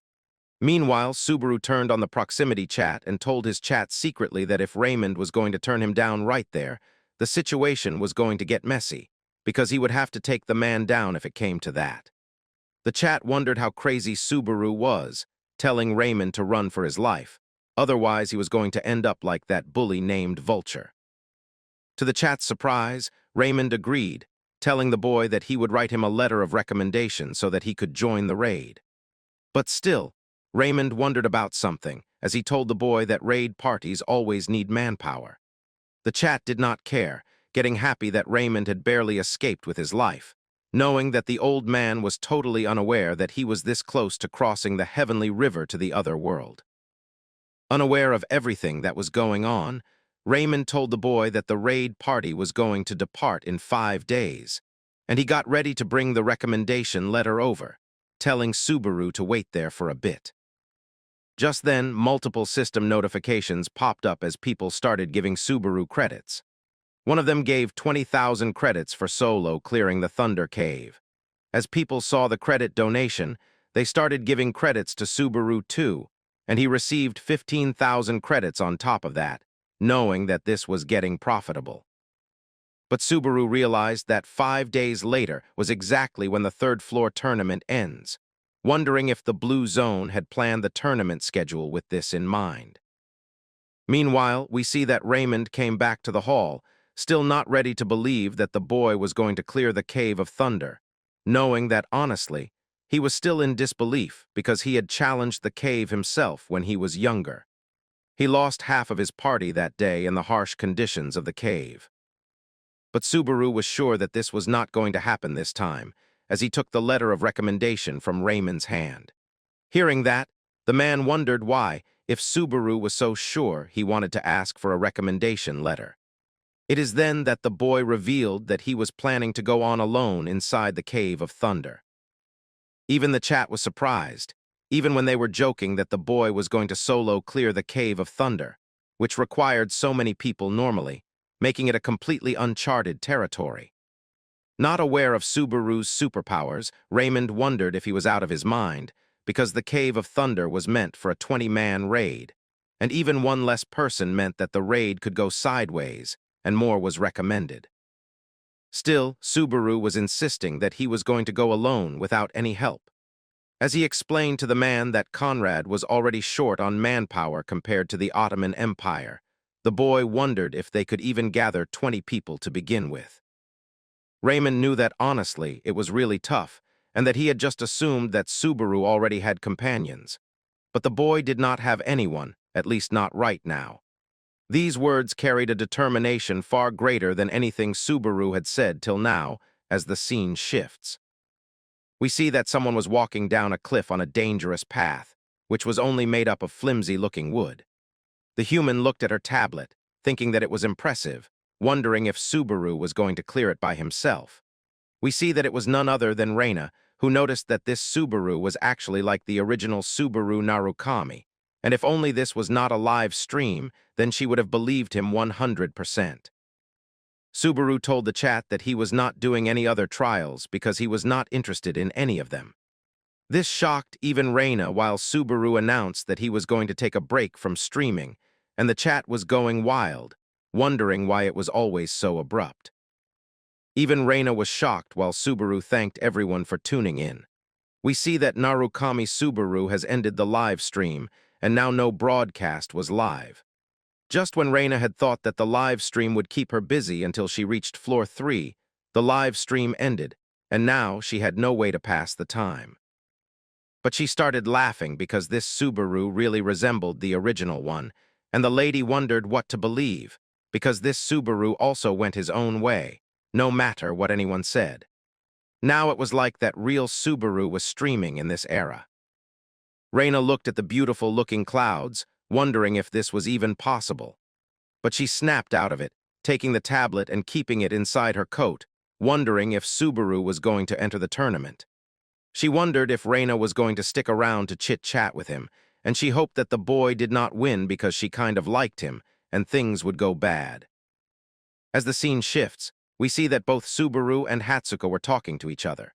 She was complimenting how the boy had ended the stream, because that's exactly how the original Narukami Subaru would have acted, and the boy had now really captured the original's vibe. But Subaru was kind of disappointed because the viewers were booing at him like crazy. But the manager lady knew that if Subaru had just gone to take normal jobs, then his stream would not have felt so special. Subaru decided to keep this advice hard, knowing that it was good. The manager wondered what the boy was going to do next, while everyone who was walking around turned towards Hatsuka to look at how beautiful she was. But Subaru did not notice, telling the lady that he was going to hunt until the tournament because he did not know what kind of rivals might show up. So he decided to level up a bit so that nothing felt weak. He also wanted to get a handle on how much thunder he could use with his current stats, along with testing the performance of the Thunder Heart. He knew that he had to practice because one thing was for sure: Subaru was never going to hand Soria's keepsake over to anyone. But as the scene shifts, we see that it was reality where a Blue Zone Guild player named Jinzaki was having a weird face, wearing somewhat professional clothing. As he told someone on his communication device to not screw with him, because normally, if people are called by Blue Zone, then they wag their tail and come running towards the office. But now someone had dared to make Jinzaki come to their office instead, just to see the boy. The brat did not care if the rookie had unlocked the useless thunder power, or whatever, thinking that it was not that big of a deal, wondering why the hell Jinzaki would have to dance to the tune of some nobody on the 3rd floor. The brat took out his tablet and called someone, telling him that he had arrived, and a hand called out to him. We see that it was Director John, and looking at him smiling, Jinzaki was getting annoyed for no apparent reason. But just then he sat down, and the director offered him some drinks while asking if he was the Blue Zone's Jinzaki, knowing that he had something to discuss with one of their streamers. But Jinzaki was annoyed, wondering where the guy was who was actually contacted. John just had a smirk on his face while he told the brat that Subaru was not there because he was out on other business.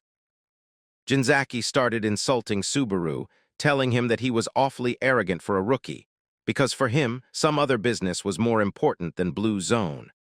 But John just smiled, telling the brat that, as it was a private matter, they were not going to answer that. But more importantly, John knew that they have already conveyed the wishes of the boy to the guild, and that is why he was not present there. But Jinzaki insisted that he planned to speak to the boy directly regarding that matter. John was kind of getting annoyed, but still managed to pull off a fake smile, telling the brat that, unfortunately, it was difficult for anyone to meet him right now. Now Jinzaki started getting angry, thinking that John was a pushover, telling him that just because the people at the company want to keep the boy with him, John was not letting Jinzaki meet Subaru. But deep inside, he knew that if he went back to the guild without seeing Narukami, then he was the one who was getting disciplined for this. He immediately lashed out, telling John that he already knew the game of the director because he was just trying to keep his golden goose, telling him to think about it carefully. Because, according to him, Subaru would be way better off joining a major guild instead of just streaming. The brat insanely came closer to John, trying to intimidate him.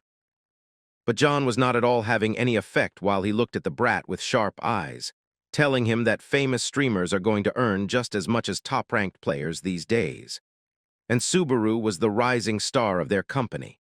Every now and then, John always met some brat who thought that streaming was the work of nobodies and did not respect the profession. Offended by how he was targeted, Jinzaki wondered if the director was trying to make the Blue Zone Guild his enemies. But John stopped the brat, telling him to hear him out till the end, like the professional he was trying to be. John explained that he prioritized his streamer's own wishes above all else, and since Narukami's decision had already been conveyed, the company was fully going to support it, no matter who else came to them. Jinzaki played it under the rug, telling John that for a grown man, he was painfully out of the world because Blue Zone was not going to stay quiet about this. But the director played the Uno reverse, telling the brat that he was the one who didn't get it and was full of himself. And there are people in this world who cannot be swayed by forces or threats. Now the director started aura farming, as he started raising his power level, and told the brat in a serious tone that if he was done talking, then he should get lost. This intimidated Jinzaki so much that he backed off, wondering why a measly director was overwhelming with mana just now. Jinzaki told him that whatever he was doing was going to be pretty expensive once Blue Zone found out about it, but the man wondered about what he did. John just waved his hand, and even Jinzaki wondered if what he felt was his imagination. As he was going away, he tried to be the powerful dog in his society, telling the aura farmer, John, that he was definitely going to regret what went down today. And John just calmly smiled, telling Jinzaki that he was really acting scary when he was nothing but all talk. The scene shifts to 3 days after the announcement. On the floor of the 3rd dungeon of the Sky Serpent's Nest, the boy stands facing an enormous serpent. The creature is massive, with a vicious demeanor, huge blood-stained fangs, and glowing crimson eyes. It wonders why such a puny human would dare challenge it. But the serpent has already made a fatal mistake. It underestimates Subaru. Without hesitation, Subaru draws his demonic sword and channels thunder into it, activating its power. In the next instant, he releases a massive slash straight at the Sky Serpent's face, slicing it apart and making it hiss in pain and agony. Unable to comprehend how a human could inflict such damage, the serpent is forced into battle. The fight begins. The serpent lets out a furious roar, but before it can properly retaliate, Subaru strikes again. With just one more slash, even greater damage is inflicted upon the beast. The serpent staggers, its massive body trembling. Subaru then calmly stands still, his posture alone radiating confidence. He places his demonic sword on his back, wondering if this test run was sufficient, or if it was time to end things. In the next moment, he leaps forward and pounces toward the serpent, yellow light gleaming in his eyes, filled with nothing but sheer killing intent. Subaru launches himself into the air, and as the serpent opens its mouth, it becomes clear that he intends to attack from the inside. Channeling thunder once more, he clashes directly with the serpent. Lightning erupts everywhere, filling the dungeon with blinding light. The scene becomes so bright that anyone watching could lose their sight from the sheer intensity of the thunder. At last, a system notification appears, informing Subaru that he has defeated the boss Sky Serpent. He levels up, with his strength, stamina, and concentration each increasing by 1 point. As the scene shifts again, Subaru is now sitting atop the lifeless body of the Sky Serpent. The cave itself looks small in comparison to the creature's massive corpse. His attention is drawn to a shiny object nearby, a Sky Serpent fang, glowing crimson red and resembling a precious gemstone. Subaru wonders if it could sell for around 10,000 credits, recalling that this was its value at least 20 years ago. He sets the fang aside and opens his status window. Subaru is now level 35 with strength, stamina, and mana at 36, speed at 33, and concentration at 30. He can hardly believe it. He has gained 9 levels in just 3 days. Deciding that this is enough, he chooses not to grow greedy. He knows his friend Soya is waiting, and he must focus on avenging his dear friend. Subaru's expression turns serious as he steels his resolve. The scene shifts once more. We now see the cute and elegant Hasuka, wearing a beautiful dress and looking especially radiant today. She waves her hand towards Subaru as he sits down at the cafe. Subaru wonders if something good has happened, noticing the bright smile on her face. Hasuka's expression glistens as she wonders if Subaru has already seen it. Confused, Subaru asks what she means, but Hasuka quickly realizes that he probably hasn't noticed yet. Subaru asks again what she is talking about. Hasuka explains that she means the collaboration video. In typical Subaru fashion, he responds that he was too busy grinding and didn't have time to watch it. Hasuka calms herself and maintains her smile, saying that this is completely fine for Narukami Subaru. Even when he doesn't mean to, his nonchalant nature and his habit of putting training above everything else are exactly what make him who he is. Still, Hasuka notices something different about this Subaru compared to the original. Taking something out of her bag, she asks him to check it. Subaru is slightly shocked as he opens the envelope, and Hasuka explains that it contains the revenue statement from his recent collaboration stream with Hawkeyes. Subaru is stunned to see that he has earned approximately 50,000 credits, far more than he expected from such a small stream. Hasuka then tells him that she could have given this to him at any time, but there is another reason she wanted to see him today. Now intrigued, Subaru listens as Hasuka begins to blush slightly. She explains that she knows someone named Kyog, a gambling enthusiast, and thanks to him, she learned something interesting. Her expression shows clear hesitation, as if she is reluctant to even mention him. Hasuka explains that there is a form of gambling where people bet on who will win and collect payouts. The higher a player's chances of winning, the lower the payout rate, meaning smaller returns, but much more reliable outcomes due to the player's skill. What shocks Subaru is that his current payout rate is 6.1 times. However, there is another player with a rate of just 1.2 times, marking him as the absolute favorite. Curious, Subaru asks who this person is. Hasuka introduces him as Omar, a Blue Zone player who stayed on floor 3 for 10 straight years, driven purely by an obsession with clearing the Cave of Thunder. Because of this insane fixation, Omar became famous despite being neither a streamer nor a ranker. According to Hasuka, Omar is likely scheming even now, trying to meet Subaru somehow. To Omar, Subaru's declaration of a solo Cave of Thunder challenge on stream was nothing short of spitting on, and laughing at, his 10 years of relentless effort, and even then, how he was unable to clear it. Subaru immediately told Hasuka to put everything else aside, pointing out that she was standing extremely close to him and that it was a rather compromising position. The moment he said that, Hasuka became aware of herself. She blushed from head to toe, quickly turning away and returning to her seat, thoroughly embarrassed. Still, she continued explaining that between the Cave of Thunder challenge, the upcoming tournament, and the next trial, there was a real chance that Subaru might run into Omar. She simply wanted to warn him and tell him to be careful. After the conversation ends, the scene shifts to the 3rd floor of Ortonal. Large, ancient-looking buildings line the streets, and carriages pulled by horses move endlessly along the roads. Inside one such carriage, several people are talking about how tomorrow is finally the day they will meet the bastard who bragged about solo clearing the Cave of Thunder. Inside, we see 2 men, one wielding a spear and the other a sword. The swordsman tells the man sitting beside him that Subaru is only talking nonsense because he doesn't truly understand what kind of place the Cave of Thunder really is. He tells him not to let it get to him. That man is none other than Captain Omar. Omar sits quietly, lost in thought, flipping a gold coin continuously in his hand to counter his anxiety. Calmly, he tells his subordinates that it doesn't bother him. Subaru has a reputation for bragging, after all. However, the others begin talking about how Subaru's career is short-lived and only progressing because he is the new master of thunder, the very thing they have waited for so long. Even so, they believe Subaru is getting far too full of himself. Just because he mastered thunder, the boy thinks he is the real Narukami Subaru or something.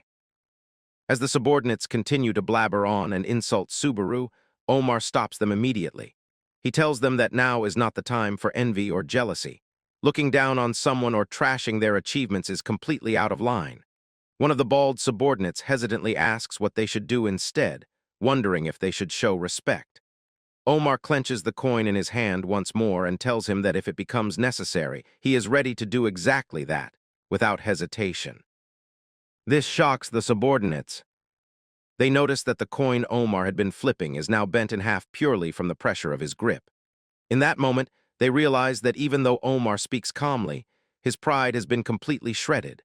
And that is dangerous, especially because the streamer they saw had been running his mouth so casually.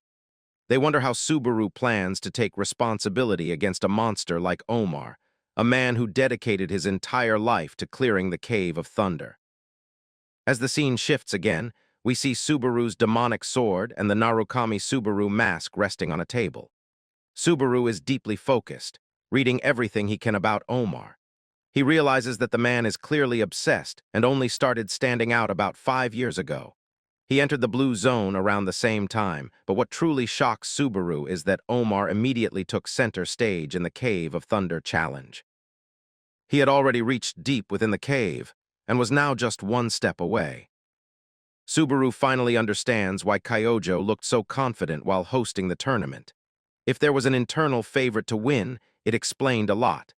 Still, Subaru merely smiles, silently apologizing to Kyojo. He is truly back in action now and intends to do everything he can to see whether Kyojo can handle what is about to come his way. The scene shifts once more. The entire marketplace is now decorated, and the usual hustle and bustle is even more intense than before. Nearby, a shopkeeper is speaking to a hunter, telling him that no matter how good the material originally was, it can't fetch much in its current condition. The hunter's work was sloppy, and the hide is covered in scratches. The shopkeeper offers 1,500 credits. The hunter hesitates but is clearly desperate for money. The shopkeeper knows this and bluntly tells him to take it or leave it, as that is his final offer. The hunter reluctantly agrees and takes the 1,500 credits. As the shopkeeper rolls up the hide, he thinks to himself that he is incredibly lucky. Red Troll hide self-repairs over time and is extremely valuable, but very few people know this. He takes advantage of that ignorance regularly. Just as he finishes rolling the hide, a red crystal-like fang is suddenly placed on his table by none other than Subaru. The shopkeeper freezes, shocked as he realizes that it is a sky serpent fang. Subaru calmly asks how much he is willing to pay for it. As the shopkeeper inspects the fang, he realizes it is flawless, S+ grade material with almost no damage at all. Still, the man smiles, thinking that the boy has chosen the wrong person to negotiate with. He begins praising the condition, saying how excellent it is and mentioning that the sky fang is usually considered high B to a rank material. He compliments the hunter who managed to obtain it. But then, as usual, he starts circling around his excuses, mentioning a tiny scratch, claiming that the product doesn't quite meet the highest rank, and lamenting how unfortunate Subaru's timing is. He adds that the supply of sky serpent fangs has recently increased, causing demand to drop rapidly. The shopkeeper takes out his tablet, types in 8,000 and shows it to Subaru, saying that since he is in a good mood, he is willing to sweeten the deal. Subaru recalls the prices from 20 years ago and thinks that 8,000 credits isn't too bad. Suddenly, a voice speaks from behind him. With that condition, the Sky Fang is easily worth at least 15,000 credits, because Sky Serpent Fangs are extremely rare and usually sell at the seller's price. Subaru turns around. The shopkeeper pales in fear. Standing there is none other than Omar, walking closer and closer towards Subaru. His gigantic build dominates the space around him, and despite his intimidating presence, Omar is undeniably handsome. He studies Subaru carefully, wondering if the boy before him is truly Narukami Subaru. And in that moment, Subaru realizes the same thing. The man standing in front of him is none other than Omar. The scene shifts to the third-floor cafe once again, where we see both Subaru and Omar Schneider talking to each other. Subaru wanted to get straight to the point, while all the bystanders wondered what Schneider was doing in their small cafe. Subaru had one thing clear in mind, that they were not the kind of buddies who could just chill in a date-like setting like this. On top of that, Subaru did not even like parfaits, while Schneider seemed to be enjoying them a lot, eating cup after cup. Finally, the man spoke about how Subaru had claimed that he was going to clear the Cave of Thunder. Subaru did not see any problem with that and wondered what the issue was. Schneider explained that at first, he had thought Subaru was nothing but a cocky drifter. That was his first impression, because someone who had just climbed up to the third floor suddenly sticking his nose out and claiming he would conquer the Cave of Thunder sounded ridiculous. Subaru asked if Schneider had changed his mind now. The man doubled down, saying that he was still 50% convinced and 50% against it. Because of that, Schneider decided to give Subaru half of his respect, acknowledging that the boy had talent, overflowing talent at that. Still, he could not believe that Subaru was being compared to the real Narukami Subaru.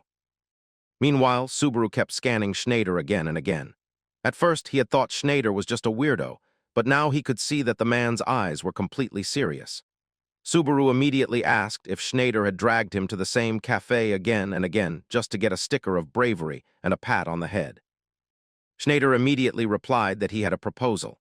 Suddenly, the man looked furious, with a blue glow in his eyes and what seemed like killing intent.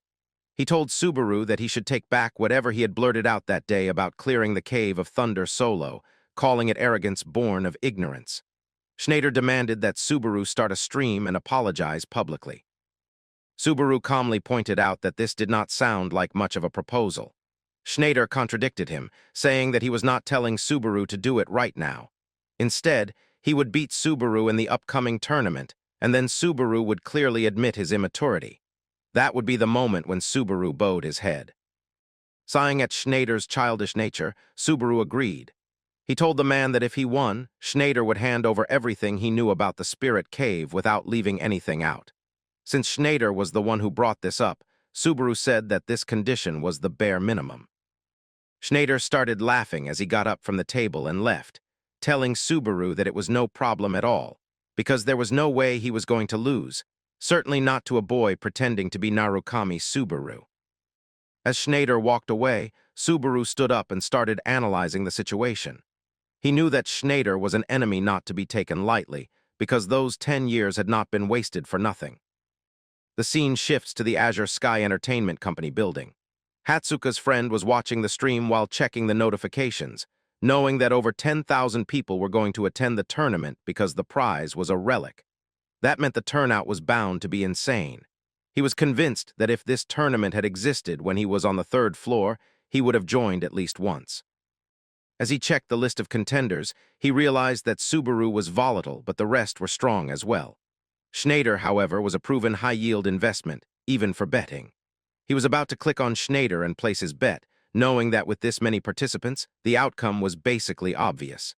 Even if the odds were only 1.2x, a pro bettor like him would bet on reliability, not profitability. He was almost about to put all his money in, thinking that gambling was the fastest road to ruin, when he suddenly received a call from Hatsuka. He tapped the receive button without thinking. Startled, he threw the tablet onto the table, making it slam loudly, and told her that she had scared the hell out of him. He wondered if Hatsuka was spying on him, but she did not care and instead asked what he was doing. The man was terrified, wondering how she would have found out that he was betting again. He even thought she might have planted a bug in the office or in his ear. Hatsuka, on the other hand, wondered if the man was crazy. More importantly, she needed to tell him something and asked what he was doing, not in real life, but inside the app where he spent his money. The man was shocked when he heard that Hatsuka herself was planning to place a bet.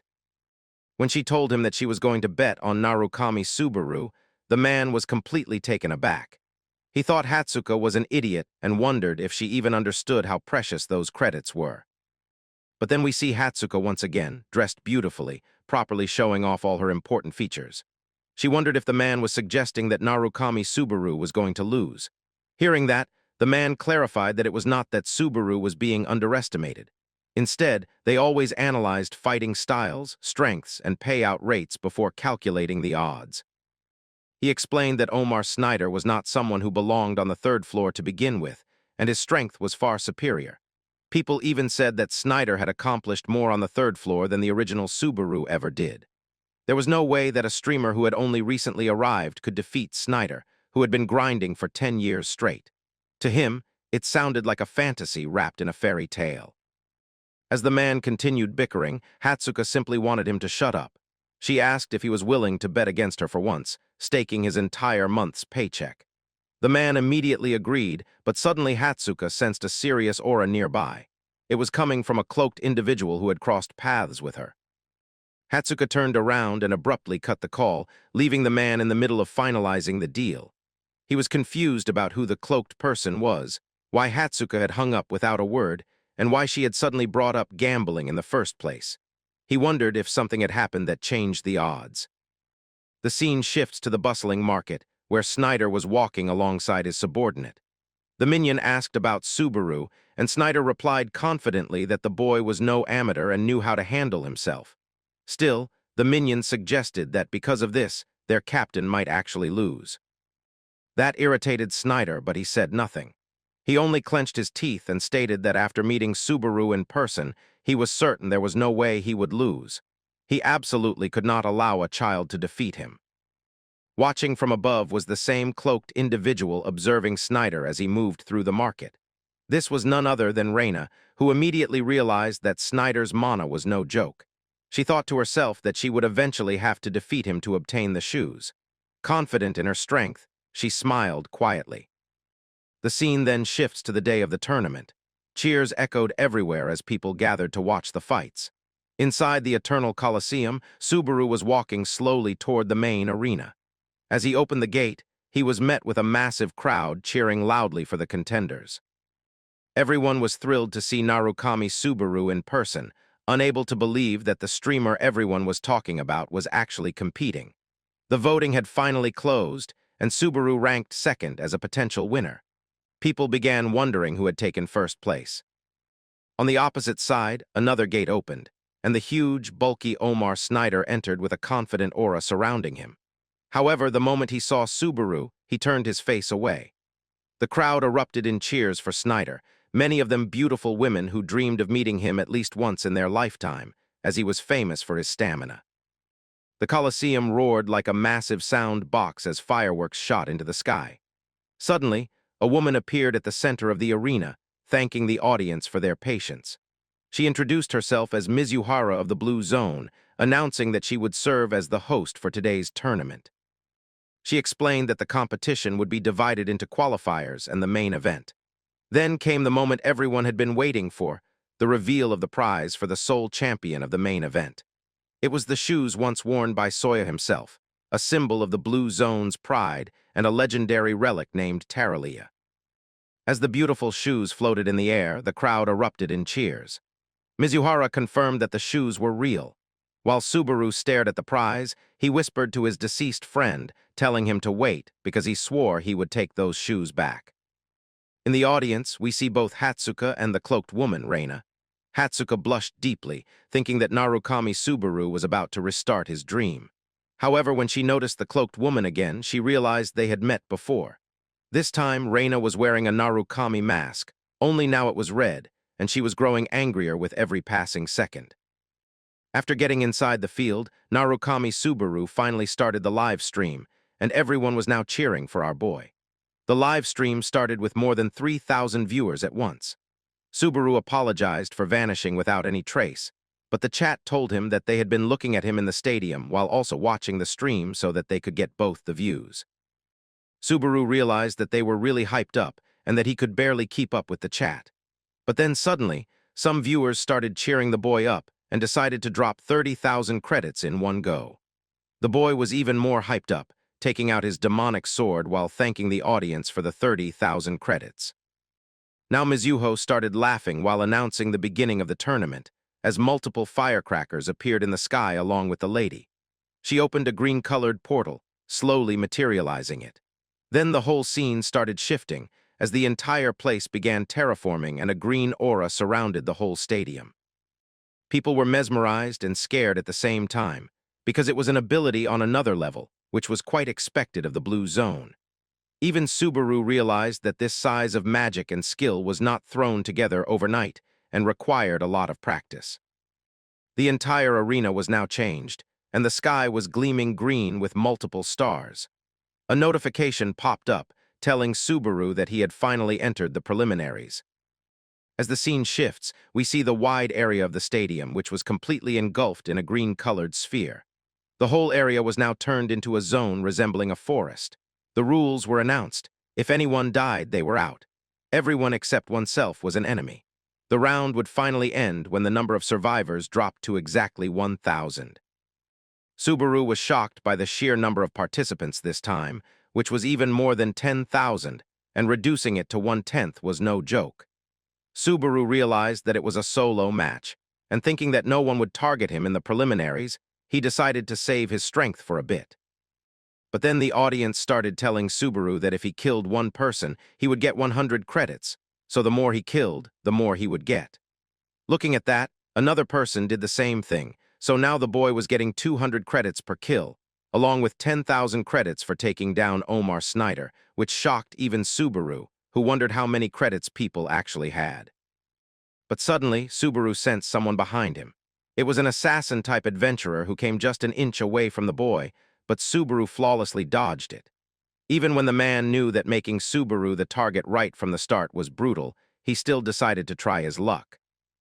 But what the boy did not know was that the man was foolish, because now Subaru was ready with his demonic sword, knowing that 200 credits were flying around right now. As time passed, the number of survivors was reduced to almost 8,500. On the other hand, we see Omar Snyder, who was just walking like a giant hero with an overwhelming presence. The man did not care about small fries because he had his eyes on only one man, and that was none other than Narukami Subaru himself. Omar had great determination and was ready to fight till death. But suddenly, he was attacked. Snyder was no joke, immediately dodging at the nick of time and moving aside as he saw that the attacker was an archer trying to ambush him from the bushes. The archer thought the arrow was close and that he could have hit Omar, not knowing his place. But then, from behind, multiple people started appearing. They were all planning to gang up on Omar Snyder, deciding to take down the man to make their name on the whole third floor. Some of them still had some brains left and suggested to the others that this was a bad idea and that they should turn away, because the arrow was deliberately dodged by the man without any effort. But some people were as dumb as their faces, telling the smarter ones to relax, thinking that it was a numbers game, abusing Omar by saying that he was just some guy who had rotted on the third floor for 10 years and that he did not pack a punch.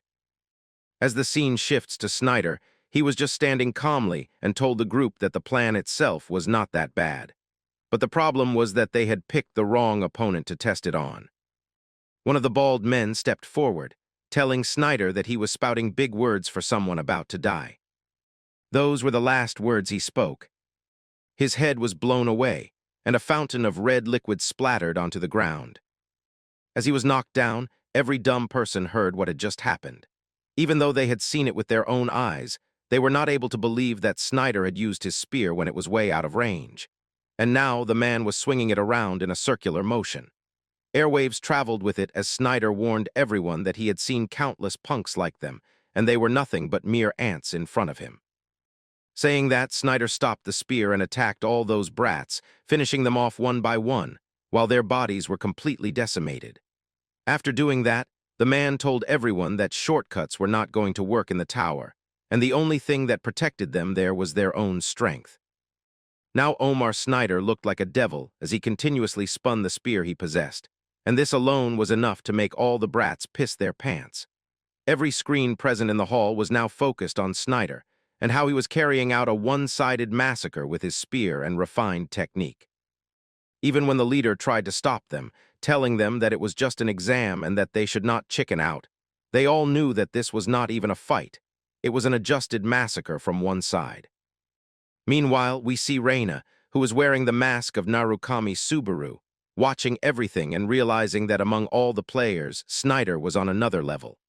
Once he climbed higher, he would definitely break into the top ranks. But then suddenly, Reina was completely pissed off, looking at Hatsuka, who looked as beautiful as ever. Reina could not help but be bothered by the noises she was making, shouting for Subaru to go harder already, because every last one of the enemies were cowards. Reina noticed Hatsuka watching Subaru's stream, and even Hatsuka noticed the cloaked girl who knew the name Narukami Subaru, wondering if the lady knew him. Hatsuka just smiled, thinking that the girl was probably a fan of their boy, and Reina also agreed. Hatsuka started blabbering, just like her usual habit, about how she had been a fan for 20 years and how her name was Hatsuka. But it was all a plan. She also wanted to know the name of the cloaked lady. This put Reina in a fix. As the scene shifts, we see that only 1,342 survivors were remaining, and the match was going to end in a few minutes. Meanwhile, Subaru was walking through the forest once again, wondering what number they were at now. The chat told him that they were at 98. As Subaru scanned the area, he saw that the number had drastically reduced, knowing that the preliminaries were about to end soon. Still, he was as greedy as ever, thinking that 200 credits per head was kind of underwhelming. Even after killing 98 participants, he would not even get 20,000 credits. But just then, he got an idea and decided to announce his location so he could draw more players in and increase his kill count. Even the chat was surprised at how crazy Subaru was, because everyone else was desperately trying to hide during these last moments, while Subaru was drawing aggro toward himself without hesitation. The boy used his demonic sword along with his thunder skill, as black and yellow lightning slashed through the trees. The demonic blade cut through them like a knife through butter, and as the trees fell in a straight line along the slash, it was enough to shake the entire arena. As this happened, Omar Snyder was the first to sense that surge of energy on the other side, and realized that it was none other than Subaru himself. Below Snyder were all the people who had been trying to act smart in front of him, thinking they could take him on. After piercing the chest of the final person trying to ambush him, Snyder's eyes glowed blue with killing intent as he angrily realized that he had finally found Subaru. But then we see that Subaru was also standing in front of Snyder, having tracked his energy as well, telling the man that he was the one who found Snyder first. The chat was fully supporting Subaru, thinking that he could take on Snyder and make an easy 10,000 credits without much effort. But Subaru knew, just like Snyder, that they were opponents of the same level and not to be taken lightly. Still, Snyder was happy, thinking that they no longer needed to drag this out and could end it right there. Subaru was also pleased, thinking that he would pocket the 10,000 credits sooner than expected. And with that, both Narukami Subaru and Omar Snyder stood facing each other, ready to begin their duel. But time was passing, and we see that only 1,200 survivors remained. The boy knew that only 200 people were left until the preliminaries would end, so he decided to finish it quickly. But Omar Snyder was not giving Subaru any opening, throwing spears straight at his face, which Subaru managed to dodge at the nick of time. Still, it was really making him sweat as he saw the impact those attacks carried, destroying all the trees standing behind him and clearly showing their destructive power. Subaru realized what would happen if even one of those attacks hit him. For Snyder, however, he thought there was still time to breathe, because there were still 200 people left. Subaru was analyzing him with every passing second, knowing that this spear attack was not a skill but pure technique. He understood that if he lost track of the tip of the spear, he would be dead in no time. Snyder started spinning the spear like a helicopter once again, and even Subaru found it strange that the spear was casually reaching distances it normally should not. The air pressure from the spear alone was enough to make Subaru feel like he was about to be blown away. He protected himself while managing his stance, barely holding on as another slash came toward him. Subaru immediately activated the demon blade and fed it stamina, enhancing its strength in proportion to the stamina consumed. He also used the greed scale, level 4, to resist the secondary effects of the demon blade, barely managing to counter the slash and deflect it in another direction. As he jumped toward Snyder to attack, Subaru noticed that Snyder was already 2 steps ahead, charging his spear straight toward his chest. Subaru was not ready to give up. He twisted his body to the side and performed a spinning kick aimed at Snyder's face, which Snyder deflected once again before slashing back, trying to overwhelm Subaru. Still, Subaru maintained his posture, clashing Omar's spear with his demonic sword. Continuous stamina was being drained as he kept charging and countering attacks. After one final strike, Snyder was pushed back, giving Subaru a moment to breathe. Snyder stood there without a single hint of exhaustion. Wondering why Subaru was not using his thunder skill, he questioned him. Subaru sighed and told him that using thunder in the preliminaries would be a waste, because the match was going to end anyway. This deeply offended Snyder. He saw that the number of survivors had already dropped to 1,007.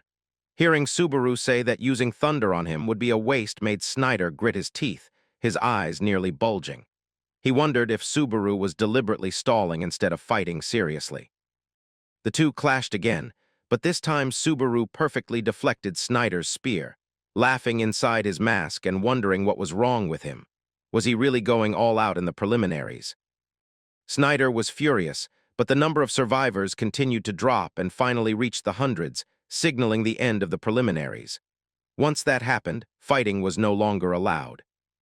Both Snyder and Subaru calmed down. Snyder smiled and told Subaru to be ready the next time they met. Subaru, on the other hand, felt slightly bitter that he would have to wait longer for the 10,000 credits. A system notification appeared, informing everyone that they were being transferred to the waiting room. As the scene shifted, we see that the waiting room was a virtual space, with multiple notifications floating in front of Subaru. He was informed that each player was given a 30-minute break before the next round. Looking at his own condition, Subaru noticed that his hands were shaking. Deep down, he knew that Snyder was incredibly powerful and that he had nearly been pushed to the edge. If the fight had lasted even a little longer, things could have gone very differently. Subaru then remembered that he was still live streaming. The chat was disappointed about the time limit, but when Subaru checked the viewer count, he saw 11,000 viewers. He remembered what Hatsuka had told him, that 10,000 viewers was the so-called streamer's wall, and once a streamer broke that number even once, they could survive in the industry. Now Subaru had more than 11,000 people constantly watching him. The boy smiled, happy that he had finally captured real attention as a streamer. Even his clash with Snyder had turned into a net positive for him. Still, now that he truly understood Snyder's strength, Subaru wondered how someone at that level had failed to clear the Cave of Thunder. As the scene shifts, we come to the secret hideout of Blue Eyes, where we see Reina's friend, who was getting pissed off because he was bored. He wondered what he was even doing every single day, because his routine consisted of training, eating, and then watching Narukami Subaru's live stream. Even he realized that, for now, Omar Snyder still had the upper hand. He wondered why a guy like Snyder was staying on the 3rd floor anyway, because out of anyone, Snyder should be the one who knows that the lower the floor, the harder it is to close the level gap. The man also knew that if there was one thing Subaru had over Snyder, it was the thunder skill. Of course, if Subaru truly had talent on par with Snyder, a complete comeback could happen once that thunder skill was used. But from what the man could tell, that did not seem to be the case, because he had clearly seen Subaru struggling while fighting Omar. As the scene shifts, we see multiple mission complete notifications, as Subaru was gifted approximately 20,000 credits. He started pressing accept on all of them like a greedy person, knowing that if rich people were giving credits, he would take them, while still being very thankful. Finally, after gaining enough credits, he used 80,000 credits to level up the greed skill to level 5, leaving him with only 16,000 credits remaining. Now the skill had ranked up and could suppress the cell defect of skills or items used by an individual, depending on the skill's rank and level. It could be further enhanced by 160,000 credits. Subaru thought about something, wondering if maybe that skill was usable now. Meanwhile, the audience wondered what Subaru was strategizing, as he had gone completely silent. As the scene shifts again, we see the green arena still glowing, and it was now nighttime. Mizuha looked at Soya's shoes, wondering if it was really true that there was a thief aiming for them. She also had some idea about the thief's true identity. Sadly, someone called out to her. As she turned around, she saw an escort who informed her that reinforcements from the guild headquarters had arrived to support her. Mizuha was shocked, wondering why this was happening again and who was leading them this time. Then the man finally arrived. Mizuha was stunned upon seeing him, wondering what he was doing all the way down on the 3rd floor. The man was none other than Kurakawa, who walked in with style and told Mizuha that the guild master was in a bad mood. Mizuha wondered if this was about Narukami Subaru. Kurakawa corrected her, saying it was about both Subaru and Snyder together. But there was another, even more serious issue. Meanwhile, the scene shifts back to Hatsuka and Reina once again. Reina was shocked, wondering why someone with such immense mana was sitting in a place like this. Hatsuka knew she would have to do something and started taking off her mask. But Reina's expression suddenly changed as she introduced herself as Tammy, telling Hatsuka that being called Miss was kind of embarrassing.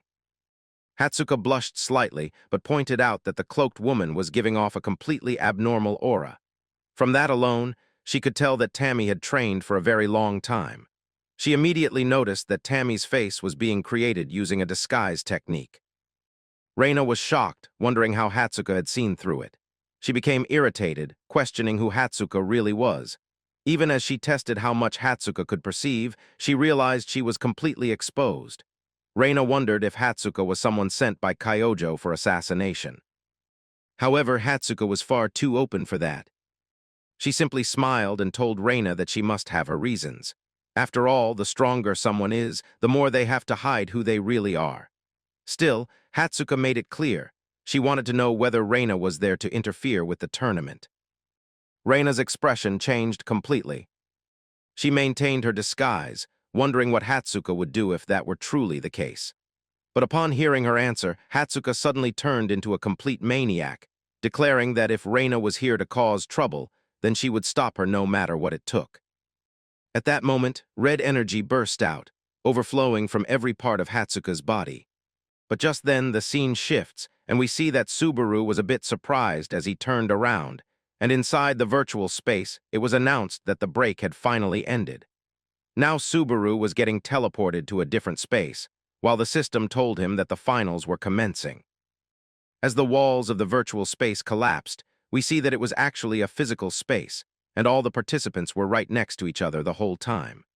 The floor beneath them was glowing with a bright white light. They wondered how it was possible because no matter how they screamed or whatever they did, they were not able to listen to anyone else, thinking that they were in an isolated space.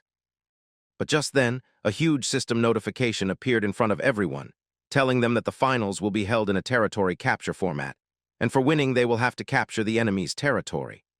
We come to see a little chibi version of a Mizuha fairy who was acting like a mascot, waving her wand and explaining that once the match starts, each player will be assigned a territory, and only up to 2 people can enter a single territory.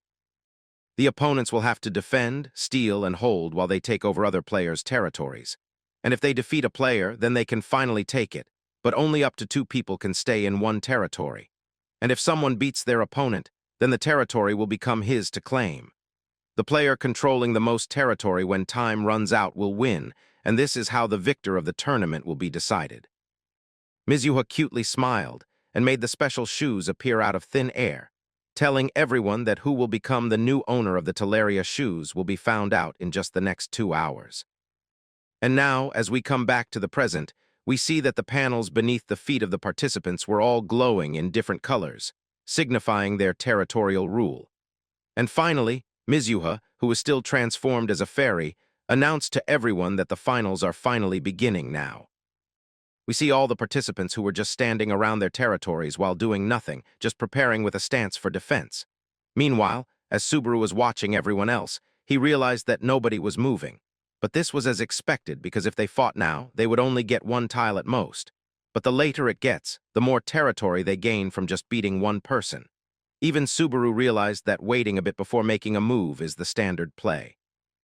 But what we see next were lifeless heads flying in the air as Subaru finally started hacking and slashing his way through victory. He wanted to stay standard, but before the stream, already some donators had given him a challenge, and now he was getting paid 300 credits per head roll, so Subaru could not stop. And he was claiming the territory effortlessly without even sweating behind that mask. As the scene shifts, we see that somewhere else it was the same, as we see purple territory expanding and multiple people getting slashed effortlessly. And as they get separated, we see that it was none other than Omar Schneider who was using his overwhelming strength to cut all the participants into multiple pieces without caring about a thing.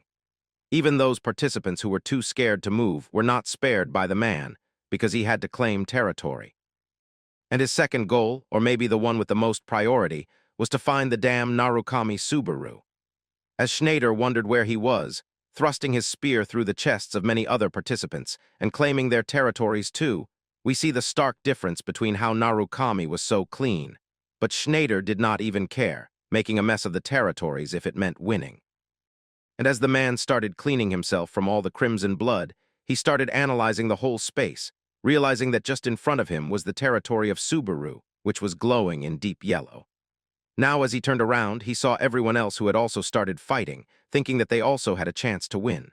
But Schneider did not even care, only locking eyes with Narukami Subaru like lovers, but in this case they were deadshot enemies. Even Subaru finally noticed the massacre that was going on, and both of them looked straight at each other. But to Schneider's surprise, he saw that Subaru started going away, and this pissed Schneider off, who immediately called out to the boy, wondering why he was going the other way and if he was running away being that scared. Even in Subaru's live stream, everyone told him that he was losing his mind, wondering what was wrong with the ever-so-confident Subaru. But then the boy told everyone that fighting him was not actually appropriate at this time, because he got far more credits, and the more he kills, the more he gets. The chat realized just how greedy this Narukami Subaru actually was, and some of them also thought that the boy was just aura farming, not stopping until the last breath. As the scene shifts, we see that the whole place was now glowing yellow, signifying that Subaru was in control of the territory. As he realized, the third floor's level of the individuals was way lower than he had expected. Until now, he did not realize the gap because Schneider was just too powerful. But then he got a notification that a player named Dong was entering into Subaru's territory. And as there were currently 2 players in the territory, Subaru was prohibited from moving to the other space. As Subaru turned around, he saw Dong, who was the same bald man from before, as he was walking with Schneider. We come to know from the chat that Dong was actually from the blue zone, along with being Schneider's subordinate, thinking that this bald man could actually be good. And as we get the close-up, we see that even the baldy was smirking, thinking that he would probably get yelled at for beating Subaru right there. But just hearing the name Blue Zone was enough to annoy Subaru. The baldy apologized to Schneider in advance, lunging towards Subaru for claiming the kill, or so he thought. Because as soon as he pierced the ground with his staff to jump, we see our boy Subaru who immediately got down and slashed the spear, breaking it into 2 clean halves. Now the baldy was completely off balance, knowing that whatever he had thought while being overconfident was clearly not working in his favor. He wondered how his powerful weapon could just get split clean in half, while Subaru was still not over. And as soon as the baldy got slammed down onto the ground, it was effortless for Subaru to claim the victory. The baldy just opened one of his eyes, fearful of dying, and Subaru was standing just like a demon knight in front of the body as he claimed the victory. And Dong also took back whatever he had said to the captain, knowing that Subaru was indeed strong. Meanwhile, the chat wondered why Dong was called the one Schwarzman, when all it took was 1 slash to kill him instead. Now the chat was wondering how the body even got to the blue zone, or if it was just Subaru who was too powerful. But just then, all of a sudden, another notification popped up in front of the boy that finally Schneider had entered his territory after waiting for so long. Even the chat wondered if people were lining up for their turn and wanted to fight Subaru. But just then, a giant scream of Narukami echoed through the halls, and the boy turned around, sensing the urgency. And as he did so, he saw that Schneider was very up close and personal with his giant spear rolling, and if he had waited for just 1 more second, he would have already been dead. Somehow Subaru blocked the attack with the demonic sword, which was sending multiple huge impacts towards Subaru's body. Even when the boy could feel it, he could not look weak. So he continued protecting himself from the full blow, And with that, Schneider removed the staff and started screaming at Subaru, telling him to use thunder already, while he slammed his spear towards Subaru like a frantic being, not caring about whether the boy could even die or not. Schneider even intimidated Subaru, telling him that if he was not going to use thunder, then he would definitely be dead on the next attack. Meanwhile, the chat was going crazy, asking Schneider if he wanted to kill Subaru or if he wanted to keep him alive, because he was not making sense. But as Subaru was being sent over multiple territory boxes, he realized that he had no choice. Finally, the boy put his demon sword inside, and looking at that, Schneider wondered if Subaru was going to run again. But this time, Narukami had different plans, telling Schneider that he was going to give him exactly what he asked for. Finally, the system notification popped up, and everybody was hyped as Subaru started casting thunder. The heart of thunder that he had was now resonating with the thunder skill, increasing the skill effects by 20% and granting resistance to the electrocution status effect. Now as the boy was materializing thunder, he started using the greed skill to resist the secondary effects of the thunder skill. And what was unbelievable was the fact that Subaru created a spear out of the thunder skill, literally grabbing lightning with his bare hands and shaping it to take form. Subaru made it clear that running is what the weak do, and looking at that, Schneider was awestruck, wondering how someone could materialize elemental attributes into a weapon, and that too without drawback, because this had not been possible even for the original Narukami Subaru. Now the boy was ready, as he took aim with his lightning spear, asking Schneider if it still looked like Narukami was running away. But Schneider was now getting really scared, wondering if he could take something like this head-on. Schneider denied it, and hearing that, Subaru counter-questioned whether Schneider was the one who was going to run away now. But the man had immense pride, knowing that if he broke through this materialized weapon of thunder, then he could finally surpass Subaru this time. Even when Schneider was sweating all over his face profusely, he denied the claim of running away and started remembering how he was walking with Dong. And when Dong asked him why he was so obsessed with the Cave of Thunder, because with Schneider's strength he could easily make it to the 5th floor or 6th, or even higher, Schneider answered that even he did not know why he did this in the first place. Because guys like him who get too fixated or obsessed over one thing usually forget the reason anyway. Dong was not happy with this kind of answer, but Schneider told him to call it conviction or, in the worst case, obsession. But now there was one thing for sure. Whether Schneider could overcome the Thunder Cave or not, his entire life was going to change because of it. And that was exactly why Schneider was not ready to give up at all. And as we come to the present, we see Schneider, who was spinning his spear once again, which glowed with purple energy. And he declared that maybe Subaru was going to become Schneider's second obsession. And the man was definitely getting a really good feeling about this. Schneider was ready with his fear as he stopped spinning and straight up started lunging towards Subaru with insane speed. And even Narukami was no less. Thinking that to acknowledge Schneider's 10 years of grinding, he would not hold back, Subaru also jumped straight towards Schneider with his materialized thunder spear. And both of them came face to face, clashing with each other. And as their weapons collided, their faces turned grim, making it a contest of supreme strength. And it was as if the conqueror haki of two immensely powerful beings were clashing with each other. While we see that the whole area was destroyed, signifying the power that both of them held, the entire place started filling with dust and debris. A giant explosion took place which shook the entire tournament as the flaming light formed a beam and started going up through the clouds. Scene shifts back to the two beautiful ladies, Hatsuka and Reina, who were looking at each other with killing intent. Reina wondered if she should kill off the beautiful lady sitting beside her too. But then Hatsuka started speaking, saying that because she was Narukami Subaru's manager, it would be really bad if the tournament got rigged, and it would seriously hurt their boys' streams as well, so she couldn't just let that slide. Hatsuka had a kind of dismissive behavior, wanting Reina to go back to normal. But even Reina was shocked as she was still disguised, wondering if this beautiful lady was really Subaru's manager, not being able to believe it at all. Hearing that, Hatsuka started crying, knowing that it was a nightmare to get into this position, because she had to push past all those blind idiots who opposed her, and everything still had to be taken care of. And then she hired Subaru anyway, and now he was giving results. We see Hatsuka talking about her crazy friend and her boss, while Reina started crying, telling the lady that she had always watched the streams that their boy did like crazy ever since the wolf warrior fight way back then. Even Hatsuka realized that the girl was an original viewer from a long time ago, wondering if the lady was a fan of the original blue-eyed Narukami Subaru. But just then, even before Hatsuka could finish her sentence, a huge explosion took place, and both ladies turned toward the boy as even the virtual space that was made was completely shattered, everything falling apart due to the impact of the explosions. Everyone was watching it through their screens, looking at the rifts appearing. But then Hatsuka immediately looked at her phone once again, making a nervous and terrified face, as she thought that what she was thinking was not possible at all. As the scene shifts, we come to the arena once again where black and yellow lightning was pulsating through the grounds. We see the silhouettes of both Narukami and Schneider facing off, but it was Schneider who was coughing blood from his mouth. We see that his whole chest was gone due to the lightning spear. Even when he tried to deflect it, Schneider was a man of pride, not ready to fall. But still, his whole stomach was gone, and people could see through it as he finally got slammed down onto the ground. Narukami sighed, looking at his opponent whom he respected for his strength. He wanted both of them to meet again soon, calling him Schneider with respect and sincerity.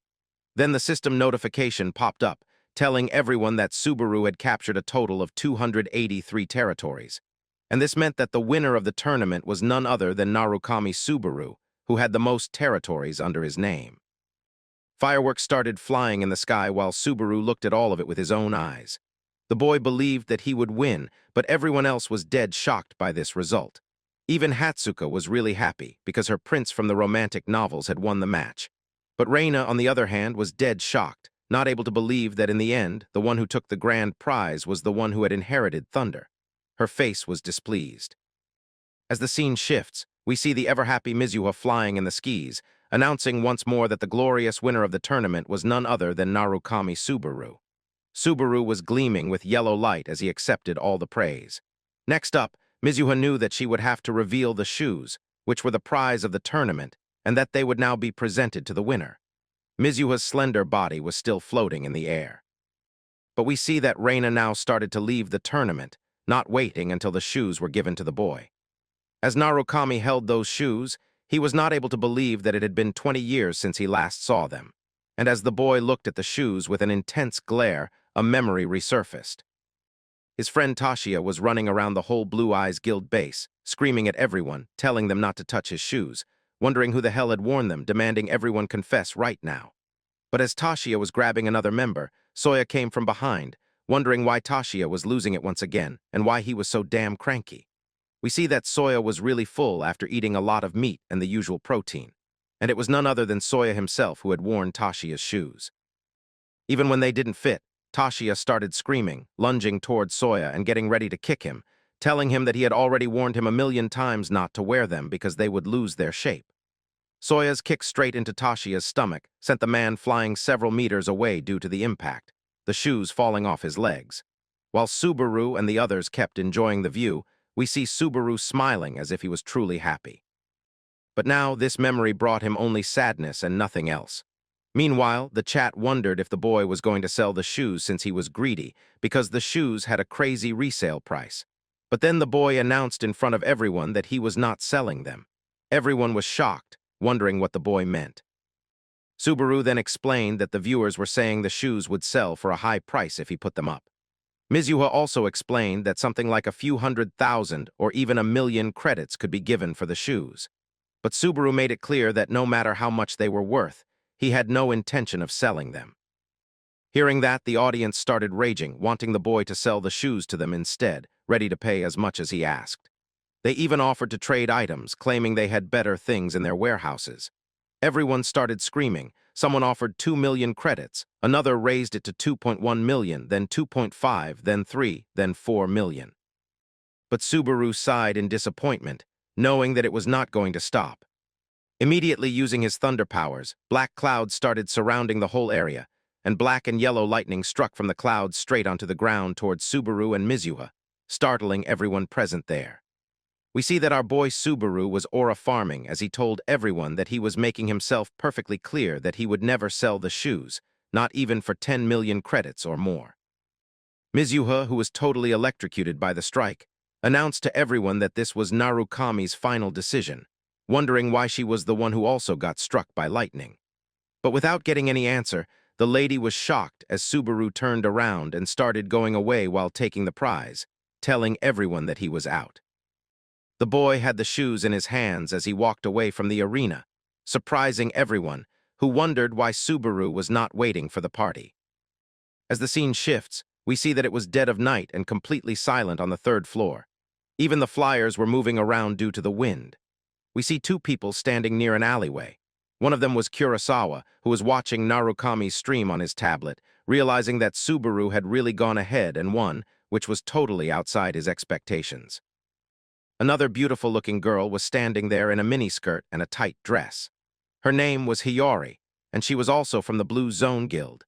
She realized that Subaru was amazing, as he had even won against Schneider of all people, wondering if this guy was eventually going to become like the real Narukami Subaru. But Kurosawa was still skeptical, wondering whether that was possible or not. He told the girl that lately people had been saying things like, "If the original Subaru can do it, then the new Subaru should be able to do it as well." Kurosawa wondered what that was even supposed to mean, but he already knew that this was how people referred to them. The blue-eyed Narukami Subaru was the original, and the streamer, who was a newbie, was the new one. He realized that the girl was really out of touch with trends. But we see that Kurosawa was also kind of a fan of the boy, telling the lady that it was really stupid because the order was backward. Now everything was benchmarked as, if the new Subaru can do it, then the original would be able to do it too. The lady wondered if that wasn't the same thing, but Kurosawa told her that it wasn't even close. The girl just turned around, mumbling to herself that this was why Blue Eyes fanboys were the worst because they kept blabbering. Kurosawa was able to hear everything and could see Hiyori mumbling under her breath. She immediately cut him off, wondering what was going to happen from here on out because it was really exciting for her, and she wondered if Kurosawa was excited too. But Kurosawa clearly told her that no matter what happened, they still had the job they were responsible for, and now all they had to do was catch the shoe thief. The man started walking exaggeratedly and left, while Hiyori wondered why such a bulky man was sulking all of a sudden and why he wasn't waiting for her. As they started moving, we see multiple cloaked individuals following them, quiet as shadows behind bodies.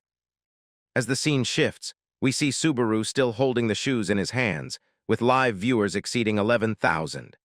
The chat was talking about how the shoes were old school and looked kind of nice, while someone new commented that they would probably sell for a really high price. The regular viewers immediately told him that it was a forbidden topic and not to talk about it. Meanwhile, Subaru kept looking at the shoes, feeling happy that even if things turned out like this, he was glad that he had come into contact with his old friend once again. He slowly mumbled to the chat that thanks to their missions, it didn't hurt his heart quite as much. The audience smiled, telling Subaru not to underestimate the greedy credit monsters. Subaru then opened the status window of the shoes. We learned that they were unique shoes requiring level 30+, increasing movement speed by 25% and jump power by 15%. They also granted Cloud Stride twice a day, with 2 remaining uses that reset daily. The boy looked up at the stars while the chat wondered what the shoes were even good for, thinking they were kind of underwhelming. But the nerds explained that movement speed gear was extremely rare, and rankers would go to hell and back for even a slight increase in speed. Just then, Subaru received a notification and looked at his phone. Hatsuko was texting him, asking if he was still streaming because she had seen someone suspicious and had a bad feeling. Subaru wondered what was going on as Hatsuko warned him to be careful, saying that someone might be after the prize. As the scene shifts, we see people leaving the arena. Among them, a cloaked individual was walking in the opposite direction, putting her mask on once again. She wondered what she was doing, standing right in front of Tashia's shoes, but now that it had come to this, she had no choice. The woman was ready, filled with killing intent. Thinking that no one must notice, she decided she would slice Narukami's ankles clean off. Completely hidden within the crowd, she moved forward, fully determined. As the scene shifts, we return to the hotel at night. Subaru walks inside, and the beautiful lady Hatsuka is already waiting for him. She calls out to him and politely asks him to sit so they can talk. The lady blushes slightly and congratulates him on his victory, explaining that she had already ordered a drink for him as well, figuring that Subaru would be tired after the fight. She reassures him that there is no problem since it is a non-alcoholic drink. But Subaru immediately focuses on the message Hatsuka is trying to convey as he sits down. The message Hatsuka is hinting at is about how she noticed someone suspicious in the stands and how that person might be after the prize, so Subaru should stay cautious. As she begins speaking about it, she grows visibly nervous, fidgeting as she explains that she met someone strange while the competition was going on. Subaru wonders who exactly Hatsuka is referring to, and she clarifies that it was a female player who was hiding her face behind a mask. At first, Hatsuka thought the woman seemed shady and untrustworthy, but as they kept talking, they gradually opened up to each other. Surprisingly, the mysterious woman even claimed to be a fan of Narukami Subaru, so they never ran out of things to discuss. However, the moment Subaru actually won the match, the woman's expression suddenly changed into one of deep displeasure.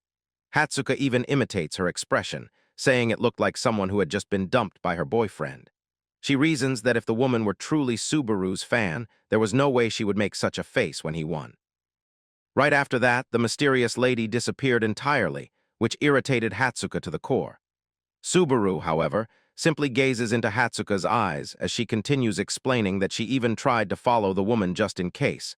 But the stranger was ridiculously skilled at hiding her presence, proving she was no ordinary person. Subaru also begins to think deeply about who that woman could be, someone powerful enough to hide from Hatsuka's perception, yet bold enough to call herself Subaru's fan. As Subaru tries to interrupt, Hatsuka hurriedly clarifies something important. The woman was not referring to Narukami Subaru the streamer, but rather to Subaru from the Blue Eyes. Hearing that, the mysterious woman's reaction had become extremely hard to interpret. It was not exactly a yes, yet not a no either, but she definitely did not deny it. Hatsuka nervously rubs her fingers along the rim of her glass as she explains that, if she had to guess, the woman seemed nostalgic upon hearing the name Natsuki Subaru of the Blue Eyes. That single statement strikes Subaru like a bolt of thunder. He abruptly stands up, slamming his chair to the ground before rushing out of the restaurant without even touching the drinks waiting for him. Hatsuka is left shocked, unable to understand what just happened. She repeatedly calls out to him, but Subaru does not stop running even once. As the scene shifts, a giant moon illuminates the land below, casting pale light over ancient buildings scattered across the landscape. On a cliff overlooking the area sits Reina, looking as striking as ever while gazing down at the puny humans below. She observes several hooded mercenaries trying to hide themselves, but she quickly realizes that Kyojo has really grown dull. She thinks that if Kyojo truly wanted to talk, he should have come personally instead of sending such rookies. Looking at Kurosawa and the girl accompanying him, she dismisses them as mere novices who could never hope to take her down. Reina is also annoyed by another matter. She actually liked Subaru, the streamer, yet he went on to win the entire event, which now makes killing him far more complicated. Just then, she notices Subaru running out of the place in a hurry and wonders where he could possibly be rushing off to so urgently. For a moment, she assumes he might simply be drunk on victory, celebrating as adrenaline floods his brain. Reina knows that if she truly wished, it would take no more than 5 seconds for her to snatch the shoes from him. She even recalls what she had told her friend about how she would definitely retrieve those shoes. But after making such a grand declaration and coming all this way, she still has not been able to do it, which irritates her deeply. She finds herself unable to bring herself to go that far and kill someone who is genuinely good. The hesitation grows even stronger because Subaru behaves exactly like that Narukami, almost as if he had been reincarnated. Reina hides her face in frustration, clearly displeased with her own indecision. Standing up on the cliff once again, she screams that she does not care anymore, convincing herself that if Subaru ever joins the blue zone, she would truly be angered beyond control. But until that day comes, she is not willing to act. She promises that if such a thing were ever to happen, she would personally cut off the boy's neck, not just his feet. Even so, Reina does not completely lose hope. Deep down, she still wants to talk to Subaru someday, thinking that if she could just see his face up close and speak to him directly, it might feel as though she were finally meeting the real Narukami Subaru once again. And with that, Reina suddenly started running at such insane speed that it looked as if she had teleported instantly. As the scene shifts, we see Subaru, who finally stops and takes a deep breath, trying to regain his stamina after rushing out. He begins scolding himself, wondering why such a possibility had not crossed his mind earlier, that someone might be using Teleria shoes as bait to lure out the blue eyes. If Reina, who specialized in infiltration, had come to retrieve Soya's shoes, then it would perfectly explain why she had deliberately hidden her presence so carefully. Subaru also recalled sensing Shin's mana from the ice flower during the tournament, and someone else who could very well have been Reina herself. For a fleeting moment, a shocking thought crossed his mind. Maybe all 4 of his teammates from Blue Eyes were still alive. However, Subaru quickly forced himself to calm down, realizing he might be overthinking everything far too early.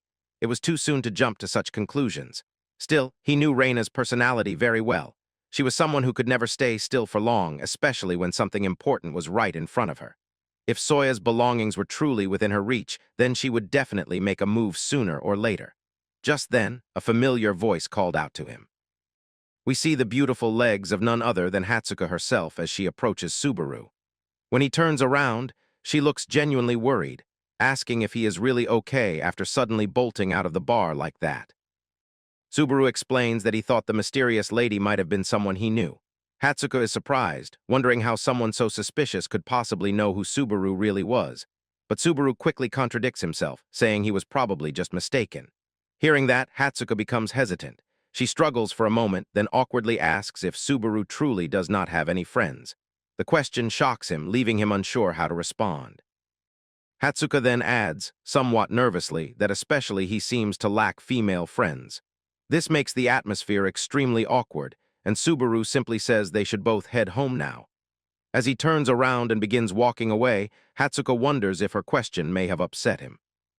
The scene shifts once again to a tall, towering building. Behind one of its walls sits the same Japanese girl, complaining loudly that her legs hurt, that she was starving, and that she was utterly bored, while the old man beside her remained focused on his tablet.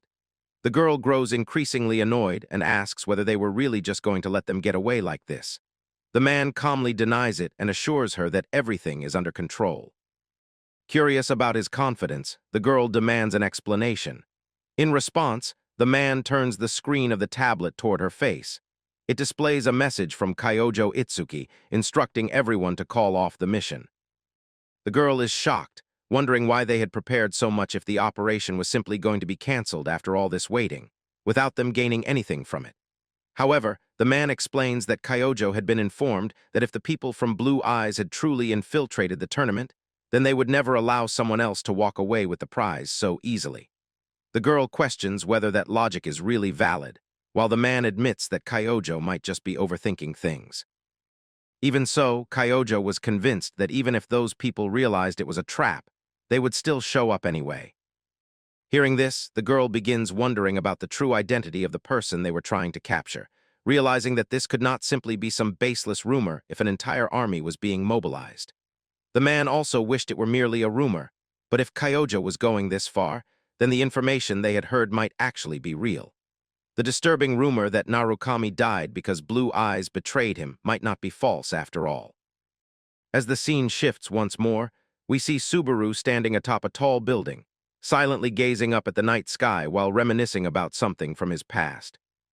He was reading something on his phone, wondering if this was the reason why everyone had stopped showing themselves. After Subaru's death, it had been all over the news that perhaps Subaru had died because of his own comrades, suggesting that there had been internal strife within the Blue Eyes. It had already been 20 years since then, and Kyojo was probably somewhere far beyond Subaru's reach.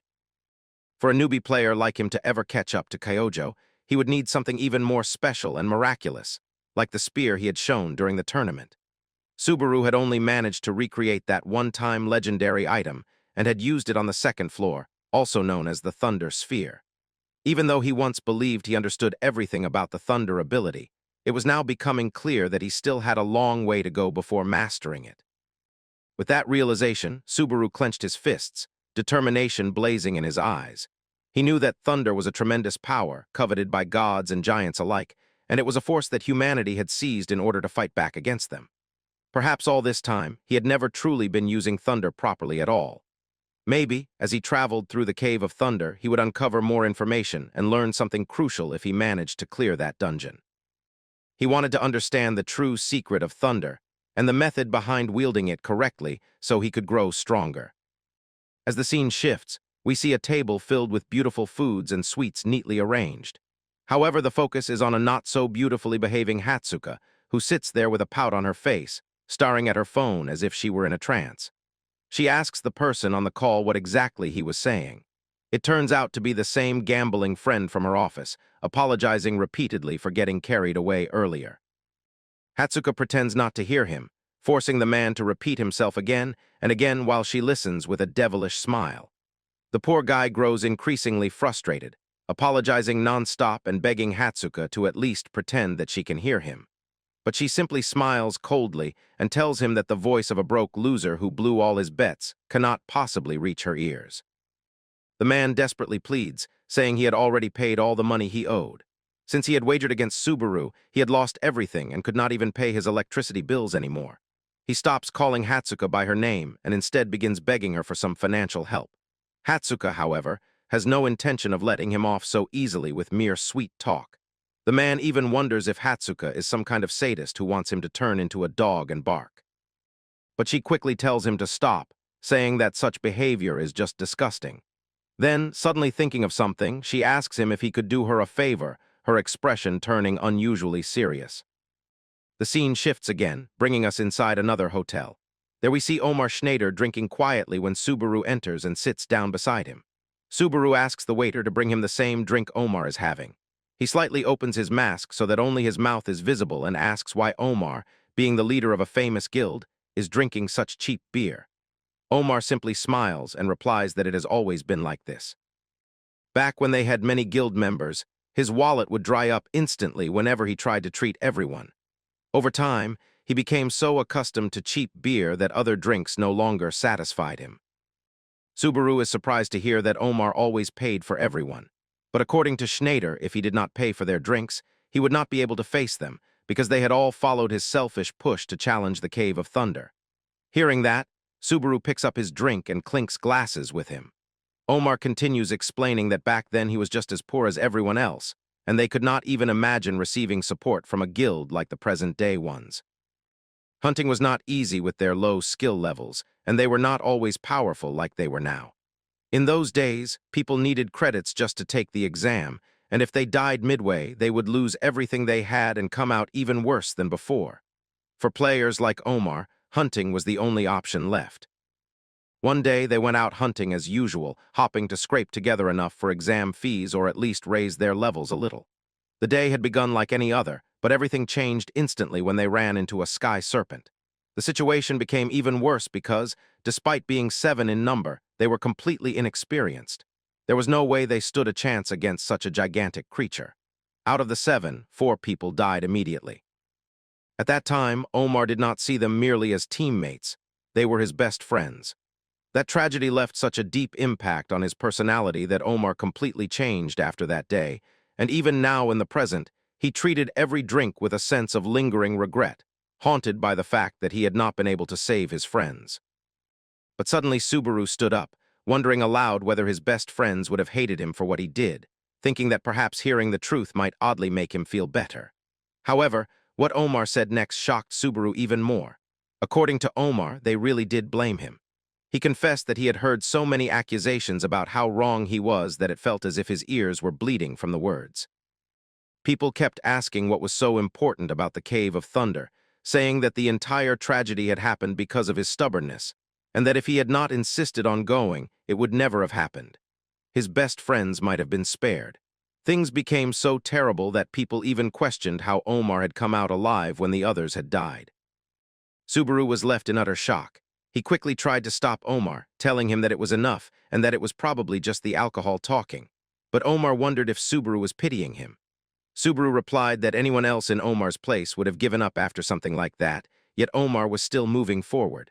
Omar then explained that he could not give up because they had died after he was the one who invited them. If he were to give up now, then their deaths would become meaningless and their sacrifice would be in vain. That was why he had been obsessed with conquering the Cave of Thunder all this time. Omar admitted that he did not expect Subaru to truly understand what he was feeling, but thanks to Subaru listening to him, he finally felt a faint sense of hope again. Subaru found this slightly confusing, but Omar began explaining just what kind of place the Cave of Thunder truly was. As the scene shifts, we move to the hideout of Reina and Shin. Inside, someone was packing frantically, wondering if someone had really figured him out and if he had been too naive. It was none other than Shin. He feared that if Kyojo had already taken precautions and seen through Reina's stealth technique, then it would be a complete disaster. Growing serious, Shin immediately activated the power of his eyes while calling out to Kyojo, thinking that there was no way the traitor would be allowed an easy death. His eyes' power spread, covering the entire hideout and even cracking through the floor like rubble under pressure. But suddenly his phone buzzed with a notification. When he checked it, he saw a message from Reina, apologizing for not being able to retrieve the shoes and casually joking that it was no big deal. Seeing that message, Shin was left dumbfounded, yelling at his phone and wondering if Reina was seriously joking with him at a time like this. The scene shifts once again to a fancy building where a system notification appears. Narukami Subaru has started a live stream. The chat instantly explodes with excitement, viewers wondering where Subaru was standing and showering him with credit gifts.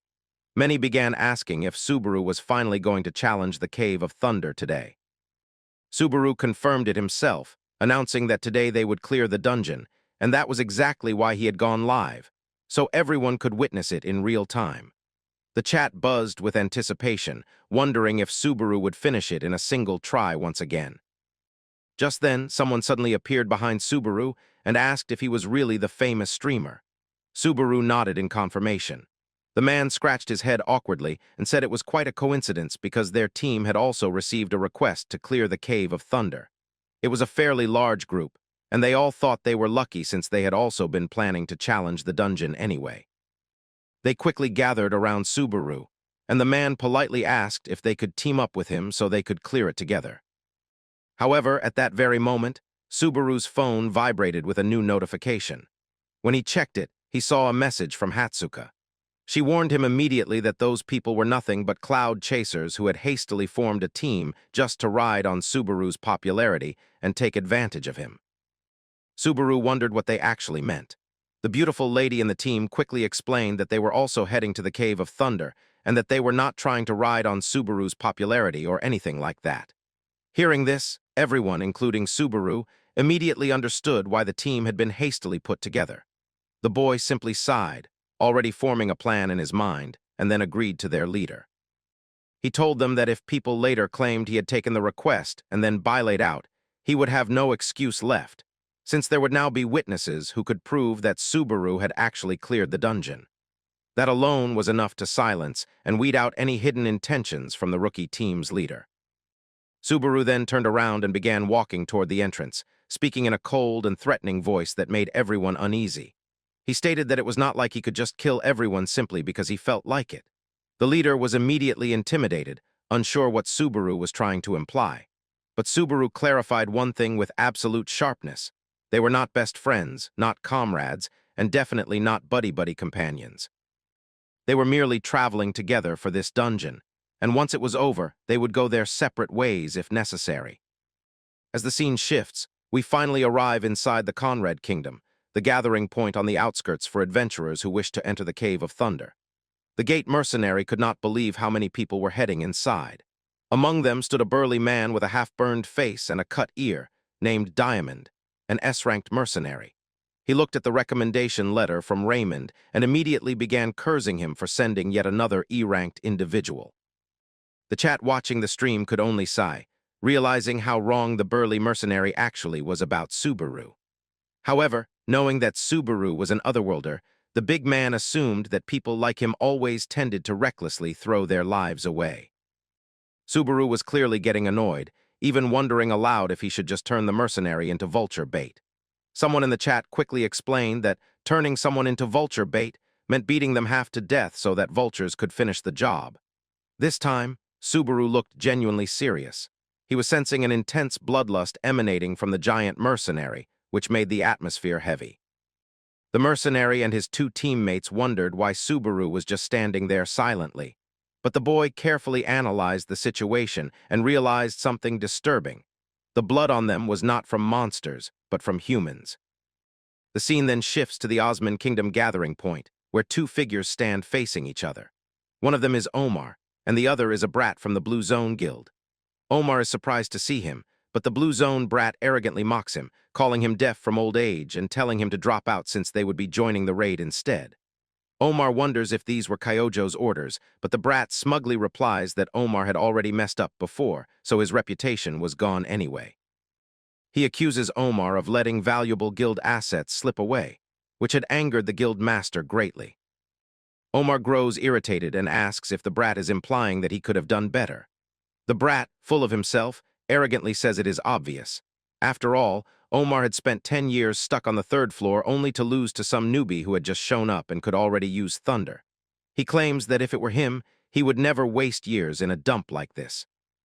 Hearing this, the bald Schneider beside Omar becomes furious, thinking the brat is overstepping his limits just because Omar is staying quiet. However, Omar stops him and lets the brat walk away. The arrogant youngster leaves, convinced that Omar should be grateful and that maybe this time they would finally clear the Cave of Thunder. Schneider is still annoyed and asks Omar for permission to shut the brat up, but Omar calmly stops him. He analyzes that the raid team is full of rookies anyway, so swapping a few members would not really matter. Still, Omar admits that the brat did say one thing right. Schneider is shocked, wondering what nonsense could possibly be right. But Omar then declares with firm conviction that this time, they really are going to clear the Cave of Thunder for sure. As the scene shifts again, we finally enter the cave itself. Subaru walks alongside the mercenary, with the rest of the team following behind them.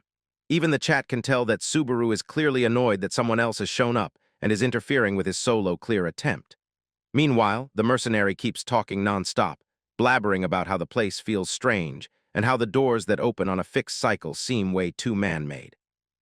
The chat notices that Subaru has not spoken a single word this entire time, while the mercenary keeps rambling like an NPC. However, the man finally says something useful. He points ahead and tells everyone that the massive cave-like structure in the distance, with a huge rock-made door embedded into it, is none other than the true entrance to the Cave of Thunder. Normally, insane lightning continuously strikes the entrance without pause, making it impossible for anyone to enter except at a very specific time window. As the mercenary kept explaining this, the rookie team leader also joined the conversation, asking how many times the mercenary himself had challenged the Cave of Thunder. The mercenary, clearly eager to talk just as much as the leader, proudly stated that this was his 3rd attempt, and that he was one of the rare few who had actually made it out alive. The leader then wondered why he would still challenge it again despite the danger. The chat watching the stream laughed at how foolish both of them looked, constantly blabbering instead of focusing on clearing the dungeon. The leader also asked why the mercenary had decided to come along with them. The burly man made it clear that there was only one thing he was after, the traces of thunder itself. He believed that if he could obtain that, he could finally quit the mercenary life for good and be done with the crushing debts that had been haunting him. The leader realized that the mercenary had no intention of actually clearing the dungeon all the way.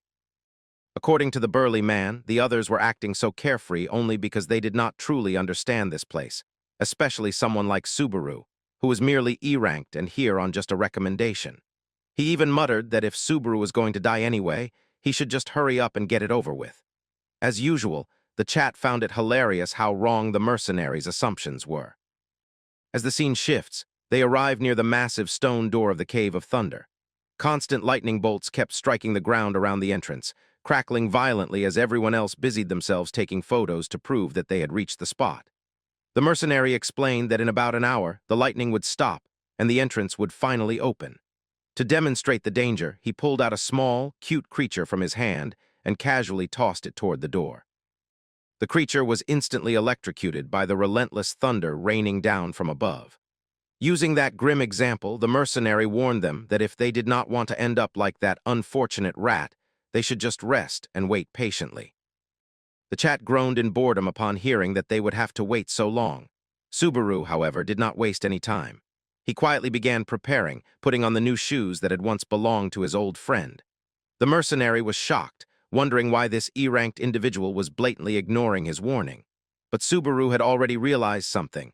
The entire setup felt similar to the test he had faced back on the 2nd floor. The others also started wondering what he was planning, thinking that Subaru might be about to get himself killed recklessly. Yet Subaru knew exactly what he was doing. He activated his thunder skill right in front of the Cave of Thunder. The heart of thunder within him began resisting the thunder gate, while Subaru himself endured the constant electrocution thanks to his status resistance. The thunder gate seemed to start verifying his qualifications as the entire area began gleaming with a brilliant yellow light. Everyone watched in disbelief as Subaru continued fighting against the relentless thunderbolts striking his body. His skills started reacting directly to the thunder gate, and after a moment of intense resistance, accompanied by dazzling flashes of yellow and black lightning, the thunder gate finally began to fade away. As the lightning subsided, the hidden traces of thunder were finally revealed right in front of them. However, the others could not see them at all because they were not qualified enough. The traces of thunder dropped onto the ground with a faint clinging sound, immediately drawing Subaru's attention. Even the mercenary was left stunned, realizing that those were the true traces of thunder he had been seeking all along. The burly man instantly reached for his weapon, wondering how Subaru had managed to accomplish something like this. On the other hand, Narukami Subaru ignored him completely, calmly thinking that perhaps the traces of thunder had been waiting all this time for someone truly qualified to appear. Even the chat was amazed by what had just happened. But suddenly, Subaru was attacked from behind. The blow struck his right shoulder, injuring him, though he barely managed to dodge the full force of the attack. The system notification appeared immediately, informing him that he had been attacked by a member of his allied party, meaning no counterattack penalty would be applied.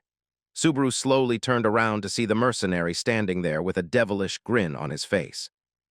The man sneered and told Subaru that he had just gotten lucky, and that he wanted the traces of thunder for himself, no matter what it took. The bearded man's face twisted with irritation, his eyes burning with hostility as he glared forward.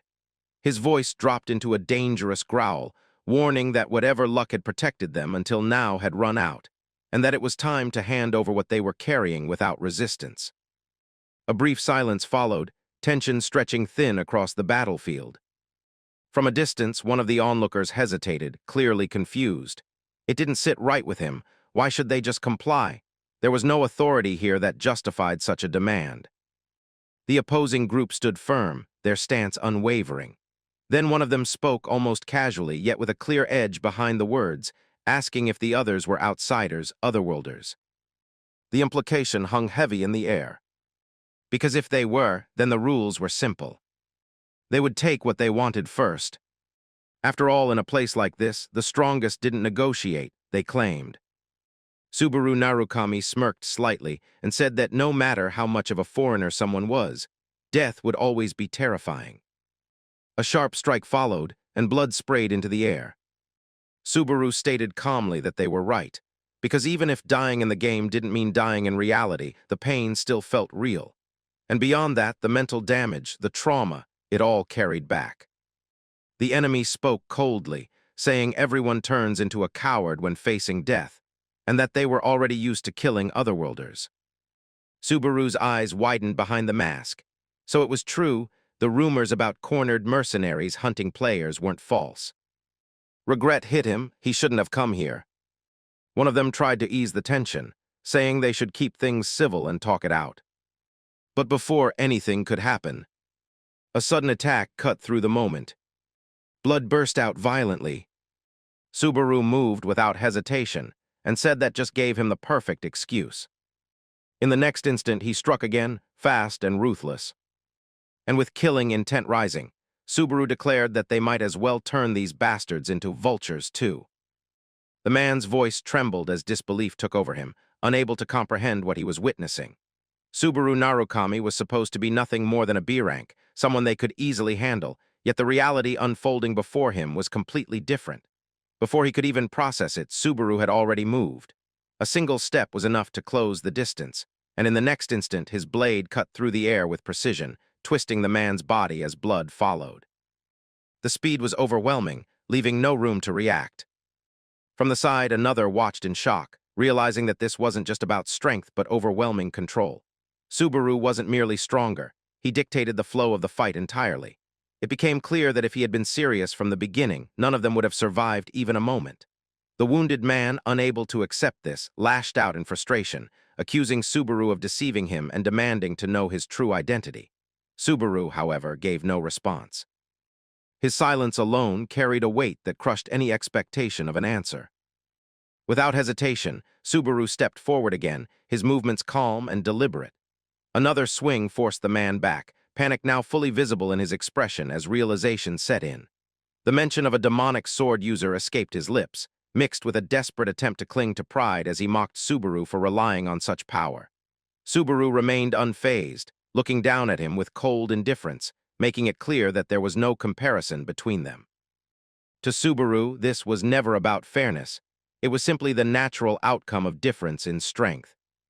The end came swiftly. Before the man could gather himself, Subaru's blade fell once more, clean and decisive, leaving no room for resistance. The battlefield fell silent immediately after, as if the air itself had frozen. A system message appeared, confirming that Damon had been defeated within the dungeon, and the weight of that moment settled over everyone present. No one dared to move. Their eyes remained fixed on Subaru Narukami, who stood there without a trace of disturbance, as though what had just occurred was insignificant. When he casually revealed the item in his possession, the unspoken challenge alone was enough to keep everyone rooted in place. The shift in their attitude was immediate, fear replacing whatever confidence they once had.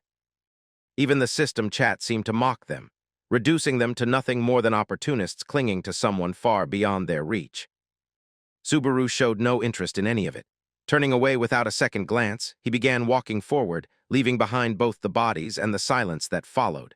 The others hesitated but ultimately chose to follow, unable to ignore the gap between them and him. To them, Subaru was no longer just another player. He was someone operating on an entirely different level, someone they could only avoid provoking if they wished to survive. As they moved deeper into the cave, the environment itself began to change. A low rumble echoed through the surroundings as cracks spread across the stone walls, glowing with a faint red energy. Lightning-like currents surged through the rock, and the atmosphere grew heavy and suffocating. Panic quickly spread among the group as they realized that both the path behind them and the one ahead had been sealed, something that hadn't been there before. The sudden shift made it clear that they had triggered something far beyond their expectations. At that moment, a memory surfaced in Subaru's mind, words once spoken by Omar before entering the dungeon. He had warned that the first thing one would encounter inside the Misty Cave were creatures known as Misty Wolves. Subaru Narukami walked ahead without looking back, his posture relaxed despite the tension trailing behind him. The others hesitated for a moment before following, still unable to fully process what they had just witnessed. To them, he no longer felt like someone on the same level. There was a clear gap, one that couldn't be measured simply by rank. Even so, they convinced themselves that as long as they didn't act recklessly or provoke him, he wouldn't turn that overwhelming power against them. Misty Wolves. Their bodies crackled with energy as they emerged in numbers, far more than anyone had expected. The sheer size of the pack alone was enough to overwhelm an ordinary group. Fighting them one by one would only drain stamina long before reaching the deeper parts of the dungeon. The realization spread quickly. This wasn't something that could be handled with brute force alone. But Subaru didn't slow down. He moved. His body surged forward with sudden acceleration, cutting through the distance between him and the approaching wolves. The others were caught off guard, unable to keep up as he advanced straight into the swarm without hesitation. To them, it looked reckless, almost suicidal. But Subaru had already seen the pattern. The wolves weren't just a chaotic pack. There was structure in their movement, a subtle order hidden beneath the aggression, and at the center of it. One stood out, smaller than the rest, yet far more dangerous. The true boss. As the wolves lunged forward, Subaru's movements became sharper, more precise. He adjusted his footing mid-motion, activating a skill that allowed him to momentarily defy gravity itself. For a brief instant, his body lifted into the air, avoiding the incoming attacks as he repositioned above them. From that vantage point, everything became clear. The target. Without hesitation, Subaru descended. His blade cut through the air in a single, decisive arc, striking toward the core of the pack. The impact sent a shockwave through the ground, scattering the wolves and breaking their formation. But the fight wasn't over. The remaining wolves regrouped instantly, their growls echoing through the cave as they circled once more. Their movements were faster now, more aggressive, as if reacting to the disruption of their leader. And at the center of it all, Subaru Narukami stood alone, surrounded, yet completely unfazed. The hunt had only just begun. The moment the wolves closed in, the air itself seemed to tense, crackling with violent energy. Subaru Narukami didn't retreat. Instead, he stepped forward, his grip tightening around the nameless demonic sword as a surge of power coursed through it. Lightning began to gather along the blade, wild and unstable at first, before stabilizing into something far sharper, something controlled.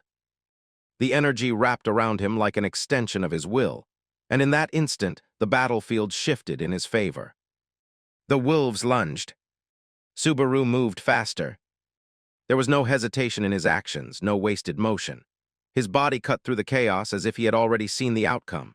The lightning embedded within his blade intensified, amplifying every movement, every strike. What once might have been a simple attack now carried overwhelming force, turning speed into lethality. The difference was immediate. His strikes weren't just fast, they were decisive, each one carving through flesh and bone before the wolves could react. The moment he found his opening, Subaru brought the blade down. A single vertical strike. Lightning followed. The force split through the misty wolf boss, tearing through its body as blood scattered violently in all directions. The impact alone was enough to disrupt the entire pack, their movements faltering as the presence holding them together collapsed instantly. The battlefield froze for a fraction of a second, as if everything needed time to catch up to what had just happened. Then the system responded. The boss had been defeated, and with it the will of the pack shattered. The remaining wolves recoiled, their aggression breaking apart as fear replaced it. The pressure that once surrounded them was gone, leaving behind hesitation and confusion. At the same time, a new surge of strength flowed through Subaru, the familiar sensation of growth settling into his body as his abilities sharpened further. To him, it was nothing more than confirmation. He was progressing exactly as expected. Behind him, the others struggled to keep up. They were still fighting, still overwhelmed by the sheer number of wolves, unable to see the shift that had already taken place. To them, it felt endless, like the swarm would never stop coming. But Subaru already knew the outcome. With the boss gone, everything else would follow. The chaos continued for a moment longer before the balance tipped completely. The wolves that remained were no longer coordinated. Their attacks lacked intent, their movements disorganized. It was no longer a hunt, it was survival. Subaru turned back toward them. There was no hostility in his posture now, only quiet control. And then, without raising his voice, he gave a single command. The effect was immediate. The wolves froze. One by one, their aggression disappeared, replaced by submission as they lowered themselves before him. What had once been a raging pack now stood still, acknowledging a new presence above them. It wasn't fear alone, it was instinct, something deeper that recognized authority without question. The system confirmed it soon after. The entire pack had been subjugated. From that moment onward, they belonged to Subaru Narukami. The shift in the atmosphere was undeniable. Where there had once been danger, there was now silence, controlled, obedient. The others could only stare, unable to understand how the situation had changed so drastically. Just moments ago, they had been on the verge of being overwhelmed. Now the same creatures stood at Subaru's side as if they had always been his. Subaru didn't dwell on it. He simply turned and began walking forward again, the wolves moving with him as naturally as a shadow follows its owner. To him, this was nothing extraordinary, just another step forward. Behind him, confusion lingered. Ahead of him, the dungeon waited. Into a chaotic, blood-red cavern filled with jagged rocks and crackling lightning. Subaru stood at the front, his posture steady despite the overwhelming danger surrounding them. Behind him, a few others followed cautiously, while several large wolves, covered in faint arcs of electricity, moved alongside him like loyal companions. He glanced around briefly, assessing the environment, and muttered that this place would do. The cavern pulsed with violent energy, lightning streaking across the walls and ceiling, illuminating the sharp terrain in flashes of white and red. It wasn't just the environment that was dangerous, something deeper lurked within. Suddenly, the wolves lifted their heads and howled in unison. The sound echoed through the cavern, sharp and piercing, instantly stirring the surroundings. Subaru's eyes narrowed slightly, but he didn't move to stop them. That decision immediately proved dangerous. The howls triggered a reaction.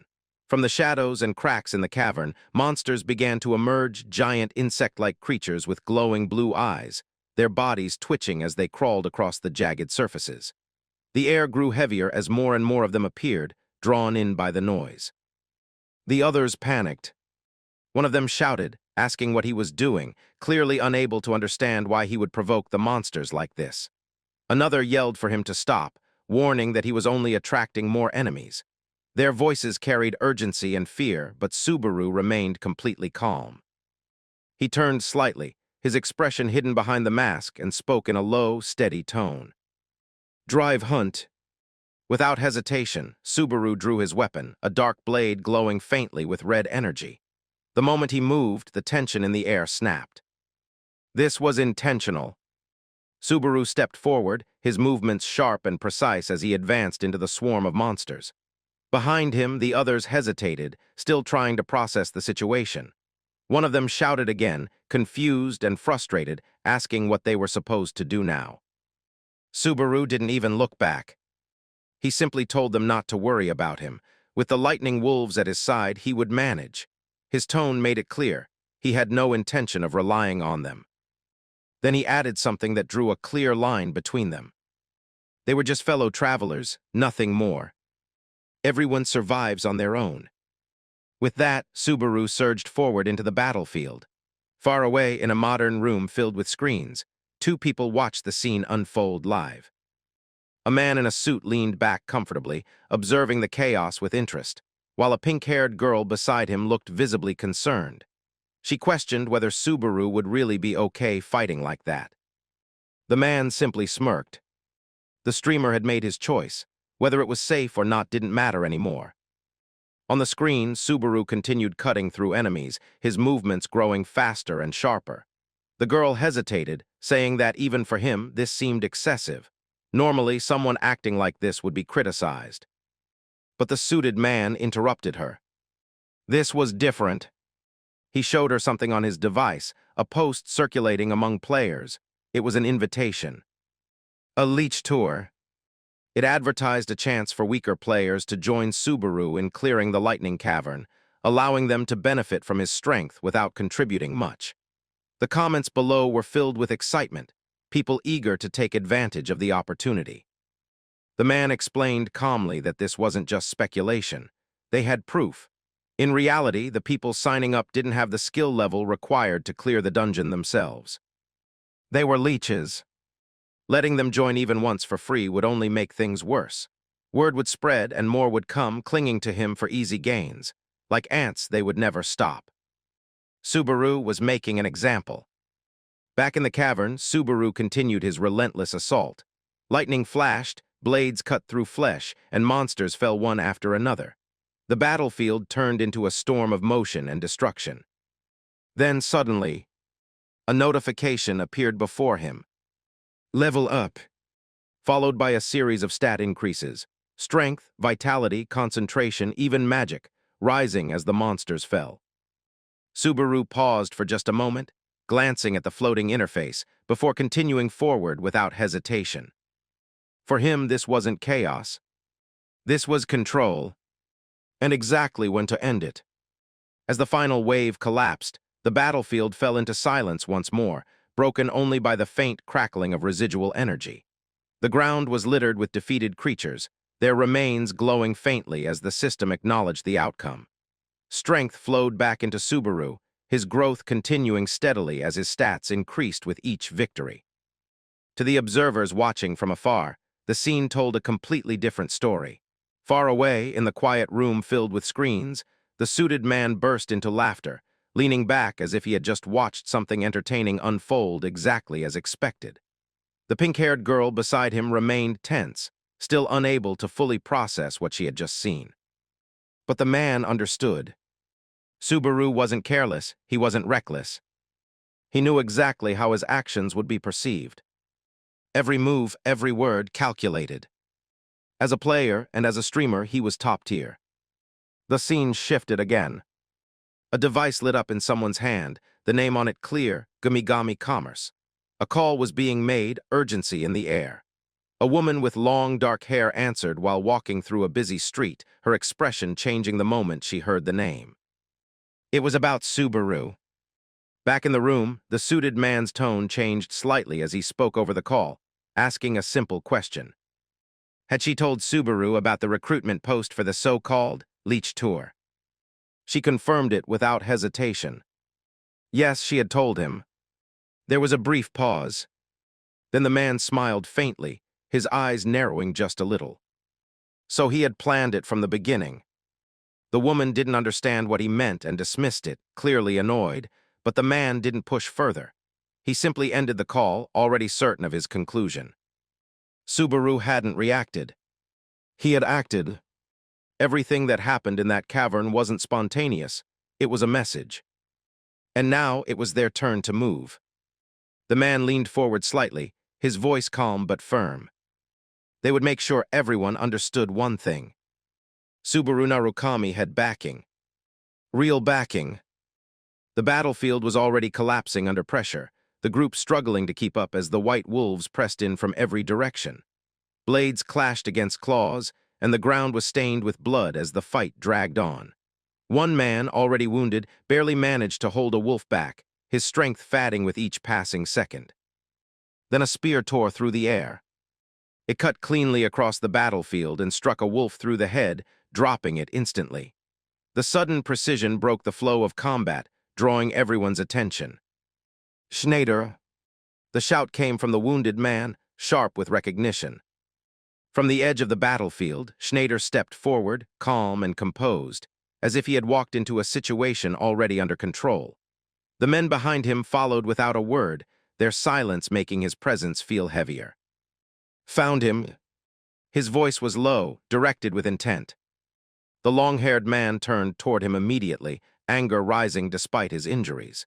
He accused Schneider outright, claiming this situation wasn't a coincidence, that he had joined the raiding party on purpose. Schneider didn't respond to the accusation. He simply looked at him. Zid. The single word carried quiet authority. The man refused, stepping forward instead, gripping his weapon tighter. He challenged Schneider openly, unwilling to back down. But before anything could escalate, the wolves suddenly stopped. Their movements changed, no longer frantic or aggressive. The shift was unnatural, and it threw the entire battlefield into confusion. The fighters hesitated, unable to understand what had just happened. Schneider spoke then, his tone steady. He said they didn't understand the lightning cavern, not just them, even the higher-ups in Blue Zone were the same. It wasn't an insult, just a statement. He told them to leave while they still could. The warning only angered the long-haired man further, but the moment stretched without resolution, the tension hanging between them as the battlefield remained strangely still. Elsewhere, deeper within the cavern, Subaru stood facing something entirely different. A grotesque creature burst forward, its massive body tearing through the terrain, its jaws lined with layered, jagged teeth dripping with thick yellow fluid. Electricity crackled violently across its body as it let out a distorted screech. A system message followed. Lightning Beetle Boss. The battlefield froze for a fraction of a second. Then everything moved at once. One of the fighters charged instinctively, launching himself forward in a desperate attempt to strike first. His body surged with energy as he closed the distance, aiming straight for the creature. But the moment he got close, the boss responded. A violent surge of energy exploded outward, swallowing him completely. The impact was immediate, overwhelming, sending him crashing back as the ground shattered beneath the force. The light from the explosion lingered for a second longer than it should have. Then it faded. The man hit the ground hard, his body barely holding together as the aftermath of the attack rippled through the area. Subaru didn't move.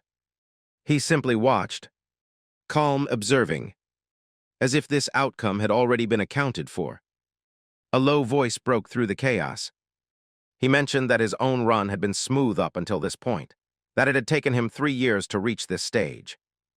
The words weren't directed at anyone in particular. They sounded more like a realization. Subaru glanced at his hand, green fluid still clinging to it, faint sparks of energy flickering across his fingers. Then he understood. This was where it actually began. The real lightning cavern. Ahead of him, a massive structure revealed itself, an enormous sealed gate embedded deep within the cavern walls. It hadn't been visible before, hidden until now, as if the earlier fight had merely been a prerequisite. The entrance to something deeper. A deep mechanical sound echoed as the massive doors split apart, revealing a narrow passage beyond, glowing faintly with unstable energy. The air pouring out of it felt different, heavier, sharper. A system notification appeared. Entering the first chamber of lightning. Another followed immediately. Commencing the lightning trial. Subaru stopped in front of the massive gate, his gaze steady as he took in the overwhelming presence of the entrance before him. For a brief moment, nothing happened, as if the cavern itself was silently observing him, measuring his resolve. Then, without warning, the enormous doors slowly parted, revealing a narrow path stretching forward, bathed in a faint red glow. The air that flowed out was heavy, far denser than anything outside, carrying a pressure that pressed subtly against his body, as though the cavern was alive and breathing. Without hesitation, Subaru stepped forward and entered. Up until this point, the cave hadn't been much different from any other dungeon he had encountered, and that was the conclusion he had reached after everything so far. However, Schneider's words lingered in his mind, reminding him that this place was different, that this was where things would truly begin to change. The moment his foot touched the ground inside, the system responded immediately, confirming that he had entered the first chamber as the trial began. At first glance, nothing seemed unusual. The walls were covered in strange markings that appeared random, like careless scribbles scattered across the surface without any meaning. Subaru, however, did not look away. His eyes remained fixed on the walls, carefully observing every detail, recognizing something that others failed to see. This was the first chamber of mist, a place that had once taken him years to reach, and now, standing here again, he could clearly recognize it. Those markings were not random. They were moving, subtly but undeniably, shifting beneath the surface as if the walls themselves were alive. The patterns slowly began to connect, forming something far larger, something that stretched across the entire chamber.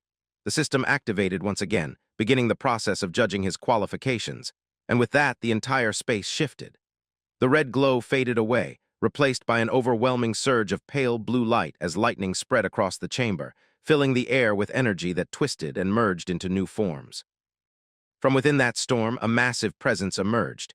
It was a dragon, not one of flesh and blood, but a being formed entirely of lightning, its enormous body coiling through the space with overwhelming force. Its eyes locked directly onto Subaru, as if it had been waiting for him all along. The mist within this place was not simply fog or illusion, but the very roar that resonated within lightning itself, and that lightning was nothing more than raw power given form. If both were fundamentally the same, then this trial was not about resisting that power, but understanding it. Subaru stood still, looking up at the dragon without fear, his expression unchanged. Even now, he knew he did not yet have a complete answer. Possessing the same attribute did not mean possessing the same strength, nor did it mean having the same level of control. The lightning around him flickered faintly, reacting to his presence as if acknowledging him in its own way.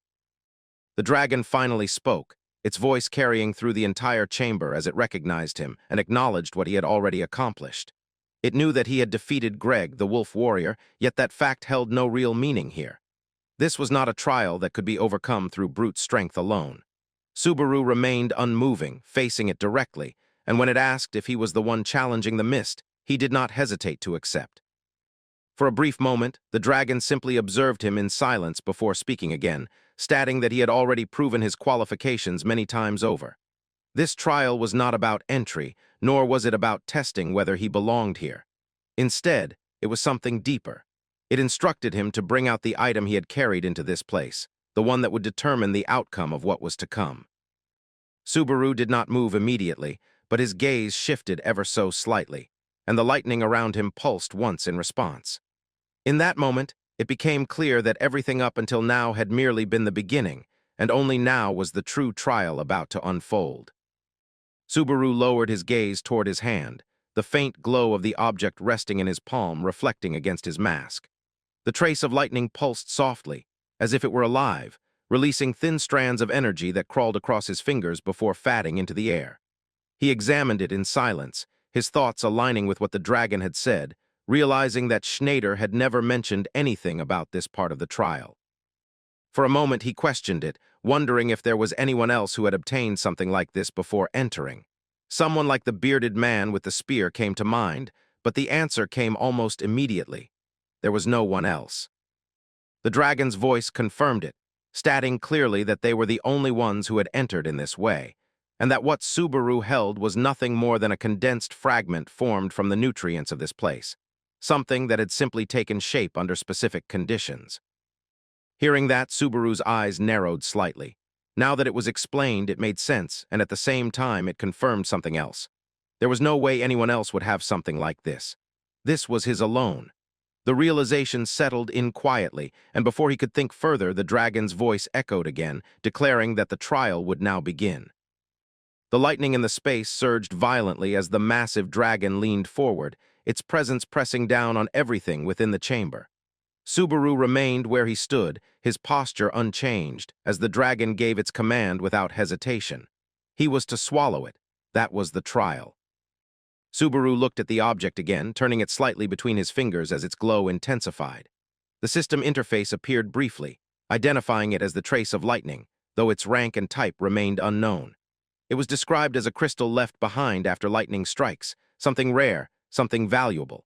For a brief second, a thought crossed his mind that it looked expensive, the kind of item someone would normally preserve or sell rather than consume. The voices of the watchers echoed faintly, mocking the situation, joking about how he had probably planned to sell it for profit only to now be forced into something absurd. Subaru ignored them completely. Their words held no weight here. What mattered was the decision in front of him. He considered it calmly. Even if he passed this trial, there was no guarantee the reward would be better than the value of what he was holding. From a purely logical standpoint, it could very well be a waste. That was the rational conclusion. But that wasn't why he was here. From the beginning, his goal had never been to chase small gains or safe outcomes.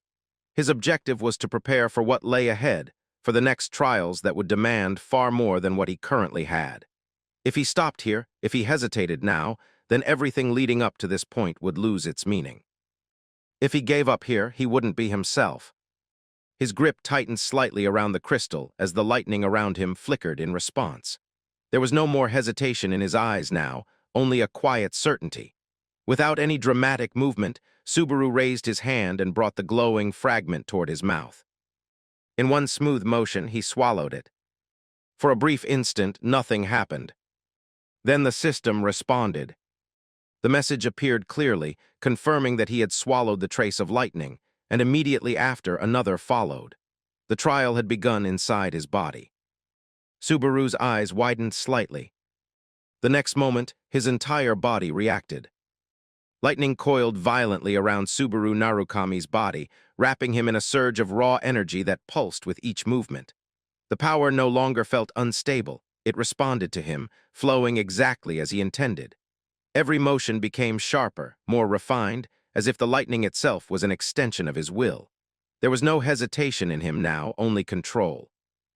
Far away from the dungeon, in a quiet room lit by soft artificial light, a woman sat at her desk, her expression tightening as she stared at the screen in front of her. Frustration surfaced first, her grip tightening around the device in her hand as she reacted to what she had just seen. To her, Subaru's actions appeared excessive, wasteful even.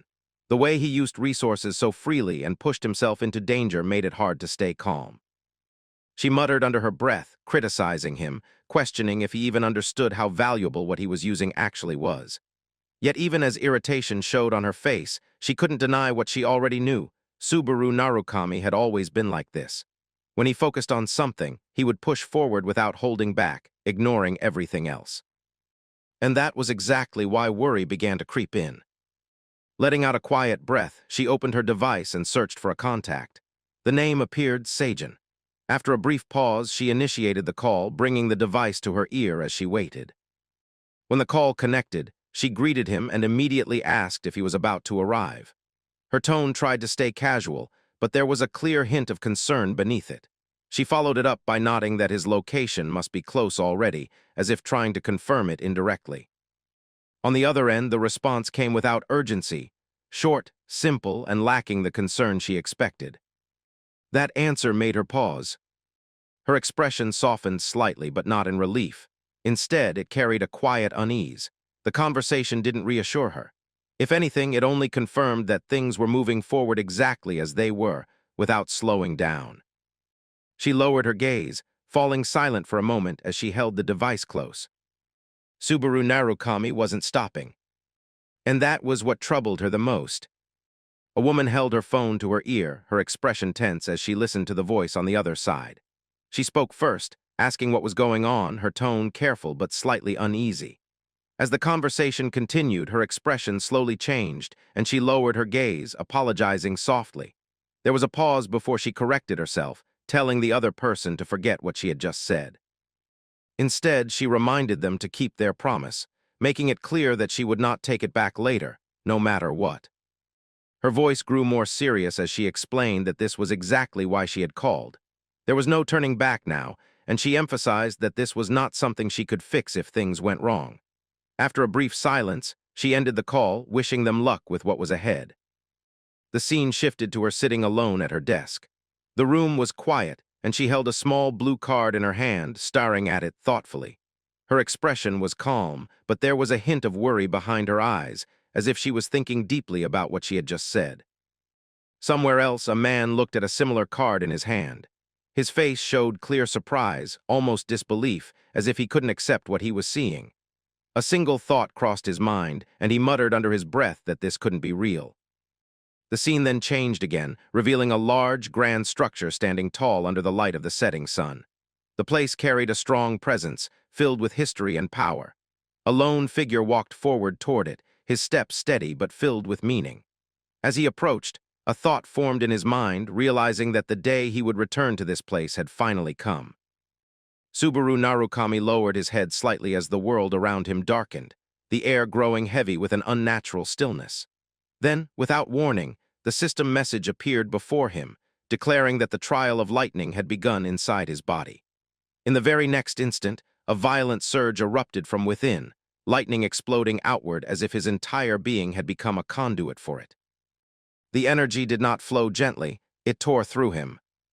His body convulsed as currents of lightning raced across his veins, spreading into every limb with overwhelming force. His vision flickered, his muscles tightening uncontrollably as the system continued to update, his magic power increasing, but at the cost of rapidly rising fatigue. The strain was immediate and relentless, each second pushing him closer to his limit. Yet even through the pain, Subaru observed. Something was wrong. The sensation wasn't the same as before. Instead of a clean flow, the magic felt obstructed, as though something inside him was interfering with it. The pain wasn't simply from the lightning. It was deeper, more internal, as if his own body was resisting itself. The trace of mist within him began to spread, seeping into every corner of his body, disrupting his control and slowly taking hold. His movements grew heavier. He realized he could no longer control his body the way he wanted. The system confirmed his fears. The trace of mist was beginning to take control. At this rate, it wouldn't just interfere, it would completely overtake him. Even as the lightning fought back, resisting the spread of the mist, the clash between the two forces only intensified the damage. Subaru's eyes widened slightly as understanding began to form. The heart of lightning and the trace of mist weren't simply coexisting, they were interacting. That realization changed everything. The heart of lightning was supposed to be an equipable item, something external, something that could be controlled. But what he was experiencing now was different. The two forces were clashing inside him, similar in nature yet fundamentally opposed. The lightning resisted, but the mist adapted, spreading in ways that disrupted its flow. His body hit the ground under the strain, his breathing uneven as the system continued its cold updates, his magic increasing, but his fatigue rising dangerously alongside it. Still, Subaru didn't panic. Instead, he thought, if the mist could be absorbed, then perhaps the lightning could as well. His hand moved slowly, reaching into his possession as he pulled out the glowing fragment, the heart of lightning. It pulsed faintly in his grip, as if responding to the energy already raging inside him. For a brief moment, he hesitated, considering the risk. Then the thought solidified. This wasn't a mistake. It was a hint. Without further hesitation, Subaru raised the fragment and consumed it, forcing the power into himself rather than treating it as something external. The moment it entered his body, the reaction was immediate. Lightning surged violently once more, but this time it didn't scatter, it converged. The resistance changed. Instead of clashing chaotically, the lightning began to push back with purpose, stabilizing its presence within him. The mist still spread, but it no longer dominated so easily. The balance shifted, the two forces now locked in a controlled opposition rather than a losing battle. Subaru forced himself upright, his body trembling as arcs of blue and gold lightning wrapped around him. The energy no longer felt foreign, it felt claimed. And then, in the midst of the storm raging inside him, something else appeared. A presence, massive, overwhelming, and ancient. Before him, formed from pure lightning, a colossal wolf took shape, its body crackling with energy, its gaze fixed directly on him. It did not attack, it did not move. It simply watched. The storm of lightning no longer raged uncontrollably around Subaru Narukami. It gathered, condensed, and took shape. Above him, a colossal being formed from pure lightning, its body vast and overwhelming, its presence pressing down like the weight of the sky itself. The energy that once tore through him now answered to something greater, something watching him with piercing intent. Below, Subaru stood within the storm, his body glowing with a mix of blue and gold currents, his heart blazing like a contained sun. The power inside him had changed. It was no longer just something he endured, it had become something he possessed. When he pressed his hand against his chest, he could feel it clearly, a concentrated core of energy pulsing steadily. The heart of lightning. The realization settled firmly in his mind, not as a guess but as certainty. What he held within him was no longer just an item or an external force, it had become a part of him. And yet, as that thought formed, a presence responded. The lightning beast above observed him, its gaze sharp and knowing, as if judging his understanding. It conveyed no direct hostility, only a quiet acknowledgement. To misuse such power would have been a waste, but discovering its true nature through one's own will, that was what mattered. Subaru exhaled slowly, his body trembling slightly as the aftereffects of the trial settled in. The pain had not disappeared, but it had changed. It was no longer destructive. It was controlled. Even so, the memory of what he had just endured lingered, the strain still evident in his breathing and the tension in his muscles. The previous owner had failed to handle this power. But Subaru was different. Lightning surged once more, this time not as a chaotic force, but as a pillar of controlled energy rising from him. It spiraled upward, responding to his presence, amplifying his strength as the system acknowledged his growth. His lightning ability evolved rapidly, its level rising again and again until even its rank reached a new threshold. S rank. The transformation was complete. Far away inside the depths of the misty cave, a group of armed men arrived at the place where the trial had once been. The air felt strange, empty, as if something that should have been there was now gone. Their leader narrowed his eyes, immediately sensing that something was wrong. The dragon, the trial, even the lingering presence of power, it had all vanished without a trace.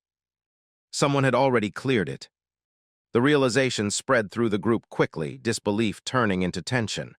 The captain stated it plainly. He had not even begun the trial yet, which meant only one thing. Someone else had reached this place before them and completed it entirely. One name surfaced among them. Subaru Narukami. The thought alone unsettled them. It was one thing to clear the trial, but to erase its presence so completely that nothing remained? That was something else entirely. Questions rose, doubt mixed with urgency, but their leader cut through it all. It didn't matter how it had been done. What mattered was what came next. If Subaru had already passed through, then he was ahead of them. And he would reach whatever lay beyond first. The atmosphere shifted. What began as curiosity turned into pressure. Their leader smirked faintly, not discouraged but intrigued. Things were finally becoming interesting. Someone other than him had reached the end of the misty cave first, and that was enough to ignite something deeper. They moved forward without hesitation. Beyond the area they stood in, a massive door loomed, marking the entrance to the next stage. Their leader stepped forward and pushed it open, the group following closely behind as tension filled the air. On the other side, the system responded. They had entered the second chamber of mist. And somewhere ahead, Subaru Narukami was already waiting. The second chamber unfolded before them like a ruined cathedral frozen in time, its towering arches cracked, and its once majestic structure now littered with debris. A long crimson path stretched across the hall, leading directly to a grand throne that stood beneath fractured light, as if waiting for someone worthy to claim it. The air itself carried a silent command, urging any challenger who entered to take their seat and assert dominance over the domain. But as the group stepped inside, that sense of anticipation quickly turned into unease. Their leader slowed, his sharp gaze scanning the throne, the surroundings, the emptiness, and then he understood. Subaru Narukami was not there. The one they had been chasing had already passed through this place as well, leaving nothing behind but the lingering feeling of his presence. The realization tightened his expression, and though the others questioned him, he made it clear that this was no ordinary absence. Subaru had already moved ahead once again. Frustration surfaced among the group. One of them scoffed at the constant mention of Subaru, brushing it off as if he had simply taken the obvious route, sat on the throne, and continued forward. But their leader immediately rejected that idea. It shouldn't have been that simple. This place wasn't designed to be cleared so easily. As they advanced cautiously along the crimson path, suspicion grew heavier with each step. Something about the chamber felt wrong, as though they were intruding upon a space that had already acknowledged another master. And then, without warning, the system responded. They had violated the domain of the throne. In an instant, a violent surge of energy erupted before them, tearing through the silence like a lightning strike. Power gathered at a single point and exploded outward, forcing the group to brace themselves as the air distorted and something began to take shape within the chaos. A figure emerged. Clad in armor and surrounded by raging currents of energy, the being stood tall, its presence overwhelming and suffocating. The system identified it clearly. The Night of Mist had appeared. It was no longer just a trial. It was a confrontation. Shock spread through the group as they tried to comprehend what they were seeing. The being before them was no ordinary monster. There was something unsettlingly human about it, as if it had once been a person who had become something else entirely. And yet, there was no doubt. It was the obstacle that stood between them and progress. They could not move forward without overcoming it. Their leader stared at the armored figure, recognition slowly dawning in his eyes. This wasn't unfamiliar. This was something he had encountered before, a wall he had failed to surpass in the past. The memory surfaced clearly, along with a name he had not forgotten. Peleus, the Knight of Mist, the one who had once stood before him as an insurmountable barrier. He recalled how that being had even spoken its name, something it had never done for others, as if acknowledging him as a worthy challenger. That alone had set it apart from everything else they had faced. But back then, even knowing its name hadn't been enough. He had still failed. Now, standing here again, the weight of that past lingered heavily on him. As his thoughts drifted further, fragments of another memory surfaced, Subaru Narukami. The trials, the lightning, the connection that tied everything together. If both paths were related to lightning, then there was a strong possibility that Subaru and this night were connected in ways they still didn't fully understand. And yet something didn't add up. The name Peleus was not unknown. Many people knew of it. So why had this connection never been revealed before? Why had no one realized the link between the Night of Mist and the lightning trials? The answer remained unclear. But one thing became certain. There was a deeper connection between Subaru Narukami and the Night of Mist. And as the realization settled, the leader let out a quiet breath, his expression hardening. He had once hoped to face this opponent again under better circumstances, perhaps even after Subaru had reached this point first. But now, that moment had arrived sooner than expected. The trial was no longer something distant. It stood directly before them. As the Knight of Mist stepped forward, lightning crackling along its armor, the atmosphere in the chamber shifted completely. Its presence alone was enough to suppress everyone, and when it spoke, it did so with calm familiarity, as if this encounter was something it had already experienced before. The leader immediately sensed that something was off. This was not just a guardian reacting to intruders. It was a being that recognized the situation. From the brief exchange, it became clear that the knight had been waiting for someone else. The leader quickly connected the dots and realized that the one it expected was Subaru Narukami. The fact that the knight acknowledged this so naturally confirmed that Subaru was not merely ahead of them, but somehow tied to the trial itself in a deeper way. However, before he could fully process this realization, the situation escalated. Without understanding the difference in strength, one of the members ordered an attack, believing that overwhelming the knight with numbers would create an opening. The group rushed forward all at once, attempting to surround it and block any movement. But the moment they closed in, the gap between them and their opponent became painfully obvious. The Knight of Mist did not panic or retreat. It responded with absolute precision. Every movement it made was efficient, and every strike carried overwhelming force.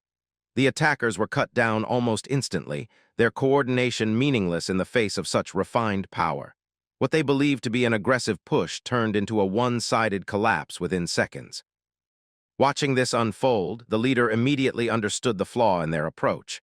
This opponent was not something that could be defeated through reckless offense. It punished mistakes the moment they were made, leaving no room for recovery. He tried to warn them, realizing that continuing like this would only lead to more casualties, but his understanding came too late. Another member, driven by frustration and pride, charged forward on his own, convinced that a direct attack might succeed where others had failed. For a brief moment, it seemed like he might connect, but the knight did not even attempt to evade. Instead, it met the attack head-on and overpowered it completely. The clash ended instantly, the difference in strength made undeniable as the attacker was struck down without resistance. At that moment, the truth became clear to everyone present. This was not a battle they were prepared for. The Knight of Mist was not simply strong, it was overwhelmingly skilled, experienced, and far beyond anything they had faced so far. More importantly, it was still not taking them seriously. Its attention was elsewhere, as if the fight in front of it did not truly matter. And that only reinforced one conclusion in the leader's mind. The knight was still waiting for Subaru Narukami. After some time, Narukami Subaru slowly opened his eyes, regaining consciousness. His vision was still slightly hazy as he tried to gather his thoughts, quietly wondering how long he had been unconscious. Before he could process it fully, a system notification suddenly appeared in front of him, informing him that he wouldn't be allowed to sleep until he cleared the task, along with a reward of 100 credits. Another message followed immediately after, bluntly expressing frustration at seeing him pass out so often and suggesting that the next time it happened, he should collaborate with Narukami Subaru. Reading the message, Subaru paused for a moment, thinking it over carefully. He recalled how his previous collaboration with Hawkeye had brought him significant publicity, and considering Narukami Subaru's massive audience, the potential benefits seemed even greater. After a brief moment of contemplation, he looked at his hands, nodded slightly, and accepted the idea, deciding that it was worth taking the opportunity. Right after that, a status window appeared before him, displaying his current level, which had reached 37. As he scanned through his stats, his expression gradually turned serious. The numbers didn't sit well with him, and he quietly muttered that the situation was more concerning than expected. Taking a deep breath, he steadied himself and resolved to push forward, determined not to dwell on it any longer. At the same time, the scene shifted back to Pellis, who was preparing to deliver the final blow and end the fight once and for all. Just as he was about to strike, Schneider suddenly intervened, stepping in at the last moment and blocking the attack. The impact echoed loudly as the two immediately clashed, their battle escalating in intensity within seconds. Watching from a distance, the Blue Eyes team captain stared in disbelief, realizing the overwhelming difference that 10 years of experience had created. Hearing this, Doncha scoffed lightly, pointing out that the guild had never truly trusted him with this mission, and had only sent him as bait to provoke the captain's pride. Meanwhile, the fight between Schneider and Pellis continued to intensify, with each exchange shaking the surroundings. Their movements were so fast and powerful that most people couldn't even follow them properly.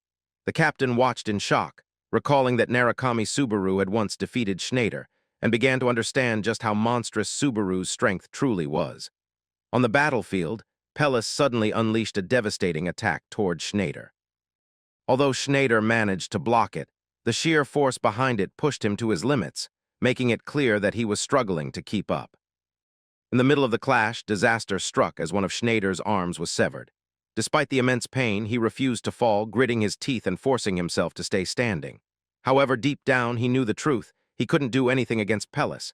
He calculated that at best, he could only hold on for another 2 minutes.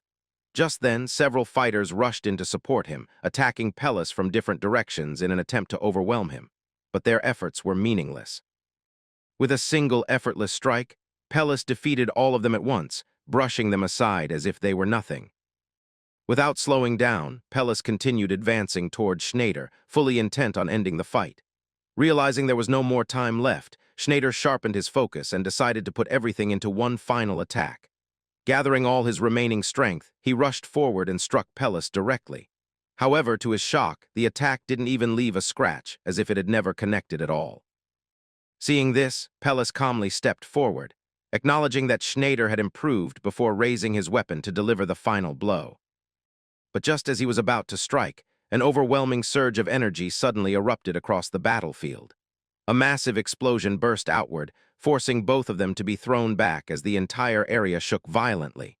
For a moment, everything was consumed by blinding light and chaos. Then, from within the explosion, a figure slowly emerged. Narukami Subaru stepped forward. His presence alone had completely changed. Compared to before, his power had risen to an entirely new level. The air around him crackled with intense energy, far stronger than anything seen earlier. Even Pellis reacted to his appearance, narrowing his eyes as he recognized him. Subaru calmly signaled Schneider to stay back, then summoned his demonic blade, releasing a surge of thunder energy that spread outward violently. Both warriors unleashed their full power, and terrifying waves of energy collided, shaking the entire battlefield. In an instant, Pellis disappeared from his position and reappeared right in front of Subaru, launching a sudden attack. Subaru reacted just in time, blocking it, but the impact still pushed him back slightly as their powers clashed head-on. Thunder energy crackled violently between them as the battle truly began, and as their attacks collided, Pellis spoke again, his voice carrying an unusual sense of familiarity. After the brief clash, a strange silence settled between them as Pellis spoke first, his voice carrying a faint sense of familiarity, remarking that it had been a long time. Narukami Subaru maintained his stance, his grip steady as he calmly replied that he had already heard the story. Watching from the side, Don Shao could not make sense of what was happening, his confusion growing as he questioned the situation. At that moment, Pellis slowly removed his helmet, revealing his face for the first time as he looked directly at Narukami. With calm certainty, he introduced himself properly, saying that Narukami might not remember his face, but he was indeed Pellis. He admitted that he had not known where Narukami had gone after that day, but he had always believed that if he came here they would meet again. Narukami stared at him in silence, trying to process everything, before quietly asking how much time had passed since then. Pellis answered without hesitation, explaining that Narukami truly was an otherworlder, because for him, time had long lost meaning. He admitted that he had stopped counting after 100 years had passed. Hearing that, Narukami was momentarily stunned, his mind racing as he tried to understand the situation. The Thunder trial was supposed to be a repeatable virtual test, something that could be experienced again and again. Yet somehow Pellis still remembered him. The contradiction made no sense. As Narukami continued to process this, Pellis spoke again, his voice steady but carrying a quiet weight. After learning about otherworlders, he had begun to suspect that Narukami himself was not from this world either. Narukami narrowed his eyes and asked directly what had happened to the villagers, and why Pellis had become what he was now. For a moment, silence lingered between them before Pellis finally answered, his tone heavy with the burden of his past. After Narukami had left, the giant's invasion had continued without mercy, and in the end the entire village had been destroyed. He alone had survived. After a brief pause, his voice grew firmer as he revealed the path he had taken since then. He had sworn to become strong, just like Narukami, the one he called his benefactor.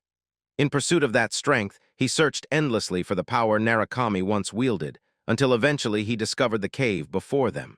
There, he believed he had finally found what he had been searching for. But for someone like him, who lacked the qualifications to obtain such power, the price had been far greater than he had ever imagined. As he spoke, his tone darkened. He had lost both of his eyes, leaving him unable to see anything at all, and had been cursed so that he could never take a single step outside the cave. All he could do was wait endlessly for the day Narukami might return. As those words left his mouth, a terrifying aura erupted from Pellis, his power surging violently and filling the entire space with overwhelming pressure. The air itself trembled under the weight of his presence. Then, in a deep and solemn voice, he made his final request. He begged Narukami, his benefactor, to grant him eternal rest. Hearing that, Narukami lowered his gaze slightly, silently assessing his own condition. His fatigue had already reached its limit, and he knew that if he allowed the fight to drag on, it would only work against him. If he wanted to end this, he would have to go all out. At that moment, an immense surge of energy began gathering within his body as a system window appeared, indicating that the power of the Thunder's heart was charging.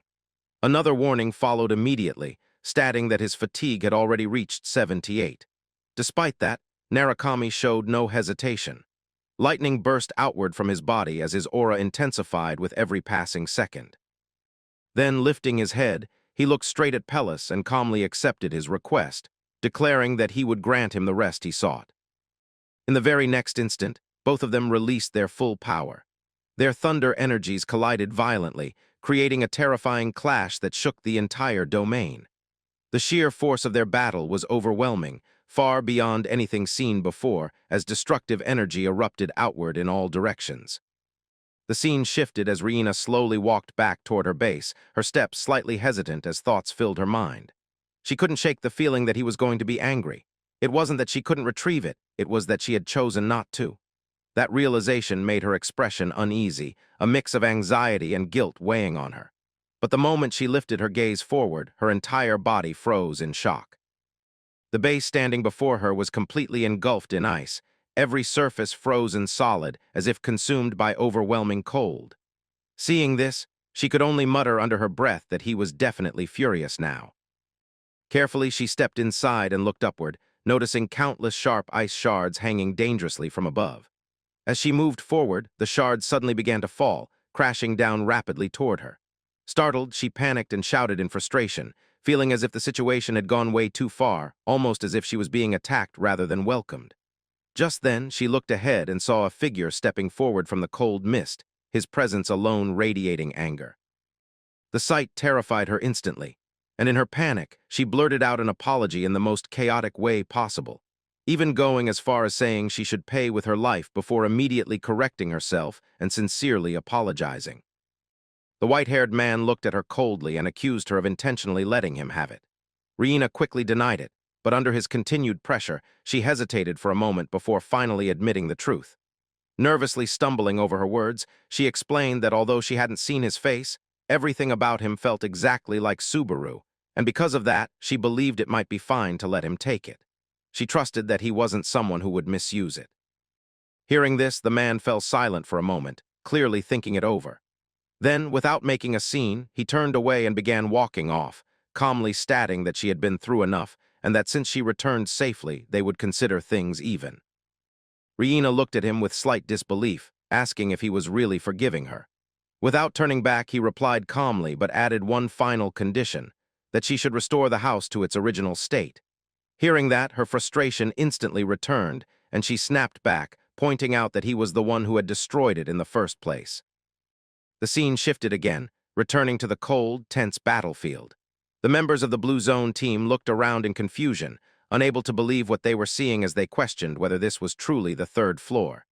Don Shah responded with equal disbelief, nodding that there didn't seem to be any exit at all. Ahead of them, however, the focus shifted to the intense and overwhelming battle between Narukami Subaru and Pellis. The atmosphere around them was suffocating, filled with pressure that made it difficult to even breathe. From the sidelines, Schneider observed carefully and pointed out that Pellis's greatest weakness was his inability to see. On the battlefield, Subaru launched a relentless assault, switching seamlessly between sword strikes and powerful kicks. Even while fighting, his mind remained sharp, analyzing every movement and searching for an opening. He realized that if he could hide his presence even for a moment, he might be able to land a decisive strike. Just then, a system notification appeared, warning him that his fatigue had already reached 81. Meanwhile, Pellis remained confident, dismissing the attacks as insignificant. But in the next instant, another strike came flying toward him with force. He deflected it easily, only for Subaru to glance back and realize that it was Schneider who had launched that attack at the perfect moment. A slight smile crossed Subaru's face as he acknowledged the timing. The impact of that coordinated strike had completely blown away one of Pellis's arms. Yet even then, Pellis remained unfazed, calmly stating that he still had one arm left. However, as he prepared to continue the fight, he suddenly realized that Subaru had vanished from his sight. For a brief moment, there was nothing in front of him. Then Subaru's voice echoed from above, calmly declaring his presence. At the same time, a system window appeared, activating a skill that allowed him to move through the air for a brief period. Using this ability, Subaru positioned himself midair and unleashed a devastating attack infused with both lightning and ice energy. The strike was overwhelming. In a single moment, it tore through Pellis completely, splitting his body apart. As his body collapsed, Pellis remained calm, his voice carrying no regret, only quiet acceptance. He apologized for troubling his benefactor until the very end and expressed his gratitude toward Narukami Subaru. Soon after, his true soul emerged from his shattered body, and a bolt of lightning descended from the sky, striking that very spot as if bringing everything to its conclusion. Then silence fell. The battle was over.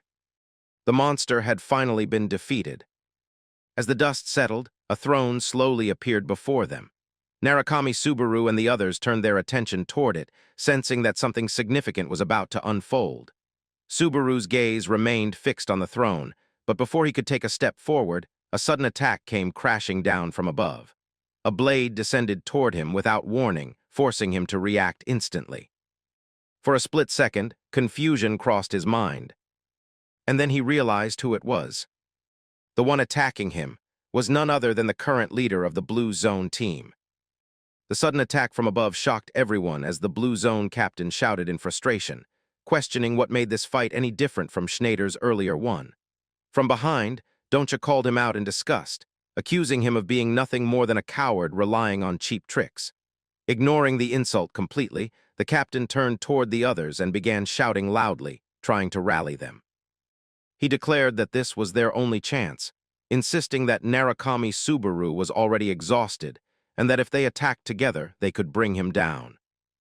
Some of the fighters hesitated, clearly unsure whether to follow his command. Sensing their doubt, the captain grew more desperate, yelling even louder as he tried to convince them. He reminded them that Subaru was the very person their so-called great captain had been chasing all this time, and that killing him now would settle everything. Yet despite his efforts, no one moved to support him. The group he had hoped to command stood still, unwilling to follow his lead. On the other side, Narukami Subaru watched the entire scene silently, his expression calm and unreadable.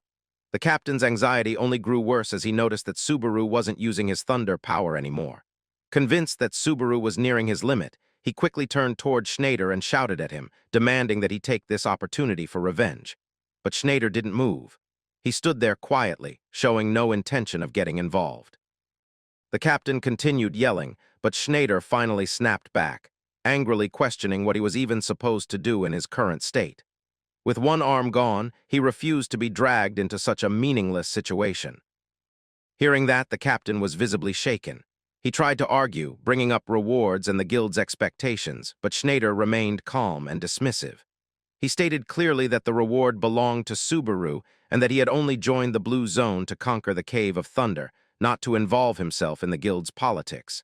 At that moment, the captain realized the truth. Schneider was not going to help him. With no other options left, he immediately turned toward Narukami Subaru and attempted to change tactics. Calling out to him, he offered a deal, claiming it was a once-in-a-lifetime opportunity. He promised that if Subaru joined the Blue Zone, he would hand over all the rewards from the Cave of Thunder and even guarantee him treatment equal to a semi-anchor rank. On the surface, it sounded like an official and generous guild offer, but deep down, the captain was simply trying to secure Subaru for himself, even if it meant giving up everything else. He stepped forward, pushing the offer further, insisting that there was no reason for them to remain enemies anymore. But Narukami Subaru looked at him coldly, completely unimpressed. In a calm voice, he questioned what made the captain think he would ever accept such an offer. Then, without the slightest hesitation, Subaru moved. His blade flashed once, and in a single clean strike, the captain's neck was cut through. The man collapsed instantly. Silence fell across the battlefield as everyone stood frozen, unable to process what had just happened. The tension in the air became suffocating as Subaru calmly called out Schneider's name. Instantly, Schneider's teammates prepared themselves for a fight, but Schneider stopped them. Instead of reacting aggressively, he expressed interest in what lay ahead, clearly more focused on what was beyond than on the fight itself. Subaru then asked him directly if he was coming along. Schneider responded with a faint smirk, teasing him slightly before turning to his team and ordering them to withdraw. His teammates were shocked by the command, but Schneider made it clear that this was both his final order as their captain and his last request as their comrade. Hearing those words, emotion spread across the group. One of them stepped forward and handed him a knife.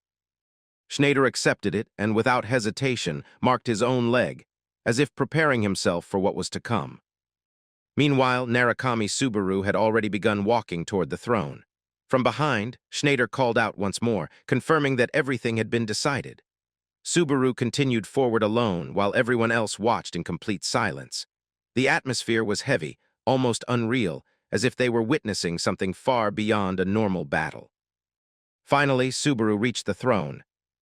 Without hesitation, he sat down. But the moment he did, something felt wrong. A strange and overwhelming pressure immediately surrounded him, an unfamiliar energy coiling tightly around his body. A system window appeared before his eyes, informing him that he had taken a seat upon the unused Thunder throne.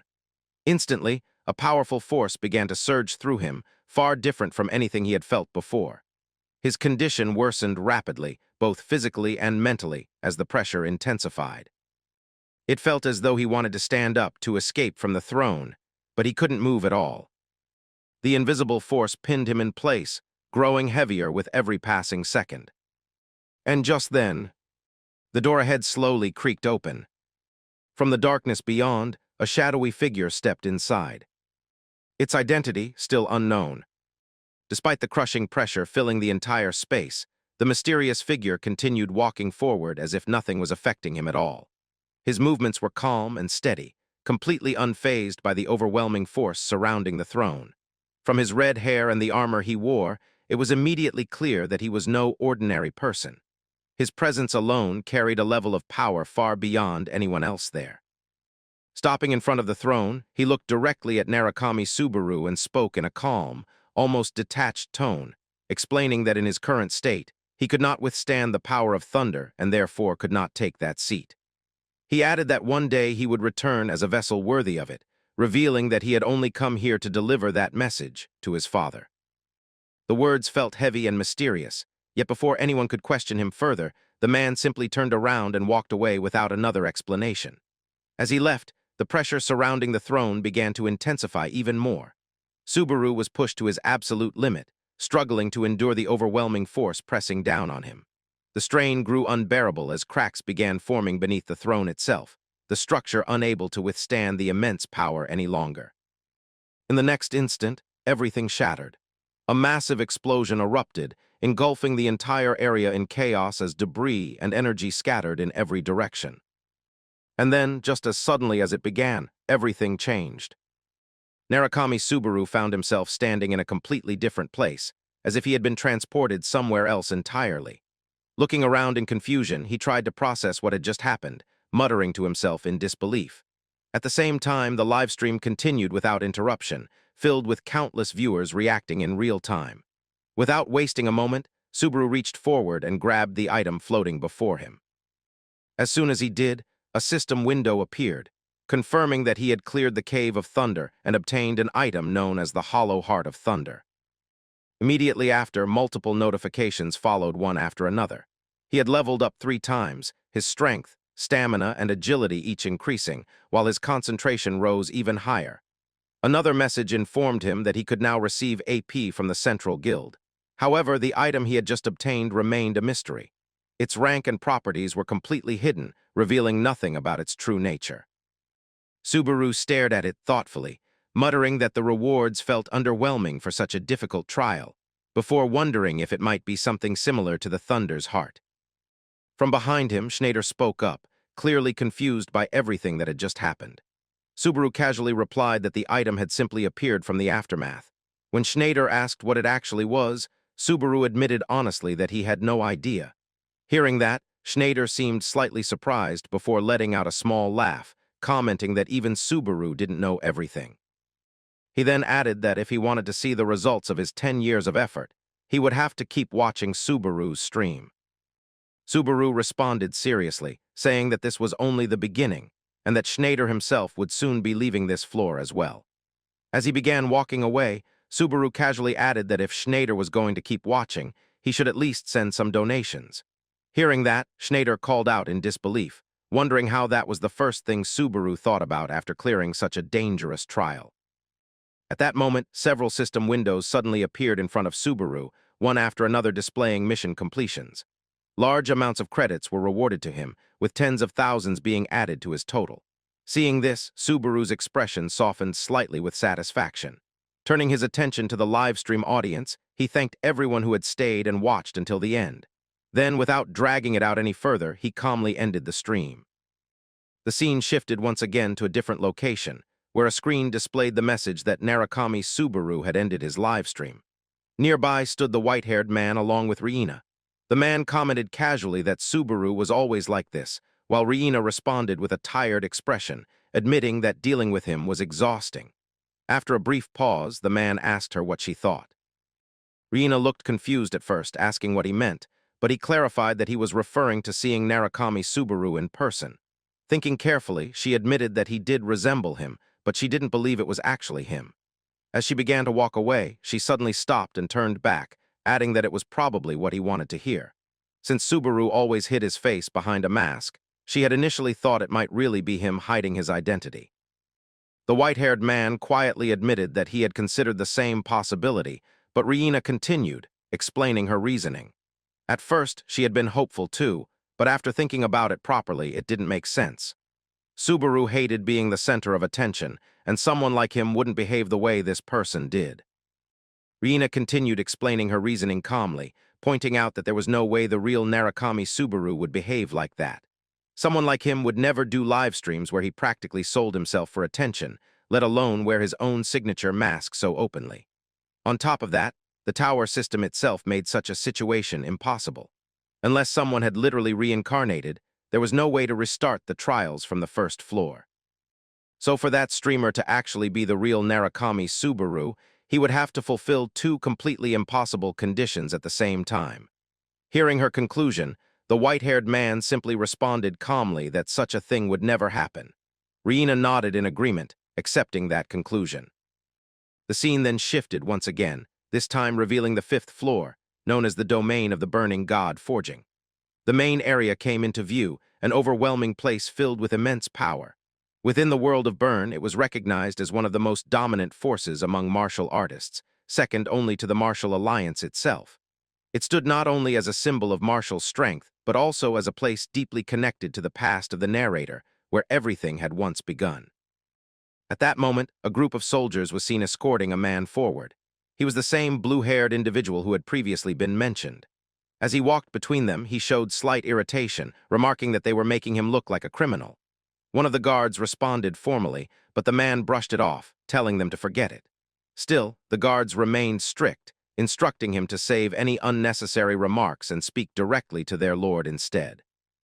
Hearing this, the blue-haired man muttered in mild disbelief, reflecting internally that someone who never asked for favors must have had a serious reason for calling him here.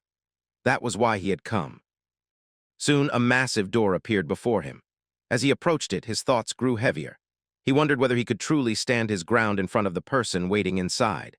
Taking a breath, he stepped forward alone. The moment he entered the room, a single thought echoed in his mind: the Lord of God Forging, one of the tower's top-ranked high rankers and the second strongest figure in the entire martial world. Untengoku. The blue-haired man bowed slightly in respect and greeted him, asking if he had been well. The man before him responded in a calm yet familiar tone, telling him not to be so stiff and to simply call him uncle as he used to. It was then revealed that this overwhelming figure was none other than rank 6, the Lord of God Forging himself. The blue-haired man nodded and addressed him as uncle, answering politely when asked how he had been. Untengoku then brought up Azure Sky Entertainment, remarking that it had grown into an impressive company. After a brief pause, he casually mentioned a young warrior who had recently been gaining attention, Narukami Subaru. Hearing that name come up so suddenly, the blue-haired man was visibly surprised and questioned how Untengoku even knew about his connection to Azure Sky. However, Untengoku dismissed the question entirely, making it clear that it was irrelevant. Instead, he shifted the conversation with quiet authority, stating that the man must have had a reason for coming back on his own. He asked directly whether he had come to deliver Yua's answer. The blue-haired man nodded and confirmed that he had heard it directly from her.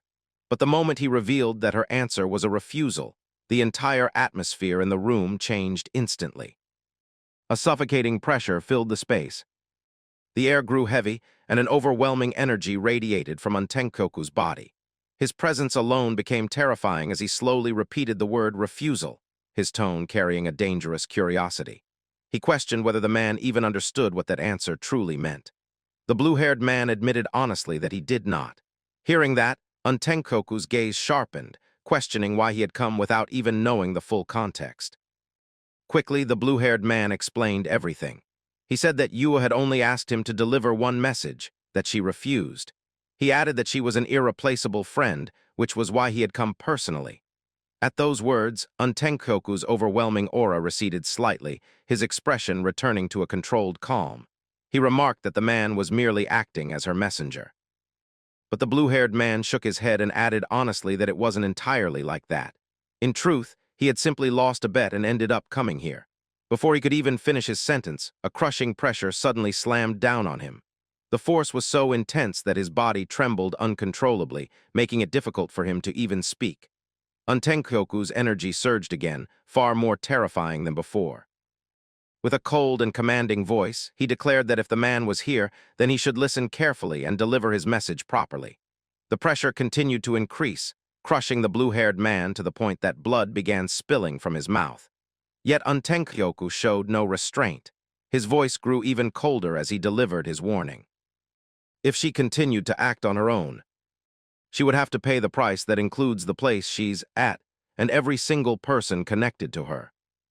With that, the scene shifted once again, this time back to Earth. Rain fell steadily from the sky, soaking the streets below as two figures stood beneath a building, engaged in a quiet conversation. Hatsuka stared at the data displayed before her, carefully reviewing all the stats, and let out a small sigh of relief. Looking up, she asked whether he had been the one behind everything and how he had managed to pull it off. The yellow-haired man responded casually, explaining that he had investigated everything himself. He had stayed up all night, going through each detail one by one. At first, public opinion hadn't been favorable. Many believed that the players involved might have genuinely been trying their best rather than simply following trends. So he deliberately shifted the narrative, spreading the idea that they were nothing more than trolls and not skilled players at all. According to him, there was no need to blame Narukami Subaru. This had been the correct decision. Hearing that, Hatsuka replied calmly that she wasn't blaming him in the first place. Before anything else, she considered herself a fan. The man looked at her and told her to remain that way, explaining that a manager should always be their talent's biggest supporter. His tone softened slightly as he continued, pointing out how much she had changed since being assigned to Narukami. When she had first joined, she always looked gloomy and distant, but now she had become more proactive, more engaged, and even smiled more often. He added that while streamers were important, his subordinates mattered just as much to him, and he hoped they could continue working together like this for a long time. His words, though kind, left Hatsuka feeling slightly awkward. The way he spoke to her made her feel like she was being treated like a child, which only made her more uncomfortable. Noticing her expression, the man asked what was wrong, but Hatsuka quickly brushed it off. Saying it was time for her to leave, she turned and headed outside, where the rain had grown heavier. The man called out to her, telling her to take an umbrella, but she was already too embarrassed to respond properly. Without even turning back, she told him to forget it, complaining that bringing only one umbrella was exactly the kind of thing that made him disappointing. Meanwhile, in another place, Narukami Subaru stood alone, staring at the blue orb in his hand. His gaze was deep and thoughtful as he tried to understand its purpose. He muttered quietly to himself that he still had no idea how to use it. It wasn't something he could simply swallow or activate blindly. The situation reminded him of the second floor, when he had encountered the giant and found his answer through experience. He wondered if meeting that same presence again might help him uncover the truth behind this mysterious item. Just then, a knock echoed from the door. A voice called from outside, announcing Hatsuka's arrival. Subaru calmly told her to come in. Standing outside, Hatsuka's face was flushed bright red, her cheeks burning with embarrassment. When she finally stepped inside, the atmosphere immediately became awkward. Feeling out of place, she tried to speak casually, mentioning that they didn't necessarily have to meet in a place like this. Subaru, however, responded without much thought, saying that going outside in the rain would have been more troublesome. Hearing that, Hatsuka's thoughts began to spiral. Being alone with him in his private space made her imagination run wild, causing her to grow even more nervous. Struggling to compose herself, she forced a professional smile and shifted the conversation back to work. She began explaining that once he cleared the 4th floor trial, he would officially reach rank 2, and she decided to give him a quick overview of how the ranking system worked. As she spoke, Subaru listened quietly, though in his mind he already knew most of it. Back when he had been part of a guild, he had thoroughly researched ranking mechanics, understanding them better than most people. According to the system, the moment a player reached the 5th floor, a ranking process would automatically begin. Although the exact formula had never been fully revealed, several key factors were known. A player's performance during trials played the most important role, but other aspects were also considered, such as their influence on the world, their reputation among other players, and their results in battles against already ranked individuals. In the end, it was a complex and somewhat unclear combination of multiple factors that determined a player's final standing. After finishing her explanation, Hatsuka closed her laptop and looked at Subaru with curiosity. She admitted that she was genuinely interested in what rank he would receive, especially considering how quickly his reputation had been rising. Viewer reactions also played a role in the ranking, and his popularity had been growing at an incredible pace. Thinking about it honestly, she remarked that among streamers who had grown this quickly, even within their agency, only Narukami Subaru came to mind. As she said that, she hesitated slightly, then brought up another topic, the collaboration he had previously promised his viewers with Narukami Subaru. Hatsuka hesitated for a moment before asking if he could reconsider the collaboration. Narukami Subaru looked at her calmly and asked why. Taking a breath, she explained that the other Narukami Subaru had a rather infamous nickname, the Destroyer King. Hearing that, Subaru showed slight disbelief, remarking that the person didn't exactly look like someone who would carry such a heavy title. Hatsuka nodded and continued, explaining that the individual had collaborated with over 20 streamers so far, and every single one of them had mysteriously disappeared afterward. The collaborations themselves were successful, with no obvious issues, yet the result was always the same. Subaru listened carefully before asking what the actual problem was. Hatsuka admitted that it felt less like coincidence and more like some kind of curse or jinx, where anyone who collaborated with Narukami Subaru inevitably fell into ruin. Narrowing his eyes slightly, Subaru questioned whether the other Narukami Subaru was truly the cause. Hatsuka hesitated, but replied that it was unlikely, considering he had been part of their company for a long time. After hearing everything, Subaru didn't overthink it. With a calm and decisive tone, he simply said they would go through with the collaboration. The scene then shifted to the 3rd floor, inside the Central Guild. Narukami Subaru had already started his live stream, with more than 11,000 viewers watching as he walked forward. Speaking casually, he mentioned that he was heading to sell his items. At the counter, a staff member asked him to present his mercenary license and proof of quest completion. Subaru handed it over without hesitation. The moment the staff member saw it, his expression changed completely. Shock spread across his face as he struggled to believe what he was seeing. After verifying the details, he announced in disbelief that someone had actually cleared the Cave of Thunder. Without wasting time, he stamped the document, and immediately a system window appeared before Subaru, confirming that the quest had been completed and rewarding him with 300,000 AP. Another notification followed, stating that he had cleared the Conrad Kingdom's trial and met the conditions to end it. With that, Subaru moved forward to the next stage, the 4th floor. The moment he arrived, the entire scenery changed. The 4th floor was breathtaking, almost unreal in its beauty. It was a place known as a ligum, a world that looked like it had come straight out of a fairy tale. Everything about it was enchanting, filled with an overwhelming charm that captivated anyone who entered. In fact, it was said that many players became so mesmerized by this place that they forgot their original goals and chose to stay there forever. That was precisely why it had earned its reputation. Walking through its elegant streets, Subaru calmly ended his stream for the day while comments from viewers continued flooding in, reacting to the beauty of the surroundings. Eventually, he stopped in front of a grand palace, observing it briefly and commenting that it looked extravagant. Just then, Hatsuko approached him and asked why he wasn't going inside. Subaru hesitated slightly, admitting that it felt out of his league. Hatsuko immediately dismissed that idea, confidently telling him that he was already a solid mid-tier streamer and had every right to be there. She then reminded him to get proper rest. Subaru shifted the topic to something more practical, asking about the future streaming schedule, including the trial's start dates and upcoming content plans. Hatsuko, slightly flustered, told him that she would organize everything and inform him soon. At that moment, another voice called out to her. Someone was waiting and pointed out that she was late. She quickly apologized, explaining that work had been piling up. The scene shifted to reveal the blue-haired man, who responded in a teasing yet familiar tone, telling her to stop acting that way since it didn't suit her. He reminisced about the past, bringing up memories of when they used to play together in the forest behind God Forging. Back then, they would get so absorbed in playing that time would pass without them noticing, until it was already dusk and her bodyguard would suddenly appear to take her home. Hatsuko listened silently, unable to respond as he continued. He remarked that he thought they had both grown up long ago, yet in some ways nothing had really changed.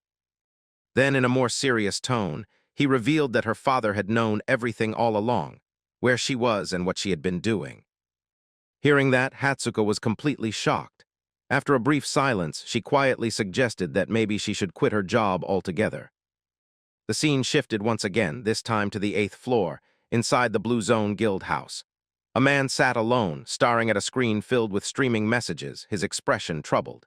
As more notifications appeared, he muttered to himself that things were becoming increasingly problematic. Another rejection message appeared, and he noted it with frustration. It was then revealed that this man was Akari Genji, the sub-guild leader of Blue Zone. Speaking over a call, he informed the guild leader that they were moving to the next phase regarding Narukami Subaru's recruitment. A system window suddenly appeared in front of Narukami Subaru, informing him that the mission had been cleared, and he had received a reward of 100 credits. He remained silent for a moment, his sharp observation skills fully active as he carefully thought through his next move. After a brief pause, he calmly spoke, explaining that progress in this place depended entirely on physical stats. Because of that, his plan was simple: climb as fast as possible. Meanwhile, the viewers watching him began reacting. Some commented that the path ahead was incredibly long, while others questioned how he already understood so much despite it being his first time here. As these discussions continued, another system window appeared before Subaru.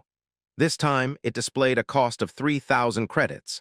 The moment it activated, his body began to change, gradually growing stronger. Soon after, the announcement for the next stage appeared.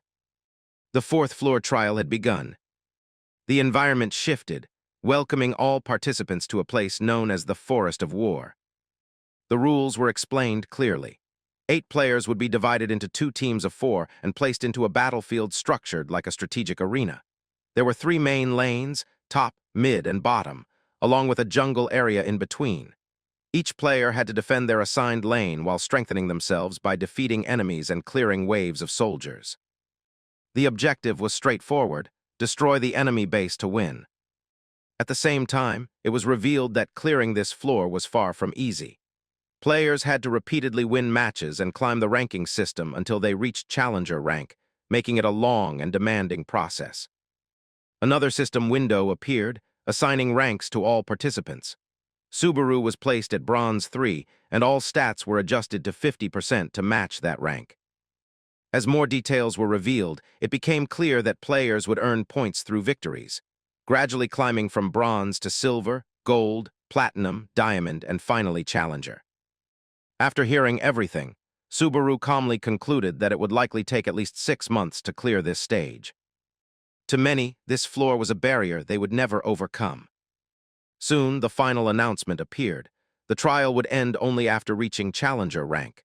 Victory meant destroying the enemy base and continuing to rise through the rankings. With that, the scene shifted. Subaru's 3 teammates for his first match appeared in front of him, marking the true beginning of his battle on the 4th floor. The moment they saw his Bronze 3 rank, their reactions were immediate. All 3 of them were platinum rank. The difference was obvious. And just like in any competitive environment, low-ranked players were instantly judged and looked down upon. Frustration filled their expressions. One of them even thought that having someone like him on the team meant the match was already lost before it began. However, one of the girls suddenly hesitated. She recognized his name and wondered if he was that well-known figure. Before she could explain, the muscular man on the team dismissed the idea, insisting that the person she was thinking of had died long ago. She quickly corrected him, clarifying that she meant the streamer. The man scoffed, clearly irritated. To him, being a streamer meant nothing. If anything, it only made things worse. In his eyes, Subaru was just a burden. Despite all the criticism directed at him, Subaru remained completely calm. He didn't argue or raise his voice. Instead, he looked at the man and responded in a steady tone, telling him that if all he planned to do was complain, then he might as well quit now. She quickly assigned roles, deciding that each of them would take a lane. Then she turned to Subaru and told him to handle the jungle and provide support, assuming he understood how it worked. The jungle role was explained as the most strategic position on the battlefield, one that influenced every lane. However, it was obvious why they gave it to him. They didn't trust him enough to manage a lane on his own. The bodybuilder mocked him again, questioning whether someone at his level even knew how to properly time a gank. Before things could go any further, a system announcement echoed across the battlefield, informing everyone that soldiers would spawn in 30 seconds. The match had begun. Without wasting time, the bodybuilder headed down his assigned path, still muttering in irritation. He couldn't stand the confidence of a bronze player and scoffed at the idea that being a streamer made Subaru special. As he moved forward, he soon spotted an enemy ahead. Narrowing his eyes, he recognized the opponent as an archer and immediately assumed he had the advantage. Convinced he could handle the situation alone, he prepared to engage. On the other side, the archer simply watched him with a faint smile. Something felt wrong. The bodybuilder had unknowingly pushed too far forward, leaving himself completely exposed. Then it clicked. He had been baited. Before he could react properly, the enemy charged at him with incredible speed, aiming to finish him in a single decisive strike. But at that exact moment, a bolt of lightning crashed down from above. A spear of crackling energy struck the battlefield, instantly interrupting the attack and eliminating the enemy who had rushed in so confidently. The archer froze in shock, unable to understand what had just happened. He looked around in confusion, trying to locate the source. He didn't get the chance. Another strike followed immediately, cutting him down before he could even react. The entire exchange was over in seconds. Watching this sudden turn of events, the bodybuilder felt a brief sense of relief, thinking that at least someone on the team knew what they were doing. But the moment he turned around to see who it was, he froze. Standing right behind him was Narukami Subaru, holding a cold, crackling lightning spear. Unlike before, when he struggled to control his abilities, he was now using them with precision and efficiency. Elsewhere on the battlefield, another player attempted to retreat, shouting for help as he ran towards safety. Before he could escape, a hidden thunder trap activated beneath him. Lightning erupted instantly, overwhelming him with destructive force and eliminating him on the spot. A system notification appeared, confirming the results. Subaru had defeated multiple enemies in quick succession. Throughout all of this, Subaru remained completely calm, simply observing the battlefield as everything unfolded. At the same time, viewers watching the match reacted in real time, flooding the chat with comments as they tried to process what they were witnessing. Nearby, the bodybuilder tried to steady himself, still struggling to understand what had just happened. He stood there in shock, quietly muttering to himself, unable to make sense of the sudden shift in the battle. Meanwhile, the entire focus of the match began to shift toward one person. Narukami Subaru. Subaru remained completely calm, glancing at the bodybuilder and casually telling him to hurry up and clear the minions so they could push the turret, adding that he was moving slower than a bronze player. Hearing that, the bodybuilder snapped back to his senses and immediately got to work without arguing. Just then, a new system window appeared in front of Subaru. A viewer had registered a mission, offering 20,000 credits if he could clear the 4th floor within a month. The battle quickly intensified again. Both teams clashed repeatedly across the battlefield, fights breaking out one after another. Amid the chaos, more viewers began sending credits, placing bets on Subaru and registering missions tied to his performance. The amounts kept increasing. 10,000, 20,000, even 50,000 credits were sent in rapid succession as people watched him dominate the match. Subaru moved through the battlefield like a storm, eliminating enemies one after another with overwhelming efficiency. Eventually, after a relentless series of clashes, his team completely crushed the opposing side. A large screen appeared, announcing the result. The enemy base had been destroyed. The match was over. Right after that, Subaru received his rewards. He earned points and was promoted from Bronze 3 to Bronze 2. But before things could settle, another message appeared. A viewer angrily commented, telling him not to mess around, then immediately donated credits and issued a new challenge. If Subaru lost even once, he would have to refund every credit ever donated. But if he reached challenger rank without a single loss, he would receive 50,000 credits. The chat exploded instantly. Everyone reacted to the high-risk challenge, debating whether it was even possible. Subaru took a brief moment, then calmly accepted. He simply said yes. Another donation followed immediately, and the scene shifted.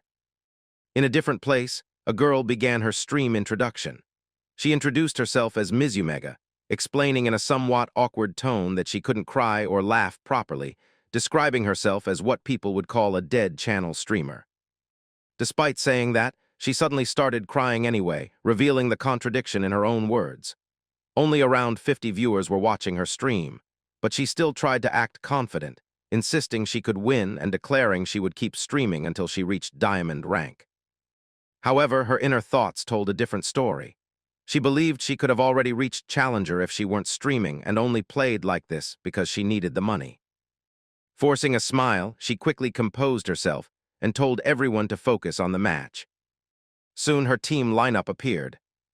Among them was Narukami Subaru.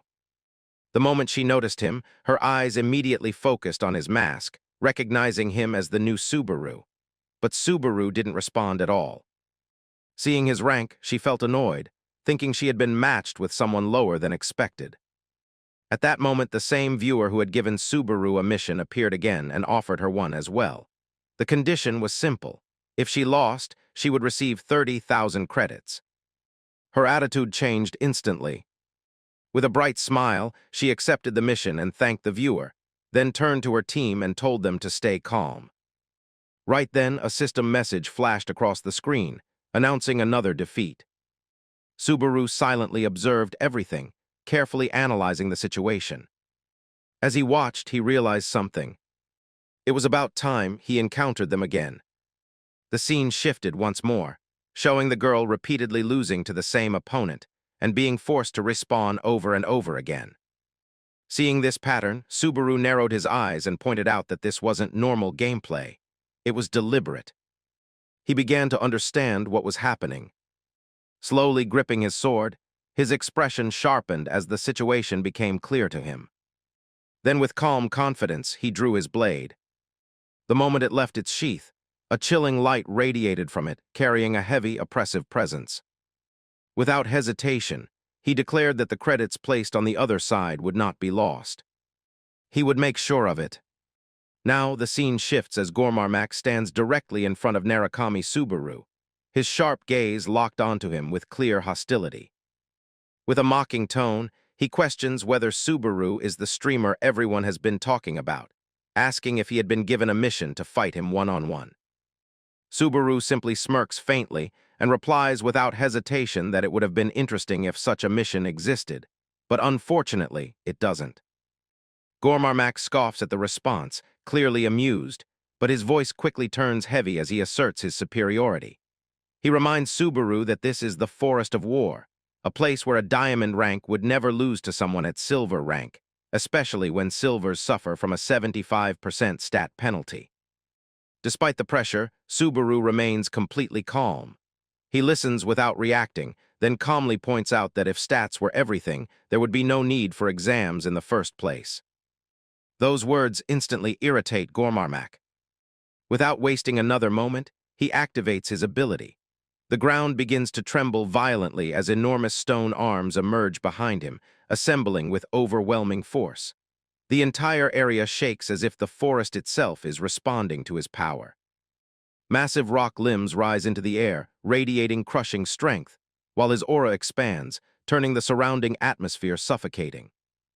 With anger in his voice, he accuses Subaru of getting carried away due to support from his viewers, then declares that he will properly welcome him to the fourth floor. Seeing such overwhelming power, Subaru pauses briefly, analyzing the situation. He recognizes it as a body transformation ability, something rarely seen on this floor. At the same time, golden lightning begins to crackle around his body, dancing violently as if responding to his will. His expression turns cold and focused as he quietly states that he has something he wants to test. There is a clear certainty in his voice, as though the outcome of the battle has already been decided in his mind. He makes it clear that what comes next will be driven by his new power, and calmly tells Gormarmak to prepare himself. Then, with a faint but intense look, he admits that he has been waiting for this moment. The instant those words leave his mouth, Subaru raises his hand toward the sky. A massive bolt of lightning crashes down with terrifying force, shaking the air itself. On the other side, Gormarmak braces himself, gathering all of his stone arms and reinforcing his transformed body to withstand the attack. But even with all his defenses, the sheer intensity of the lightning proves devastating. His body trembles under the pressure as he struggles to understand what kind of power he is facing. Meanwhile, Subaru calmly begins walking forward. At that moment, a system window appears before him, announcing that the Lord of Thunder's trial has begun. Seeing this, Gormarmak clenches his weapon and launches an all-out attack. Every stone around him responds, surging forward as countless rock projectiles rush towards Subaru from all directions. Yet despite the overwhelming assault, Subaru does not move from his position. System messages appear, showing that his abilities are resisting the recoil of the Lord of Thunder. Another message follows, reducing the penalty by 30%. Without hesitation, Subaru bursts forward at incredible speed. He weaves through the storm of stone projectiles with perfect precision, not a single attack touching him. Then, in the blink of an eye, he closes the distance and appears directly in front of Gormarmak. The real fight was about to begin. As Subaru closed the distance so effortlessly, Gormak couldn't hide the fear creeping onto his face. Seizing that moment, Subaru swung his demonic blade, unleashing a devastating attack. Gormak was forced to pour all his strength into blocking it, and the collision between them shook the entire battlefield. Even then, the sheer force behind Subaru's strike overwhelmed him, sending him flying backward as his condition visibly worsened. Struggling to regain control, Gormak used his golem arms to stabilize himself. Despite the damage, he gritted his teeth and muttered that it wasn't as impressive as he had expected. But he didn't stop there. In the next instant, he gathered his strength and charged forward again, pushing himself to the limit. A system window appeared, showing his power rising dramatically as his confidence returned. He declared that with the Forest of War enhancing him, his strength now rivaled that of a diamond rank. At the same time, new messages appeared before Subaru. The Lord of Thunder had acknowledged him. Subaru remained calm, his expression steady as he quietly stated that his preparation was complete. The next moment, both of them charged at each other at incredible speed. Their energy erupted violently, colliding with such force that it felt like the entire battle would be decided in a single clash. Then in a flash, they crossed paths. Lightning spread across the battlefield, filling the air with a cold and overwhelming presence. When the clash ended, Gormak stood frozen in place. His voice trembled as he tried to comprehend what had just happened, unable to believe that he had taken such damage from someone at silver rank. At that moment, the stone arms he had been so confident in began to crack. Slowly at first, then rapidly, until they shattered piece by piece. On the other side, Subaru stood calmly, glowing with energy. Looking at Gormak, he reminded him that stats alone didn't determine everything in an exam. Then another massive bolt of lightning struck down, completely overwhelming Gormak and destroying what remained of his defenses. A system notification appeared, confirming that Subaru had ended his kill streak. Elsewhere, a girl watching through her system window was left in complete shock. She couldn't understand what she was seeing, especially after believing she had been the one carrying him. Before she could process it, more notifications appeared. Subaru continued eliminating opponents one after another, each message appearing faster than the last. Her disbelief quickly turned into anger. She snapped at her viewers, blaming them for pushing things this far and shouting at them in frustration as they continued mocking her. Then a single comment caught her attention. It was posted under the name Narukami. The message stated that if Subaru struggled against someone like her, he would never have accepted the mission in the first place. She froze for a moment, unable to respond. Right then, another system message appeared. The enemy team had surrendered. Her expression went blank as realization hit her. In a quiet voice, she admitted that it was over. A final window followed, confirming the end of the match. Meanwhile, Subaru addressed his viewers calmly, as if nothing extraordinary had just happened. He announced that the stream was over for the day and that he would be streaming again tomorrow. With that, another notification appeared. Narukami Subaru had ended the stream. The scene shifted once more. Now Subaru walked alone down a quiet street. The chaos of battle had completely faded, replaced by a calm and almost peaceful silence. Just as Subaru walked through the quiet street, a voice suddenly called out to him from ahead, welcoming him back.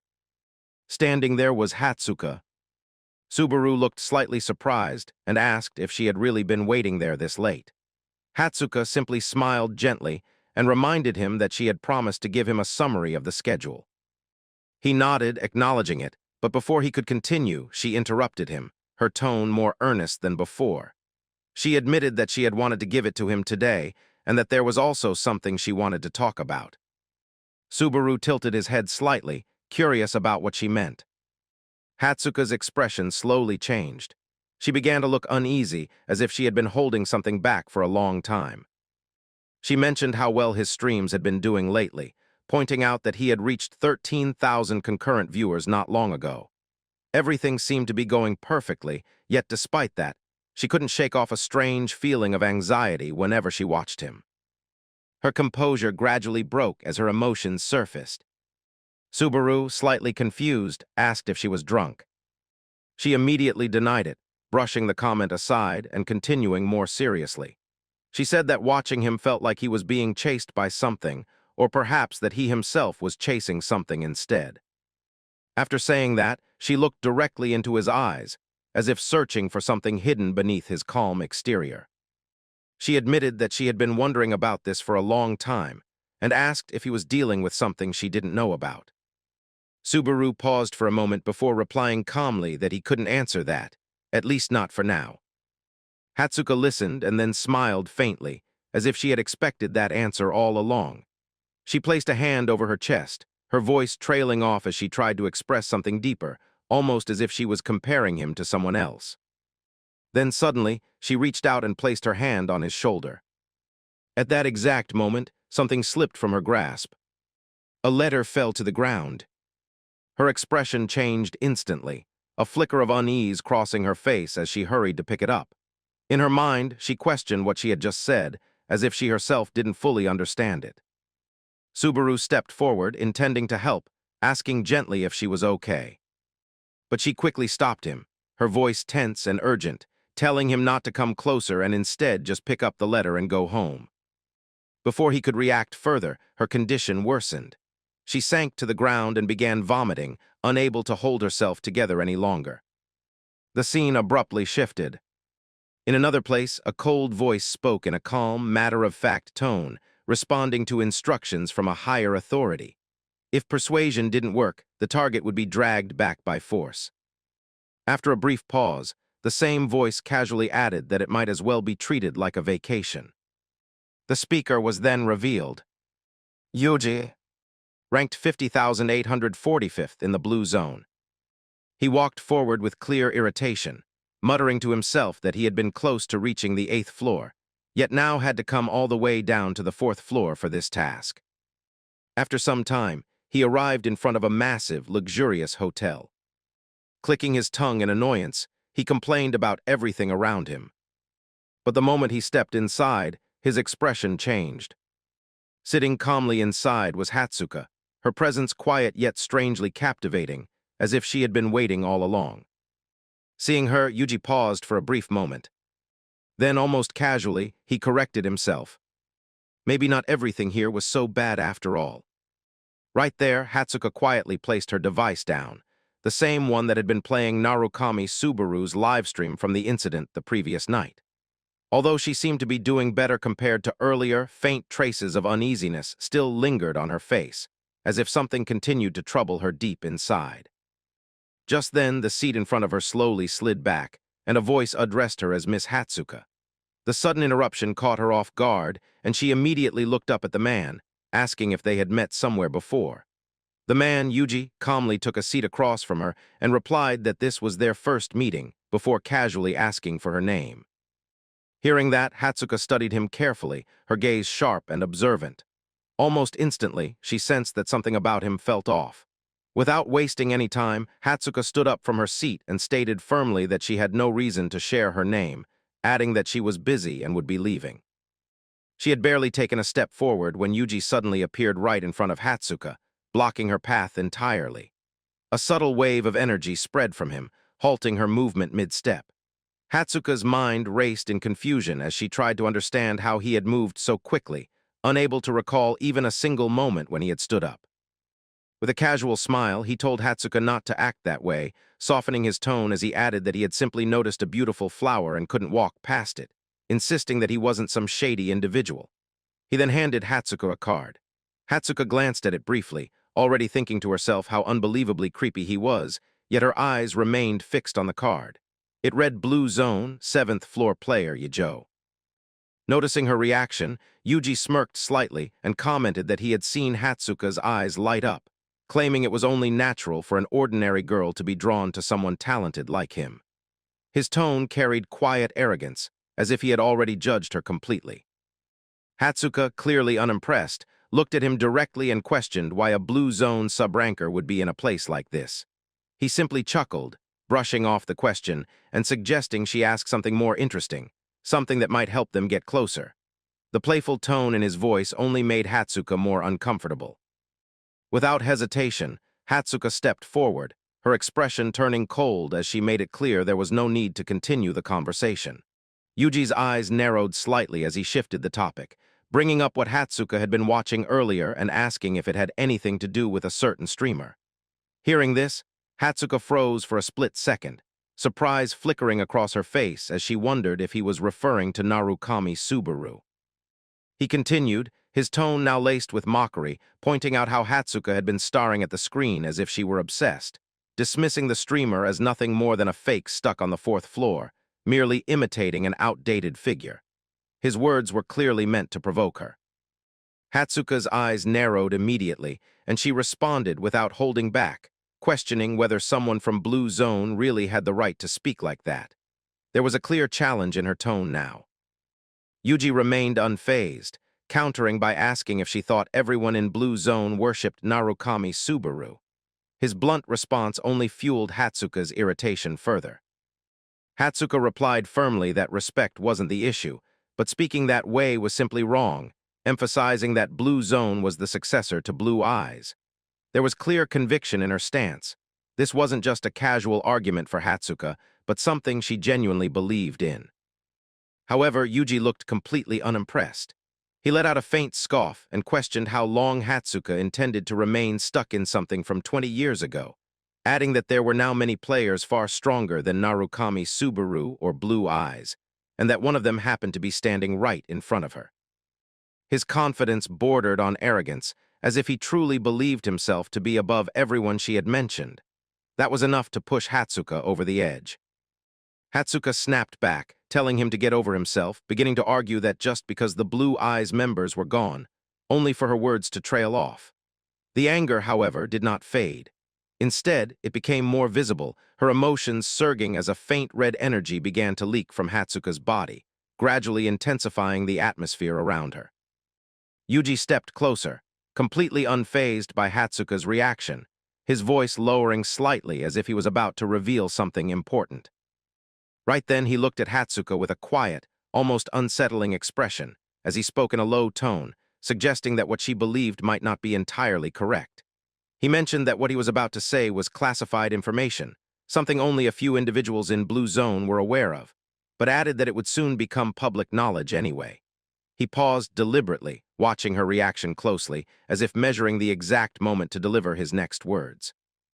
Then, without hesitation, he revealed that there was a report claiming one of the Blue Eyes members had allied with demons and was still barely clinging to life. The moment those words reached Hatsuka, she was completely stunned.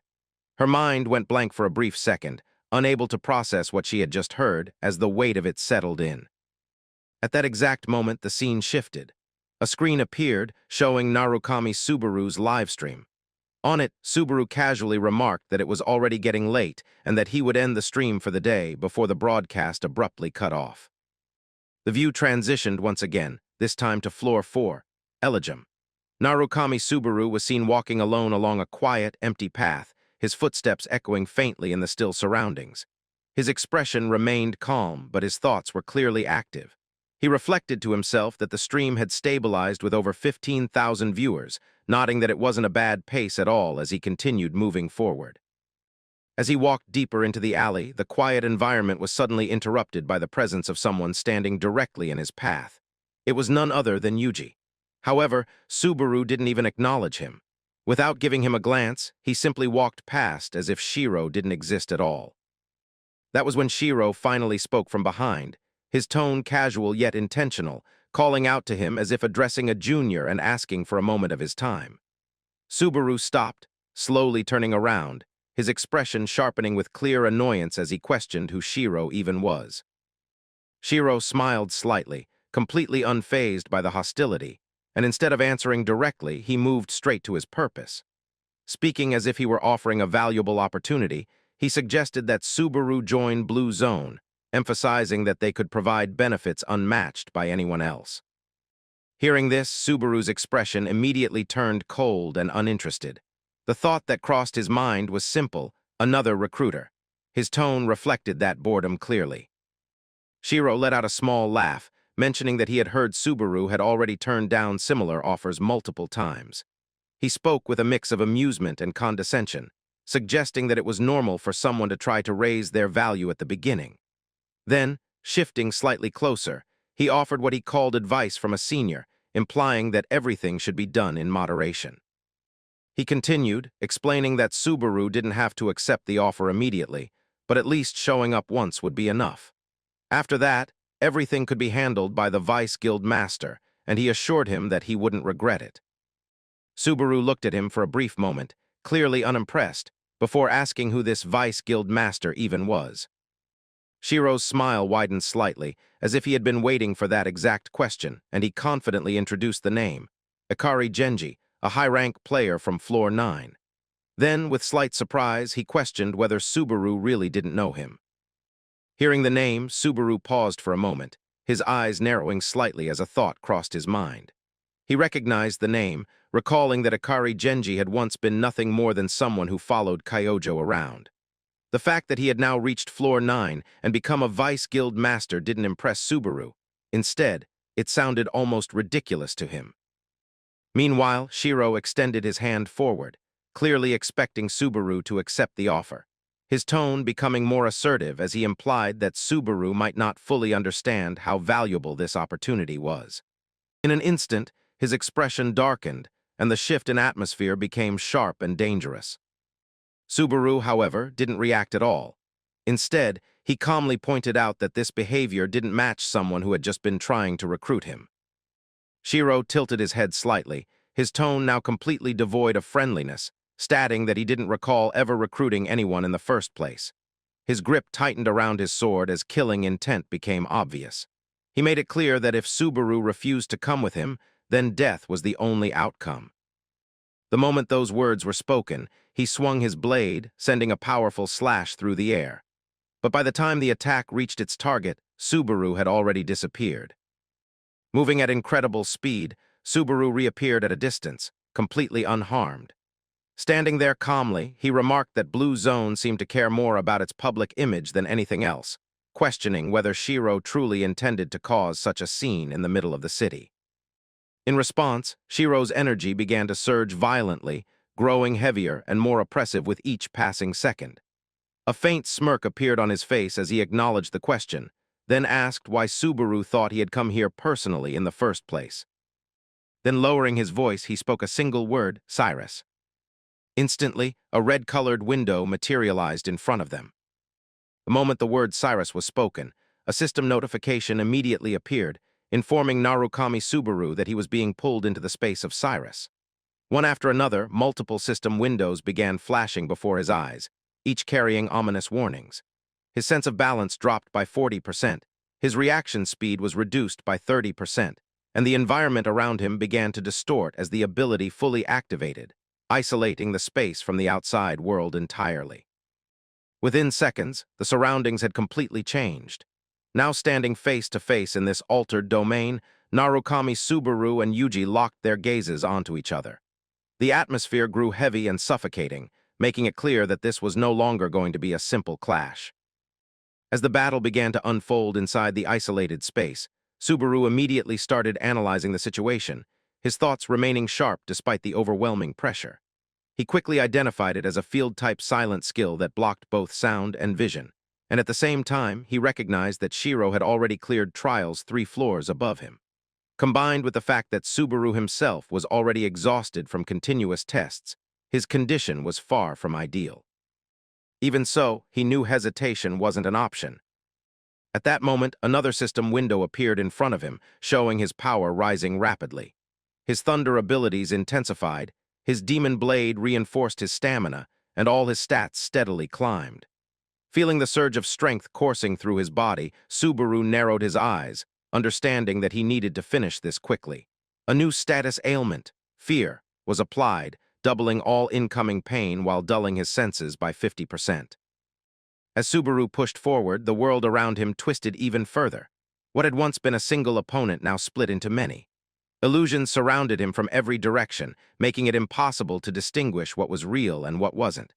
From all sides at once, Shiro's voice echoed throughout the domain, making it clear that once someone entered this space, there was no escape.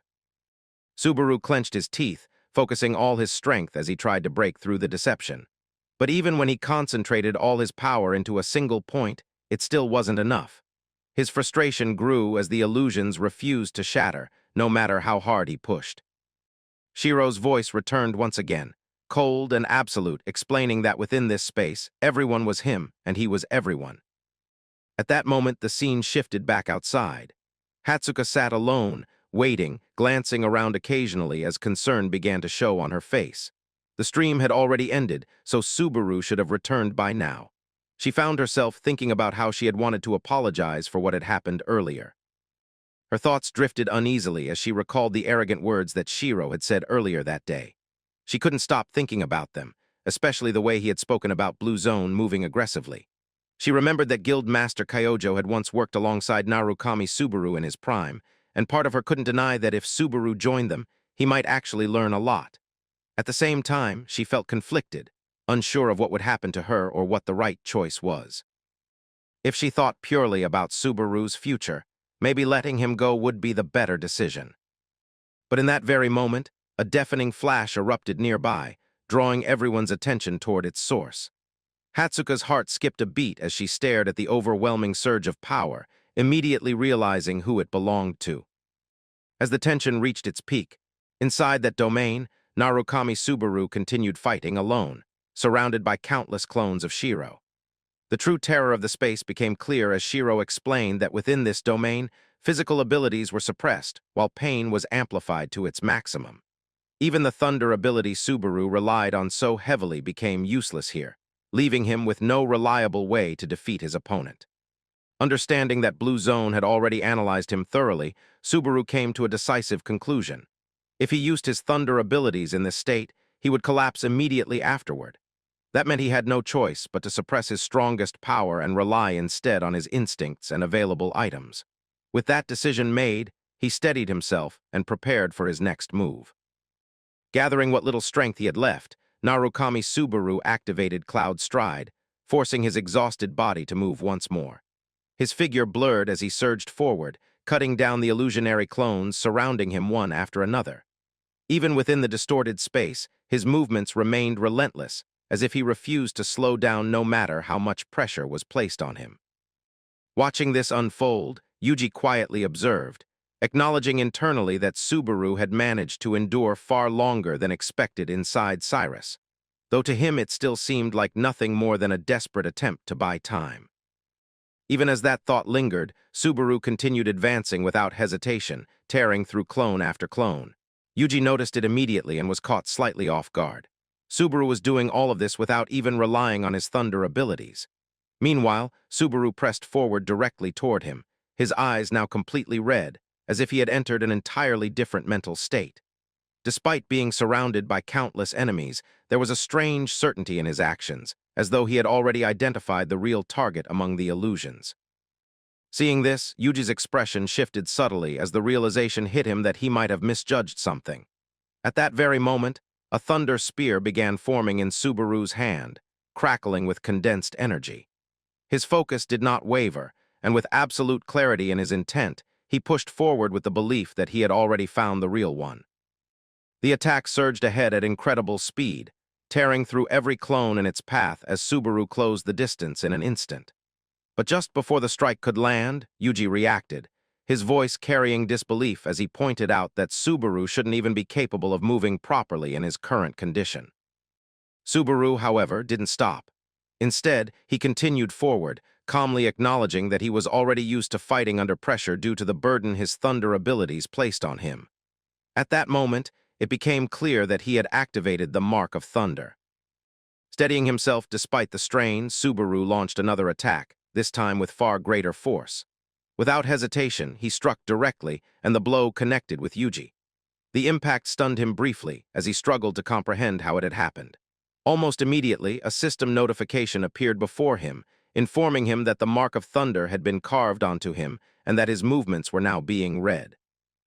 Yuji narrowed his gaze, staring at Subaru with a faint smile that carried mockery, noting how quickly Subaru had begun acting confidently despite having only recently learned thunder.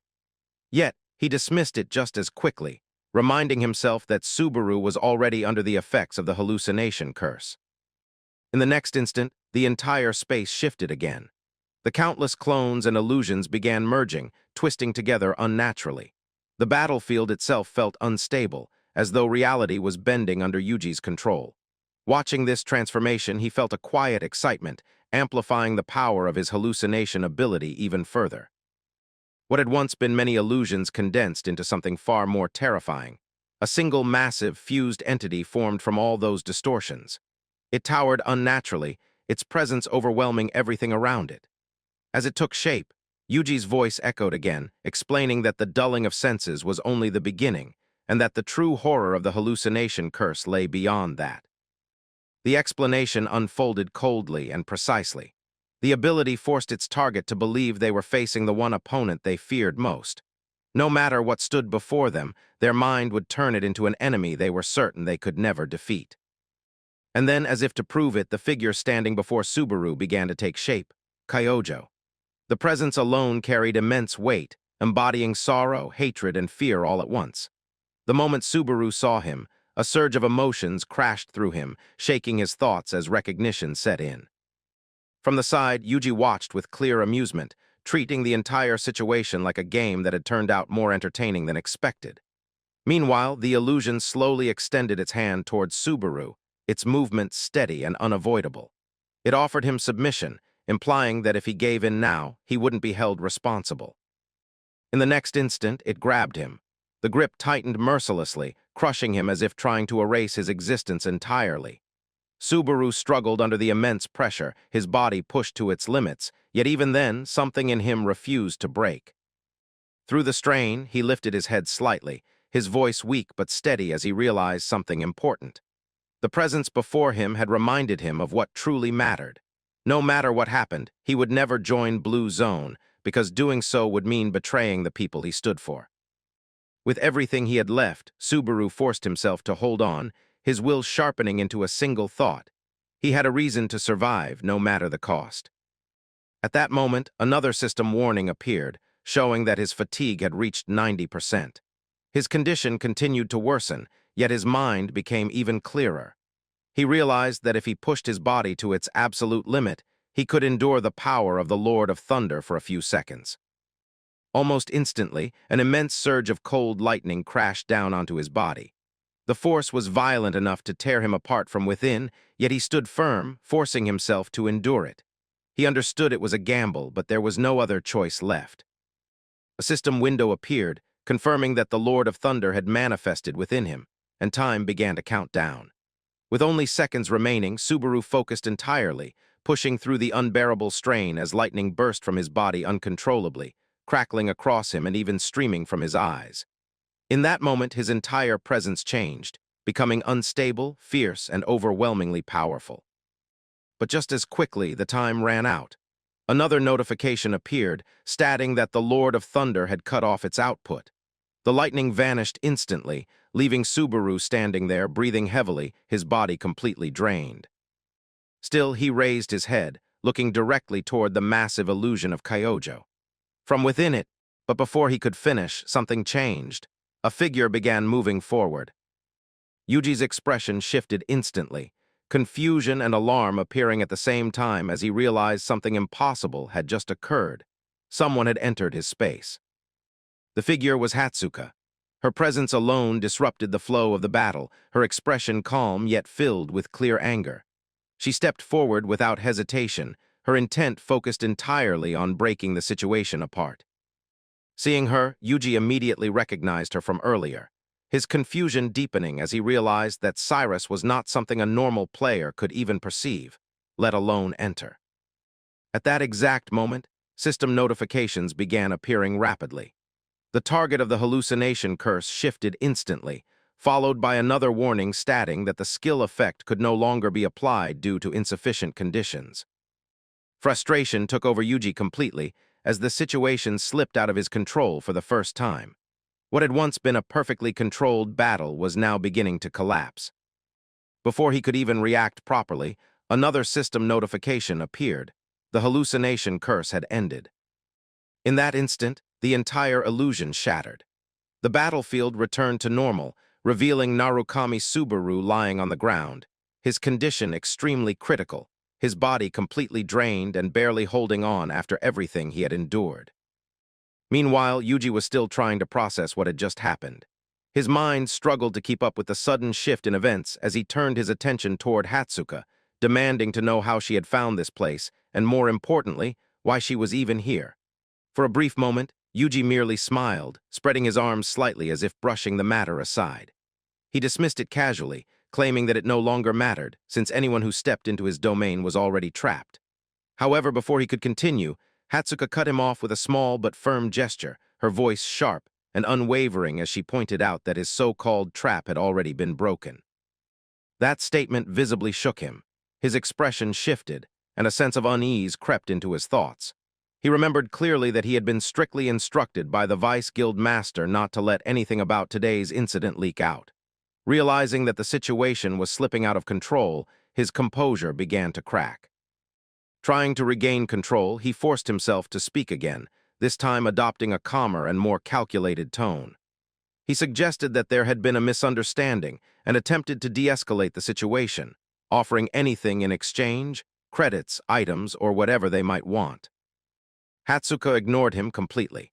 Instead, she moved straight toward Narukami Subaru, kneeling beside him and helping him up without hesitation, supporting his weakened body as if nothing else mattered. Without even glancing back at Yuji, she made it clear that she wanted nothing from him and told him to leave immediately. She continued firmly, leaving no room for argument, stating that Blue Zone should stay away from Subaru for good. Hearing this, Yuji's thoughts began to spiral rapidly. A deep sense of dread settled within him as he realized how serious the situation had become. If Subaru walked away now, he would undoubtedly expose everything that had happened.